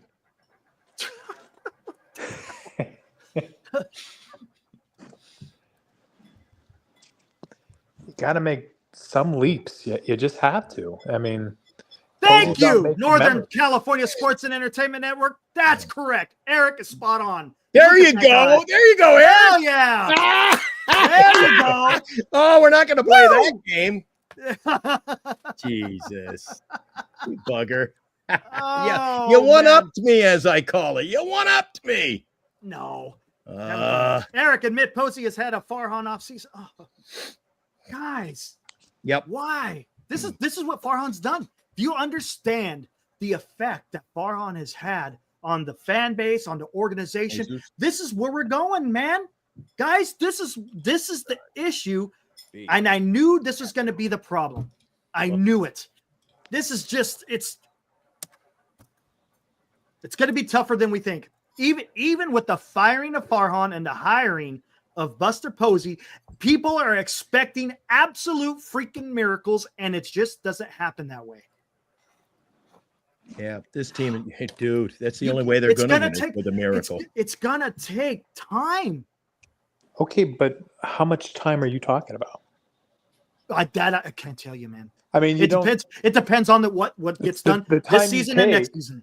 The time you take, Adames is probably not going to be the player he is anymore. The time Well, you take, Chapman's not going to be the player you sign up for. Then you got a then point why there, Vince. sign those guys if you're not going to make a little bit more dent? That's why this miss on Burnes is so detrimental. This is huge. Honestly. Miss on Burnes is huge. I mean, it is. Again, this is where 100%. I disagreed with the gentleman that came in. He says, we can't capitalize all in 1 year. Okay, but you put Burnes as your only guy you really want. I mean, and here's Fried, and this isn't backfiring on you. You could have got Fried. You could have got other players that could have done adequate of what Burnes could have done. You're speaking my language here because you're absolutely right in this fact that if you were in on they were not in on Juan Soto whatsoever, right? Yep. So obviously Buster Posey had a vision. And I think his vision was starting pitching. I mean, they got Willie Adames, which was the second best bat out there, correct? And you needed a shortstop. So, yeah. You needed a shortstop, and you got a bat at the same time. So you can't not just kick that. That's something. Now, as far as the pitching is concerned, because he's talked about it over and over, talking about Buster Posey, pitching and defense. Again, this Burnes thing, I thought for sure that they were going to get Burnes for the simple fact that Fried signed. Who was the other one? There was 3 pitchers. Fried, Bueller. No. What was the other? It was Snell. That's what I was. It was Corbin Burnes, Snell, and Fried. Those are your big 3. But they thought Snell wasn't going to re-sign. I mean, I thought that was many talks. I mean, they didn't even the reports came out. They didn't even give him a contract. I mean, I don't think they want. See, and that's the thing. And that's the thing. That's what pisses me off because obviously they wanted nothing to do. They just were focusing on Burnes, and look what's happened. Kind of like Yamamoto last year. You focus on one player. This could be a little Farhan little thing coming in here. I mean, I hate to say that. I trust. Well, it's his first year. It's his first year, so I'm not going to go that far, right? Well, you see what I'm saying? Farhan did that year after year. But he kind of knew what he was getting himself into. I know it's his first year, but you don't take this role, and bring in some of the guys you have in the past to help you, such as your agent and bringing in, past management that was in there. If you're not going to at least make a little big splash. And yes, Adames is great, but again, you needed Burnes. I hate to say that. I don't know if you're going to get Sasaki. I agree with Glenn. And this love affair, guys. Oh, Vince, this love affair with Posey. Now that he got Adames. This love affair, I gotta wonder: how long are we gonna blame Farhan? Well, he's fixing Farhan's mess for the next 8 years. Come on. He signed one guy, and don't give me crap, man, because that was during the season. If Farhan was still in play, you can make he had his mitts on it. Come on, he signed Adames, Eric. He signed. We lost Snell. We signed Adames and Chapman. He signed Chapman. Posey was whatever you want to say it. So. We got the same third baseman we had last year. Yes. And we got Adames. Yep. And we lost Snell. So what do you guys do now? What do we do now? I mean, we could talk about this, but what do we do now? I know, man. You got to get a batter. Hey, guys. Hey, Glenn, if you want to finish it out, you can, man. I've been going on for 4 hours and 11 minutes. So if you want to carry it out, go for it. I got to get going. I've already been going on too damn long. So, anyways, Rob Iman, $2. Thank you. Long, but look, we got a big crowd in here. They're go for it, man. Open to debate. So go for it, dude. All right, buddy. I'm sorry I was in late, but I'm glad I got in when the deal went down tonight, Eric. Yeah, how about that? Would have hated to miss the show. And we'll talk more about where I was at tonight a little bit later on. Yeah, sounds good. All right, guys, chat. We'll see you tomorrow night. See ya. Woo! Eric bailing on me, but that's okay. He's had a long night, guys. 4 hours, man. You know what happens when a big deal goes down, guys? Right, Dilly? 12 hours. I'm not going for 12 hours, though. No need. We're not going all night, but so Vince is saying that we got to make a bigger splash. What about you, Dilly? And then I'll go to some chat. Dilly, what do we do now? Where are we going from here? No, we definitely would. I would definitely like to see a pivot, and it sounds like they had ideas in place in the event that Burnes didn't sign, so that's reassuring. I don't know what that's going to look like. I wouldn't be shocked if Kim started getting thrown around again, something like that, which I could, because you could get him for fairly cheap is what I'm thinking. But like everyone was saying, if they're going to try and get a pitcher and they're serious about that, the only big ticket pitchers you're going to get are through trade. So if that's the route that they go, good for Posey and being a guy who can work some deals. I'll be very curious as to what that is. Selfishly, Jimmy, I can tell you. Trade pitcher for a pitcher, though? I mean, the biggest strength we have in our minor league or anyone that we have is our pitching. So you're going to basically trade pitching for pitching. I mean, that's the problem that we are running into right now. Which we because at that point, if you think about it, if that's the perspective you're going to look at it from, if you can't trade for pitching, then you have to pick up a bat. And then at that point, what bat do you pick up? Do you want Alonso? Do you want Bregman? Do you want I really don't want Santander at all. Well, guys, do you think we have to? You're using that term, we have to. Now, according to Eric's not even, we're not playing for this year. Because even, like I said, it takes a lot of balls for me to go, maybe it's time to get ourselves a solid first baseman, and maybe it's not Wilmer and Lamont Wade. And I'm as big a there's no bigger Wilmer fan as me. But I say, you know what, guys, we're in trouble. And Eric's like, see, I can't do that. I don't go to the ballpark on a Monday and go, I don't care if we win this game. We can lose this because we're going to win all our games the rest of the week. I want to win every freaking game and every season. So to write off the year in December, I'm like, come on. I think we need a lot of this. Just I smell, guys, and I'm kind of wound up. I smell a fourth place team here all over again. We're not getting any better.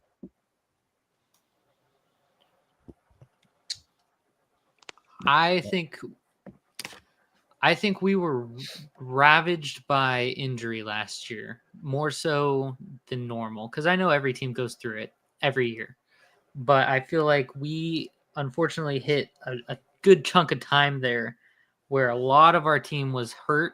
Like, I mean, for goodness sakes, we had a dude named Brooks. Trenton Brooks playing first base there for a minute? Like, that just goes to show you we had like our fourth and fifth string first baseman going on.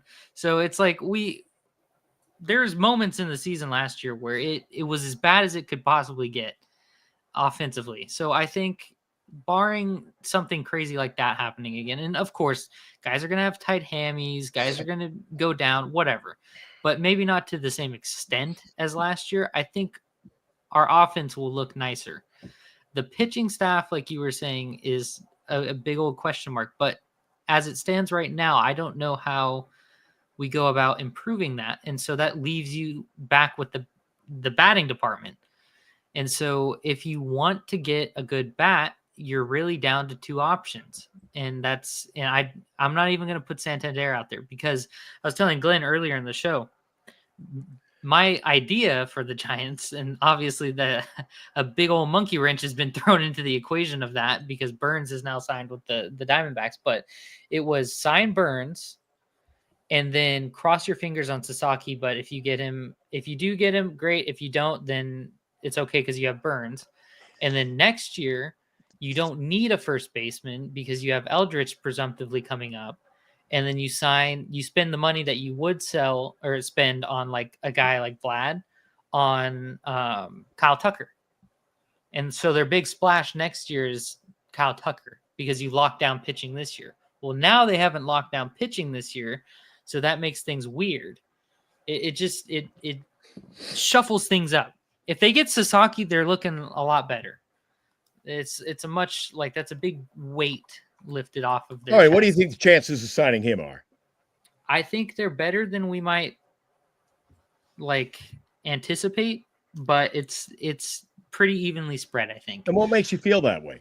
Give me a take on why you think that. Because I think, again, the term I used earlier in the show is I don't think he's getting out of bed tomorrow and go, Jesus, Burnes didn't even want to go there. I'm not signing to play for that club.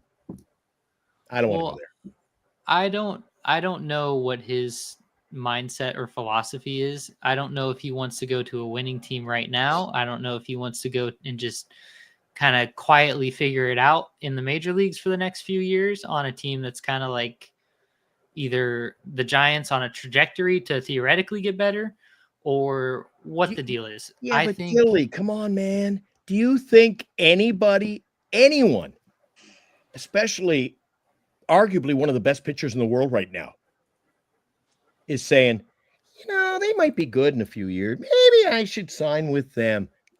Not a hope in hell. No way. Well, here's the No deal. way. If he was Nobody is signing for mediocrity. And that is all this team brings to us year after year after year in some way, shape, or form is mediocrity.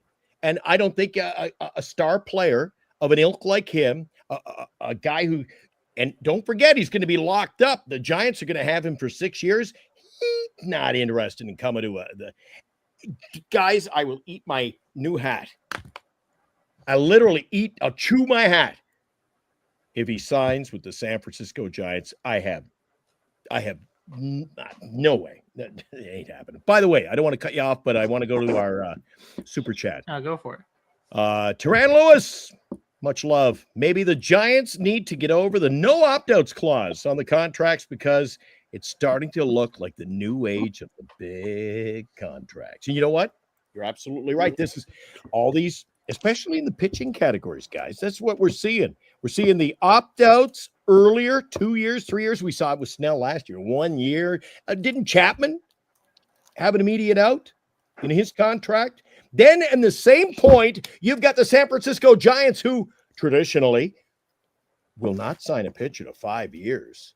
Senga, ready to sign on the dotted line. Well, Farhan says, and I hate using that name Farhan, but again, we can't sign a pitcher to 5 years. And then a week later, they signed the extension with that's one of the things, and I know it goes back to Farhan days. We'll see if things really change.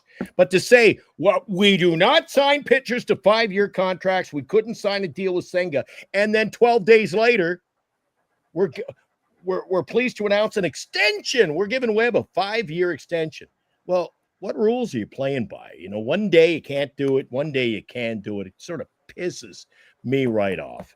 But anyway, what do you think? We'll go back to Vince. Vince, you're in the chat, and you're down here on the show. Appreciate having you now that I'm a one-man show. Eric's gone. But tell me what you think about signing pitchers in this day and age. Do you think the Giants would have made a mistake if it just came down to those opt-outs?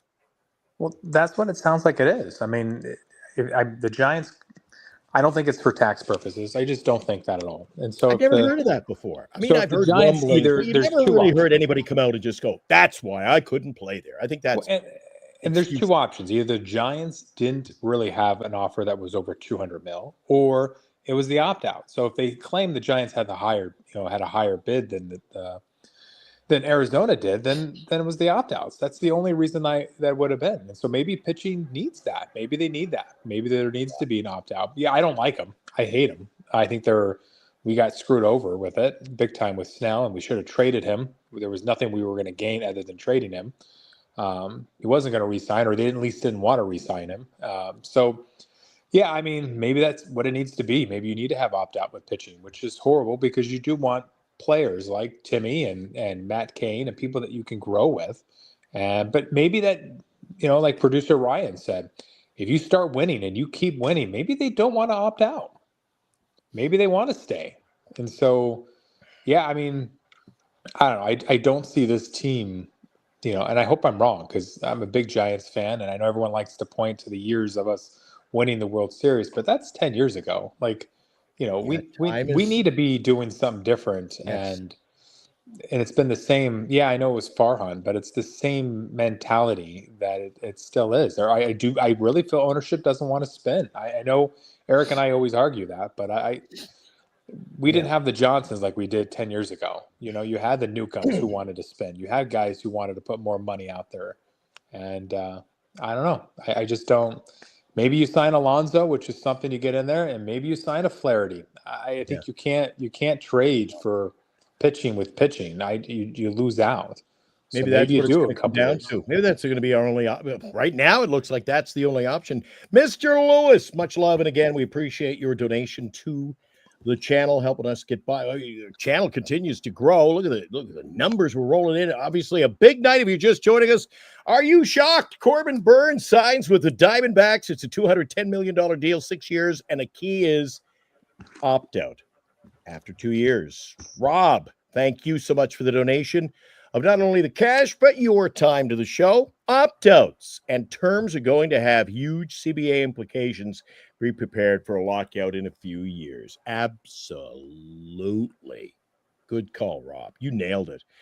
Guys, we're going down that road. We're going to see a lockout in a few years. And look, I said last night, much to the chagrin of most, I said, no, ball players aren't worth the money they make anymore. I think it's getting way, way, way out of hand. Then, look, guys, I tried talking about it earlier with Eric. You're at a point right now where last night I argued that players are overpaid, and everybody was talking about the players. They're an investment. You get your money back.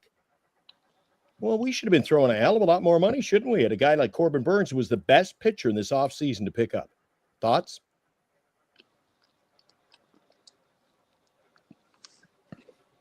No thoughts? All right. Who else we got here? What say you? Is Liam in there? Yeah. Hey, Glenn. What are you saying? Oh, man. I mean, what do you even go from this point? Is it because the starting rotation sucks? It sucks. If you're starting Hicks, he's not gonna last at all, and the bullpen just isn't great either. We have some good people in the bullpen, but I just don't see this rotation lasting. I think it's gonna come to the trade deadline, and we're just gonna be really bad, and they're just gonna have to start trading to rebuild. Because yes, I got Liam. yeah, Good call. the farm good point. sucks. I'm telling you, I agree with you. And then you got to take into consideration something you're touching on. You're going to be so thankful to be near or at 500, which we've struggled at for years. And then that's with a healthy pitching staff. I always call it with Eric. I go, Eric, we're always an injury away from a complete freaking implosion. And can you imagine Ray, Webb, they go down next year early? What do you think of that mess? I think they're on thin ice. I think this is you ever see a spider cast his web? It's so thin and frail. It may be able to hold the fly, man, but this pitching staff is not holding up against bats around Major League Baseball. I just don't see it, guys. I don't see it. I think Giant fans get caught up in the value, and I've said this to Eric, the value of their own players, their value in the minor league system, their trade value, and they think this pitching staff is, it's going to be it's going to be great next year. And I'm telling you, I think you're kidding yourself. That's the thing. Watching Birdsong, he was good, not good, but he was exciting for a little bit, but he can't be a starter for the full year. He still needs time to grow. Well, my God, we're talking about pitching Hicks in the starting roster next year. Oh, man. Hey, you know what? Everybody, this is an opinionated show. I'm very opinionated, and I call it out. I'm calling a spade a spade. I give you my opinion, and I think the opinion is the pitching staff is thin. And guys, it could have gotten so much better. Corbin Burnes, actually, he was your bridge to perhaps getting a Sasaki. I think that bridge is like the bridge in Baltimore. It's been hit by a ship. It's done. It's down. It's out. It's over. Kaput. We're going to get off of Roki Sasaki on this channel because, guys, I don't see that happening either. I think Burnes was the bridge for years to come as well, because we look at next year, people aren't going to want to sign with us. We don't have a solid team now. So what are they going to sign? Why are they going to sign next year? The year after that, the year after that.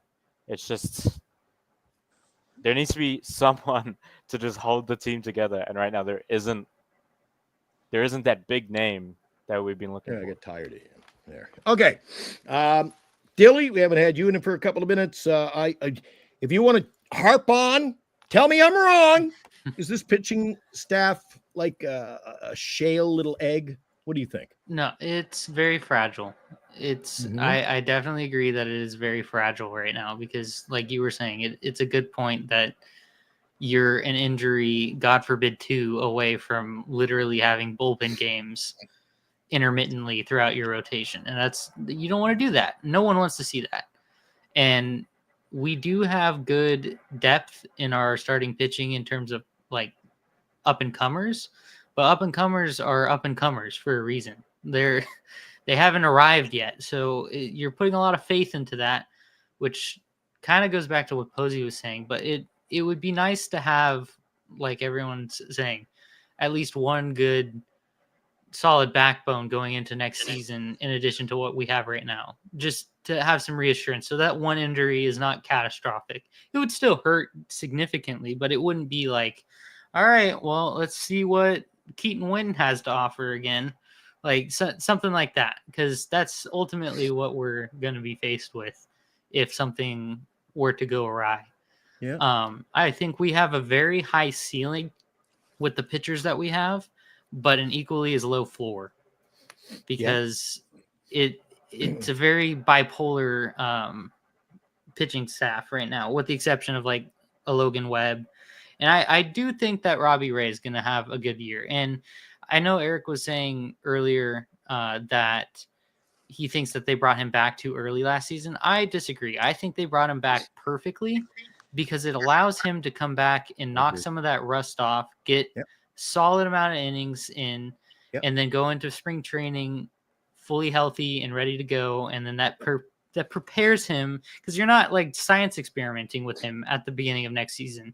He had some experience last year, or I guess this year technically, to get some of that command, get back into the groove of things, see some major league bats and stuff like that before he goes into next year. I think he'll be what he'll be, or as close to what he should be as possible. And so, hey, to piggyback off that, Dilly, that just only goes to add some salt to the wound. If he does not come out of the gate and pitch well this year, if he struggles early, that's just salt in the wound, man. Because you just painted the picture. He was given an opportunity he kind of ramped it up last year, didn't he? I mean, we weren't really going anywhere. He ramped it up, came back from the injury. He had a chance to, get ready, basically get ready for this year. So if he comes out tough, he's in trouble. I want to thank Rob again, a little donation to the show. Thank you for that. And a great, great comment. Lisa, you know what? Eric's entitled to his opinion. I love the guy. He's my co-host here, but I'm just calling it like I see it. Everything I've said tonight is just how I feel. And new love to the show. Our old buddy Dan, you know what? He says you have to ask the question, how does this affect Adames and Webb and Chapman, who all thought they were getting Burnes, who probably all thought we were going to have a much better team than last year. And, I just question where you know how many times in the offseason Eric and I have used the term the direction of the club, guys. What is the direction of this club? We've signed Adames, and you can go back and say, fine. We extended Chapman. All right, we extended Chapman. But what is the direction of this club? Is it, oh my God, we're going to be better because we're getting the guys like Ramos who didn't play a full season? No, what about Jung Hoo Lee? Is our direction that, we were a victim of circumstance last year? Or how long are we going to have to say, well, Farhan created this mess. So when Posey's rebuilding this thing in 2028, well, it was Farhan's fault. How much of a chain, how much leeway, how far out is the leash for Buster Posey? And how do we turn this thing around? Because so far, we haven't got the pitching. And Eric and I have just been saying how much we need pitching. We need pitching, and we don't have any pitching. We got Adames. We got a hitter. We don't have any pitching. And then I'm going to be adamant till opening day and the start of the season that if we do not get more than Willie Adames?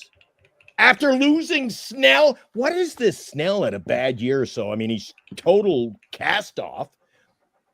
He's Tom Hanks on an island somewhere, a castaway. When we got, oh my God, we got Hicks. I cannot buy into that. I don't understand that at all. That's Chardal talk to me. Vince, you seem to be the voice of reason on the show tonight. How much do you think Buster Posey, as far as a leash, deserves? Well, I don't think he was going to do this forever. I mean, this was something I think they were hoping to clean up in maybe the next 3 to 4 years, maybe 5 years at the most. This is a very tough job to do, and maybe that's what he wants to do. But I just didn't see that was a permanent fit for him. I think this is a huge blow. I think Dan said it pretty well. I mean, if Adames and Webb and other players, Chapman on this team, all thought Burnes was going to be there and he's not, I think that's a huge blow. I think you have to do something. You have to show your team that you're serious. And but the scary part is we talked about free agency next year and what we wanted to pursue and what we wanted to have. If we can't get a pitcher and a pitching stadium, in a sense, it's going to be tough to always get a hitter too. So, and we don't have anyone that, you have to hope Sasaki signs with us, which I don't see that happening. I still think it's going to be the Padres or the Dodgers. Could happen. Could happen. Could happen. Do I see it happening? No. I think he wants a West Coast team, and I think that's where that's going to be. Are we going to be, under maybe the second or third? That's what I'm there? hearing. I agree with you. That's what I am hearing. But if I'm Sasaki coming for 6 years to start a 6-year major league career, I want some kind of a semblance of a winning organization. Well, absolutely. And I'm tired of hearing, well, he'll want to sign with a team that he can grow with and make better and face major league caliber players like the Dodgers. Dude, he's got to come be a Giant for 6 freaking years. If you're sitting home weighing your options, do you guys, any one of us, if you're weighing your options, you go, I'm going to sign with a West Coast team. Maybe I should sign with the San Francisco Giants. I don't see that. I don't have it on the bingo card, guys. What about you? Nope. Yeah, I don't. I mean, that's the deal. I mean, it's just reality, isn't it? It's just reality, guys. Well, we were talking to Dilly about this earlier. Where we were saying that, I felt like Burnes was the attraction for Sasaki to come here. Yes. I mean, if he saw Burnes, I think he would say, boom, there's something I can look forward to. It's tough. I mean, we have to assemble a team. Our farm system's not there. Yes, we could rebuild, but that's going to be another 4 to 5 years, 6 years down the line. You don't bring in Posey and have sign these players like he did to do that. I mean, if Posey just came in and said, "Hey guys, we're just gonna start clean here," you don't extend Chapman and you don't sign Adames. You just don't. So, it's scary because I don't know where they're going, and it's exciting that Dilly said that we will see what's out there, but I think this is a make or break thing. It's exciting to see what they're going to do, but they can't fuck this up even more. Well, you know what? Joe is in the chat. Joe Boyd, welcome back. The Giants owners are completely cheap. I know when I was heading home from the event I was out at tonight, I'm still in my jacket, my hat. I'm sweating like a pig here. I just ran in to get on the air. Now, this had just broken tonight, Joe, that Corbin Burnes is now a Diamondback. It's a 6-year, $210 million deal. But the key, obviously, what we're hearing is the 2-year opt-out. The Giants owners are completely cheap. Eric, I think Eric and some of you guys might have already been in the chat. They were talking about, the Giants have spent money over the last couple of years. I don't think it's money that has been wisely spent over the last couple of years. They signed big, spent a lot of money last year on Snell. Nobody seems to be happy with him. He bolts after the 1-year opt-out. Chapman signed big. He didn't have a great year, really. I mean, more errors than I think he's ever had in this season. He didn't bat well. He was atrocious, guys, with runners in scoring position. Overall, he had some hits, some doubles. It stole you a reasonable amount of bags for that position, third base and him. But you got to spend the money wisely. So to say the Giants are completely cheap, I'm not going to go all in on that statement, but I think it's how they spend the money. And I think there was an opportunity to spend more money on a guy like Corbin Burnes. If you want the best, you got to spend to get the best. They could have, as you guys argued adamantly with me in the chat last night, you get the money back. He's a winning pitcher. He's going to pay dividends, and he's an investment. Well, for some reason, he said no. People are saying, oh, he wanted to play in Arizona because, it was a better fit for he and his family. There are other people saying it's the opt-out after 2 years. Well, maybe they should have just wowed him with money and said, here's how much we want you to be a Giant. I just think that could have got the deal done.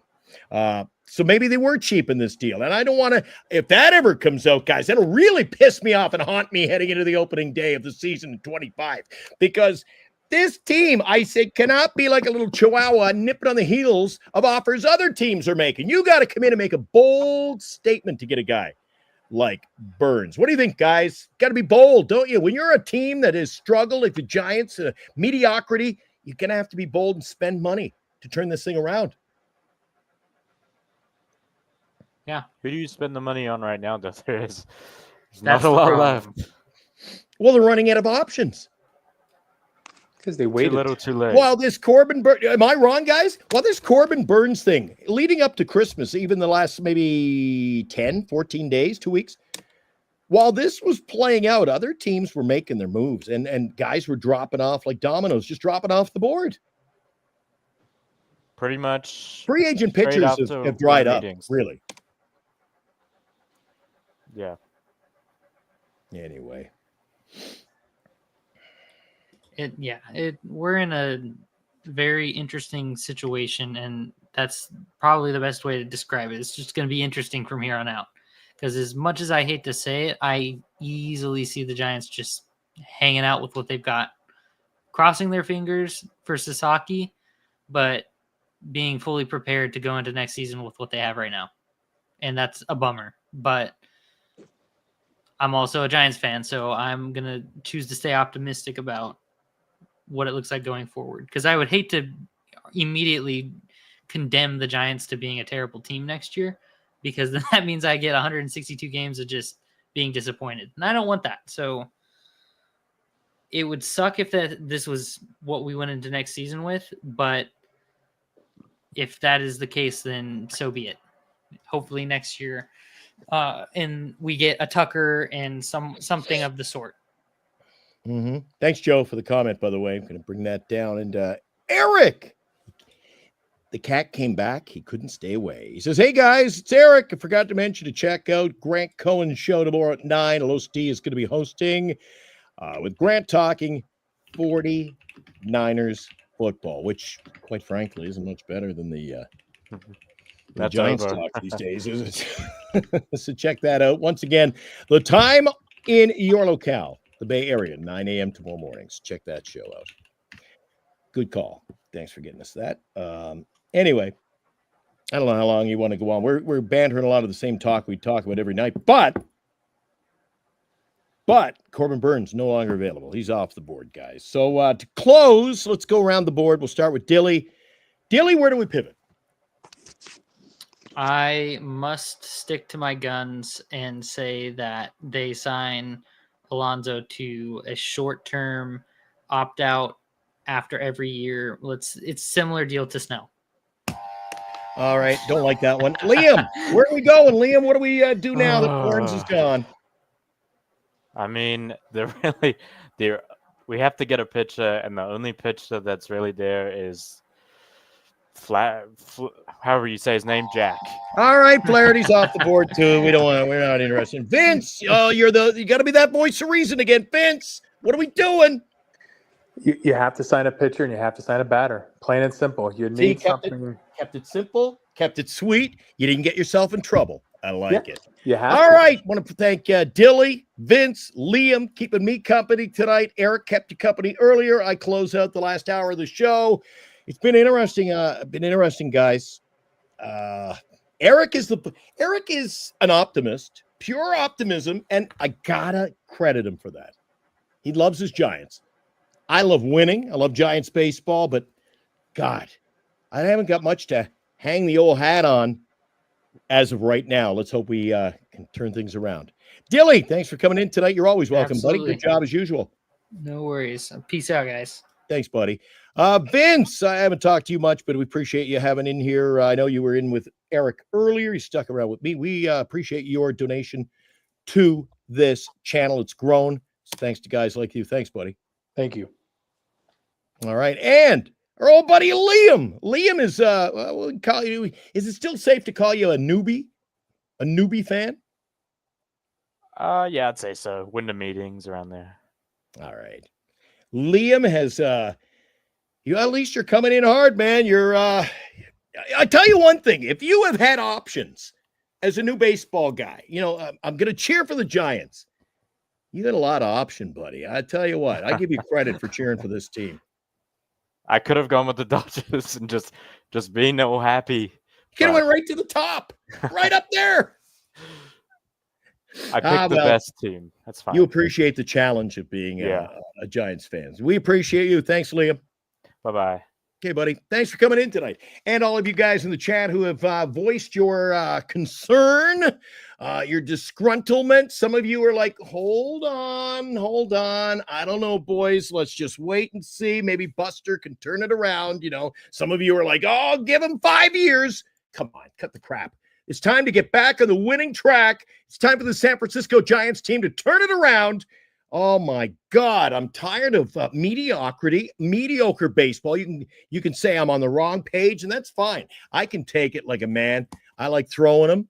I can take them. But, I mean, Jesus. You guys going to be happy?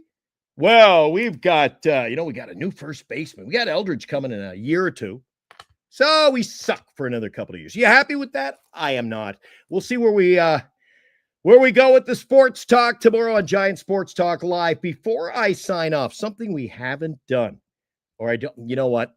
I can't say that he didn't, but Eric often forgets about our sponsors. We want to thank our sponsors of the show tonight, including the main sponsor. Without them, we wouldn't be able to be here. That's bettercreditcards.com. What can I say that I haven't already said about bettercreditcards.com? It's a website. You go there to get a better credit card. Okay, that's really probably all I need to say for most of you, but I still have time left, so how about this? At bettercreditcards.com, we have different kinds of credit cards, some with better points and perks, some designed to help you build your credit. Whatever stage of life you happen to be in, we want to help. Give yourself a little credit. Bettercreditcards.com. That's bettercreditcards.com. What can I say that I haven't already said about bettercreditcards.com? It's a website. You go there to get a better credit card. Okay, that's really probably all I need to say for most of you, but I still have time left, so how about this? At bettercreditcards.com, we have different kinds of credit cards, some with better points and perks, some designed to help you build your credit. Whatever stage of life you happen to be in, we want to help. Give yourself a little credit. bettercreditcards.com. That's bettercreditcards.com. What? That's right. And we didn't give them their shout out at the beginning of the show. So back to back, they get their say because the sponsors are important to us. Make sure you support our sponsors, including Duxwell Printing in the Bay Area. They're just down the street from me, and proud sponsors of the show as well. Lefties over in Burlingame. I got all my cool stuff as far as Wilmer Flores is concerned. I even got a Jack Youngblood card over there the other day. There's Jack Youngblood sporting the Rams jersey. Got that over there. And I picked up a couple of cool 49ers cards as well. So make sure when you're in the Bay Area, you want to go over to Burlingame. Check out the shop. They get all kinds of great merchandise for sale. 49ers, Sharks, every team, Giants, lots of Giant stuff. And they even have autographs, signings in stores. Signatures for soldiers and GenesisGoldIRA.com, proud sponsors of this very show. All right. That's about it for me. I had a long night jumping in. Thanks to everybody who was in on the chat. You guys were rocking it, bringing it hard tonight after the deal went down. What do you say, guys? Corbin Burnes off the table. And we'll be talking more about that coming up in our next show tomorrow. So on behalf of my co-host, Eric, my name is Glenn, thanking everybody for dropping by on the show tonight. I haven't I haven't closed down a show in a long, long time, but I still remember how to do it. We'll see you tomorrow night, 8 o'clock, another show. It's going to be a dandy. I can tell already.